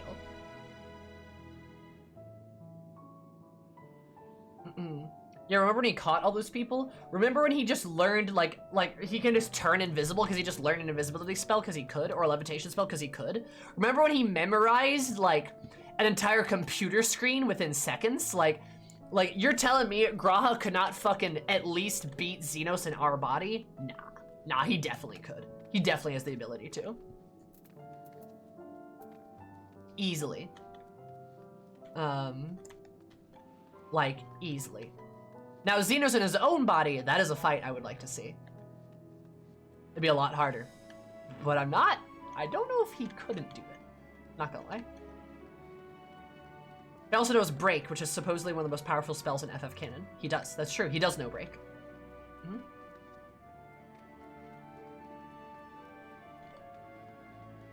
Because he's just fanboy to the Warrior of Light, yeah. And Estinian too, like Estinian literally wields the power of a fucking elder dragon. Like, that makes him very strong. Thancred fucking survived Ranjit, right? Like, the Saiyans are all very dangerous, but G'raha and Estinian are both, like, a step above. Thancred still uses ninja abilities as a gunbreaker? Yeah, because Thancred's legit, because Thancred is very, very dangerous.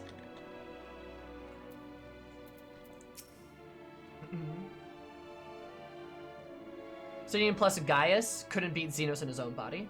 Correct. But Estinian plus G'raha might. I'm not kidding. I do really think you guys seriously underestimate just how yoked G'raha is. Like, just how yoked G'raha is. As no spot in particular sentries patrolling the vicinity, approach them with caution, but yet not at all, for they make no distinction between friend or foe. But with some ladies in an Udal, I am ladies in Udal as well. Refusing size early can help but to wonder if they even know the first thing about us. Those guys didn't have his armor. Guys also did not have his armor, that is also true. So we're not finding any bullet whatsoever.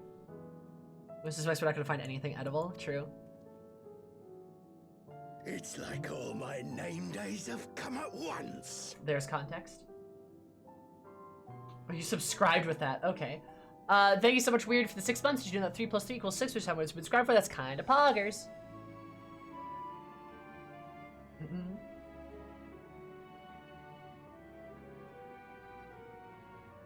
Yeah, may I ask why China's arguing against G'raha not being the deciding factor in the Xenos fight? Because duh, of course he is.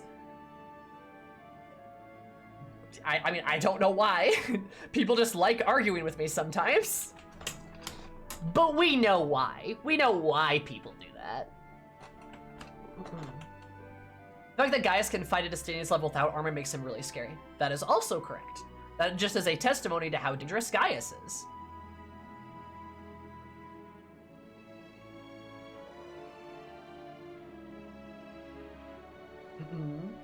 Extremely powerful and dangerous when necessary. He's a nuanced character. That he is. Yeah. They may not have beaten Xenos, but there was zero hesitation to engage in a fight with him, for sure. And that by no means makes them weak. And remember, this is not just them fighting in a vacuum, too.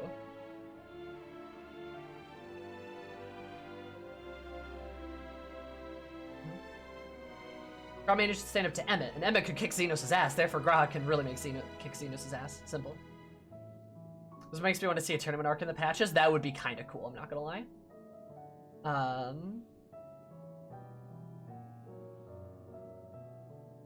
Yeah. Sorry, gotta send something here.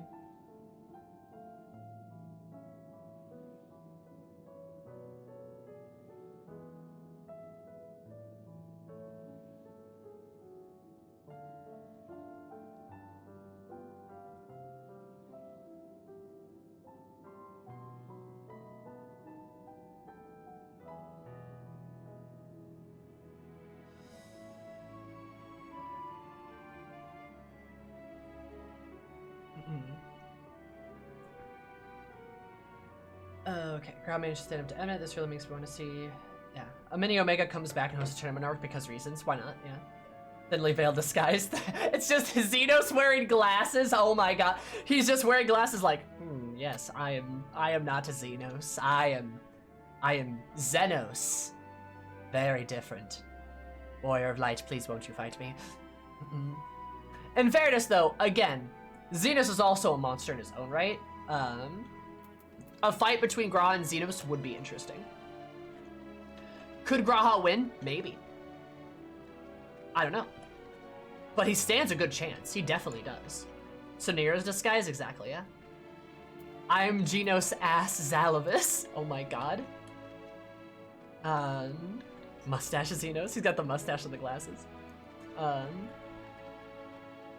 was I gonna say though? Yeah, also too, yeah, Emmett is also a very dangerous combatant too. And aside from getting shot in the back, you know, G'raha was doing pretty well against him and shit, right?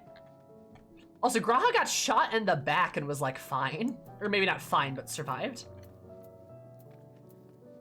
Shot through the heart, and you're to blame.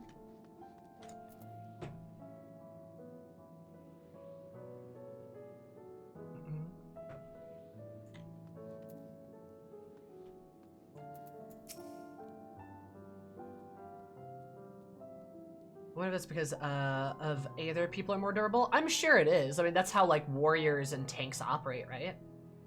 I think so, but I trust you still have large appetites. Yes.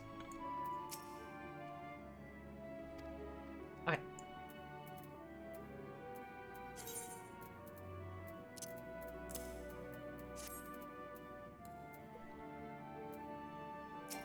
Bullet just bounced off his giant crystal balls. Let us supposed to be welcome to the Curatorium. We have prototypes of various sundries required by soon-to-be passengers. We introduce the head of foodstuff production. Cooking away, pleasure to meet you all. There's all no smart amount of trial and error, but many cycles of painstaking labor. I dare say we've created the finest cuisine our guests ask for. Learned about essential nutrients and healthy, balanced diet. Reference materials we receive. I've practically worn the words from those valuable pages. Which will also consider the ease of growth and production. We will not want for ingredients. This insists that you try some. We were freshly stocked prepared on account of, well, because you woke up. Because we just woke up, we're all quite famished. Pulling the platforms here, you'll find a storage unit full to burst with delectable delights. Help yourself to anything you like.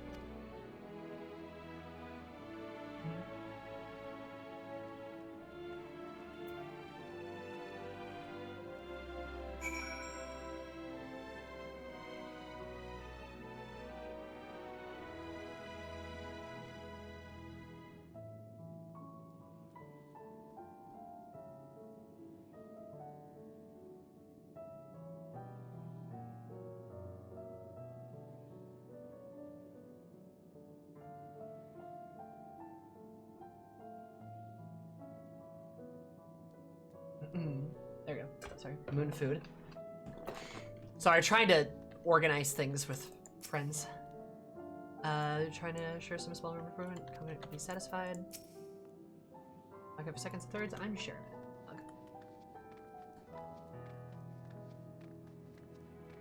I just texted my wife that I love her, respect her, and never tell her that she can't have tacos after work. Hopefully she brings some home now.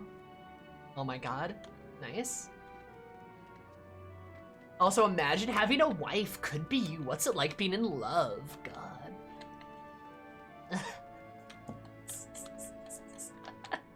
Blasting Way? Hey! This doesn't require it. We have work to do. So go try to get your feet and get to it. I like Blasting Way. Let's do that. And some rainbow-colored assortment of carrots. Vibrant yellow carrot. Ominous crimson carrot. Take a moment to reconsider. Lol. Ominous crimson carrot. Crimson, staggering weight, the excessive length and girth, only compounded by mystery. Excessive length and girth, you say? Excessive length and girth. Anyway, what perplexes the nature of this carrot.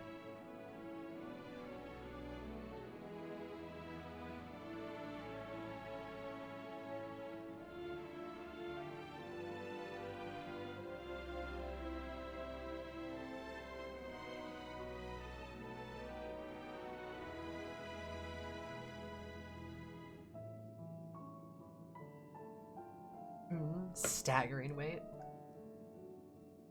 But yeah, excessive length and girth.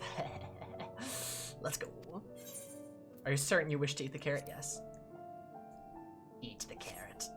Second thought, you'd like to take an obscenely large carrot for now. Due to its bizarre qualities, it'd be prudent to ask Cooking Away whether it's safe to eat first. Probably. Excellent. Do you read them all? Oh! Shit! I could have read. Damn it. How can I abandon this quest series?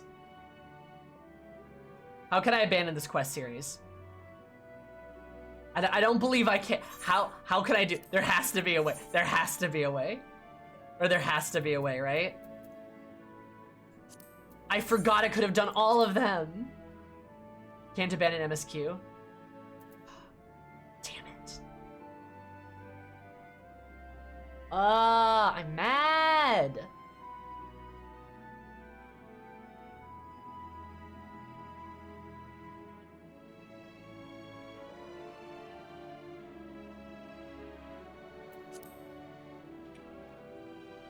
Delete/new account. Yeah, I think that's probably the only way.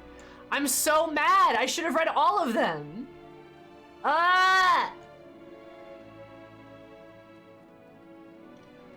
It's truly why New Game Plus exists. I don't want to do the whole chapter over again just for some carrot lore!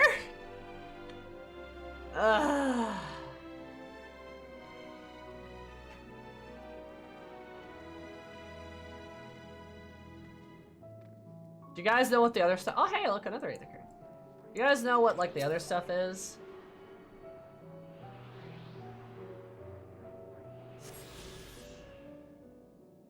We're learning about the length and the girth of all the carrots.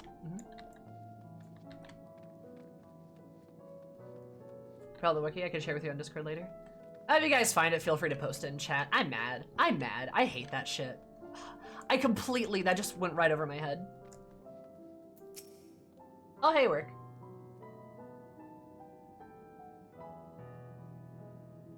Ah. But hi, Brian, and requests. Not very memorable. I know, but still. I'm gonna drop the update for a new MSQ path. Can you hear what you think of our work? Sure, there's some small room for improvement, but completely satisfied. Okay, with that. Any elections sector mouth-watering? Even Vera are like to swoon at the sight of a carrot so grand that are be offended by all those who assume that they would. Lamal! Oh, that's good. I love that. That's so good. It's a fine choice. One of my personal favorites, actually. Please dig in. I'm eager to hear what you think. Alright. Time to eat the carrot. Your interpretation, take a bite out of the carrot. It's oddly tender, but as you begin to chew, the rich aroma fills your nostrils. Invigorated figure, but it's rumbling with you. The rumbling of your stomach, however, suggests it may be simply indigestion. Oh no! This personal favorite of pegging away? Pegging away? Iron carrot. Self-oral vim and vigor. Huh.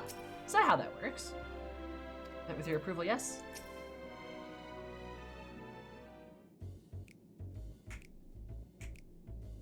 What did you think? Unlike anything you've ever tasted, yes? It'll be quite difficult to digest, but it boosts the endurance and promises to make the perfect meal a day before heavily lifting. Many other varieties too. Bleeding carrots to improve blood flow, dream carrots to help with sleep. So you see, we have a carrot for every occasion. They're drugs, yeah.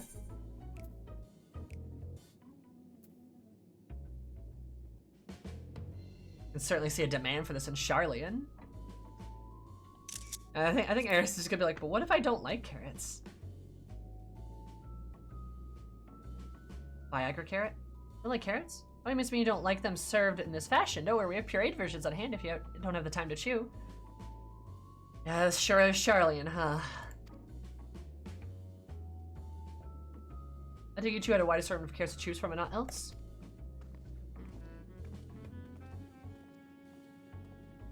Banui does not understand not liking carrot. Banui confused. I may ask what exactly are these collaborators share with you about our cuisine and theories? Surely you haven't been aware of the abundance of dishes and foods you could emulate. Of course we are, but well, it's only quite recently that we established contact. When holding a conversation was a struggle at first, so imagine our surprise when sent a mountain of books and documents with no clear instructions. The sheer amount of information was overwhelming. It wasn't from the encyclopedia I found. I would have been at a loss for where to begin. We decided rather than divide our resources to prepare a variety of meddling and potentially unsatisfying meals, to be more efficient to devote our efforts to production of a single perfect food. That's well and good, but a man cannot live on raw carrots alone. Have you considered cooking them? You mean steaming, boiling, roasting, and the like? I suppose we could prepare carrots in other ways. Primary concern was efficiency. What's more efficient than sinking your teeth into a carrot fresh from production? A strange approach to take for one named cooking way, isn't it? Well, technically speaking, cooking way isn't my given name. When we first created, we all are named in the old tongue. You know, otherwise impenetrable parlance, the Watcher speaks. Oh. I received Great Tome of the Words, a dictionary. The Great Tome of Words, a dictionary. From our collaborators, we learned their language, adverbs, gerunds, present continuous verb conjunctures, the basic. Then we found our terms related to given our task and used them to form new names. Aren't they helpful? They're like the Charlians, but adorable. No, not really, but it does explain a great deal. Or the didst thy kind deem such change necessary? Most of your people arrive, we were certain they'd understand immediately what each one of us does. You'll never be able to pronounce our old original names anyway. I see. The think. Upper critiques such as they are were helpful to you. I should decide to preserve flora and fauna in a theory as well. Would you be able to offer the passengers a more balanced diet? For such a day, one I pray comes sooner than later. It would appear there is not but carrots on the menu.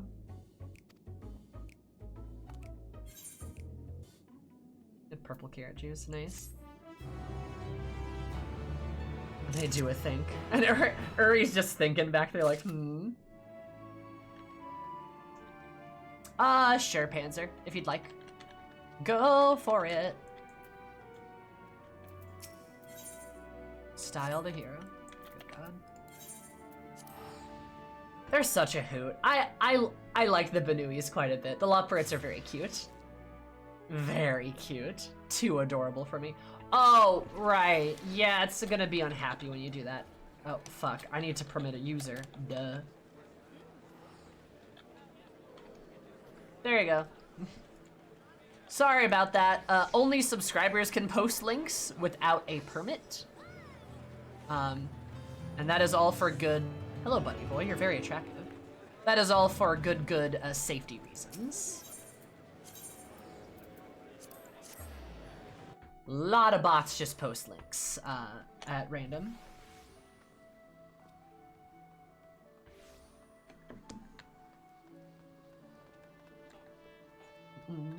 There are no worries. Perfect. Let me do that. My name is Posting Way. Could I post links without? I think that would work, yeah. I think that would work. Actually, I think partners can post links too. I think they can too, actually. I have noticed less bots of late. There is a few. There was one right earlier. Did Twitch get better with them? I think it was less Twitch got better with them, and they just kind of got... Oh no, you found out my plan. There you go. Less Twitch got better with them, and I think it was more so the bots just got banned by other bots. I think it was a lot of the anti-bot services actually kind of came through and did the work for them a little bit. Step 1, gain checkbox. Step 2, spam Zoomy fam. Step 3, profit. Nice! You dingus.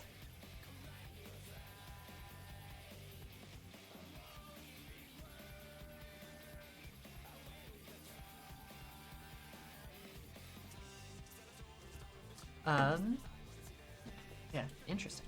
Interesting indeed. But on that note, I do have to go, actually. Leaving a smidge early, but that's because of this friend thing I've been texting about and all that jazz. So let me find someone I can go bother. Oh, you look botherable. I am. I'm gonna have a blast building these encounters tonight. I'm so excited. For those of you that don't know, I'm helping I'm helping a friend build an encounter for their campaign and their new DM, and it's gonna be a lot of fun. Gonna have a great time. But yeah, you are all so lovely. Next stream is gonna be, I believe, 1 o'clock on Saturday. We're doing Yakuza Kiwami. Love doing that kind of stuff. Oh, I love that shit too. It's gonna be a blast. I'm so excited. So we're doing Yakuza Kiwami on Saturday. So stop on in. That's at 1 o'clock tomorrow. I am not streaming. What time zone? Central. 1 CST. Also, if you want my socials, there they are. My stream schedule could be found both on Twitter and Discord. So you could join Discord or follow me on Twitter and get my stream schedule right there. But next time I play Final Fantasy XIV, it will probably be next week. And I will post the new stream schedule for next week on Discord and Twitter. So if you want to stay abreast of the news, please follow or be a part of those things. So yeah, I post a stream schedule every week that tells you when I'm streaming, what time I'm streaming, what I'm streaming. So keep ahead. I'm glad you guys had a lot of fun. I had a lot of fun too. I know we didn't make that much progress, but that's fine. So next stream, Saturday, 1 o'clock. Say hi to Rin. Love that boy. He's a really cool guy. And the next stream after Saturday, I'm thinking will be Tuesday, I think. We'll see. But I love you all. And yeah, I hope you guys all have a really beautiful day. Remember, follow my Twitter, join the Discord, all that jazz. You'll get notified when I go live. It's good stuff. But goodbye, Illy.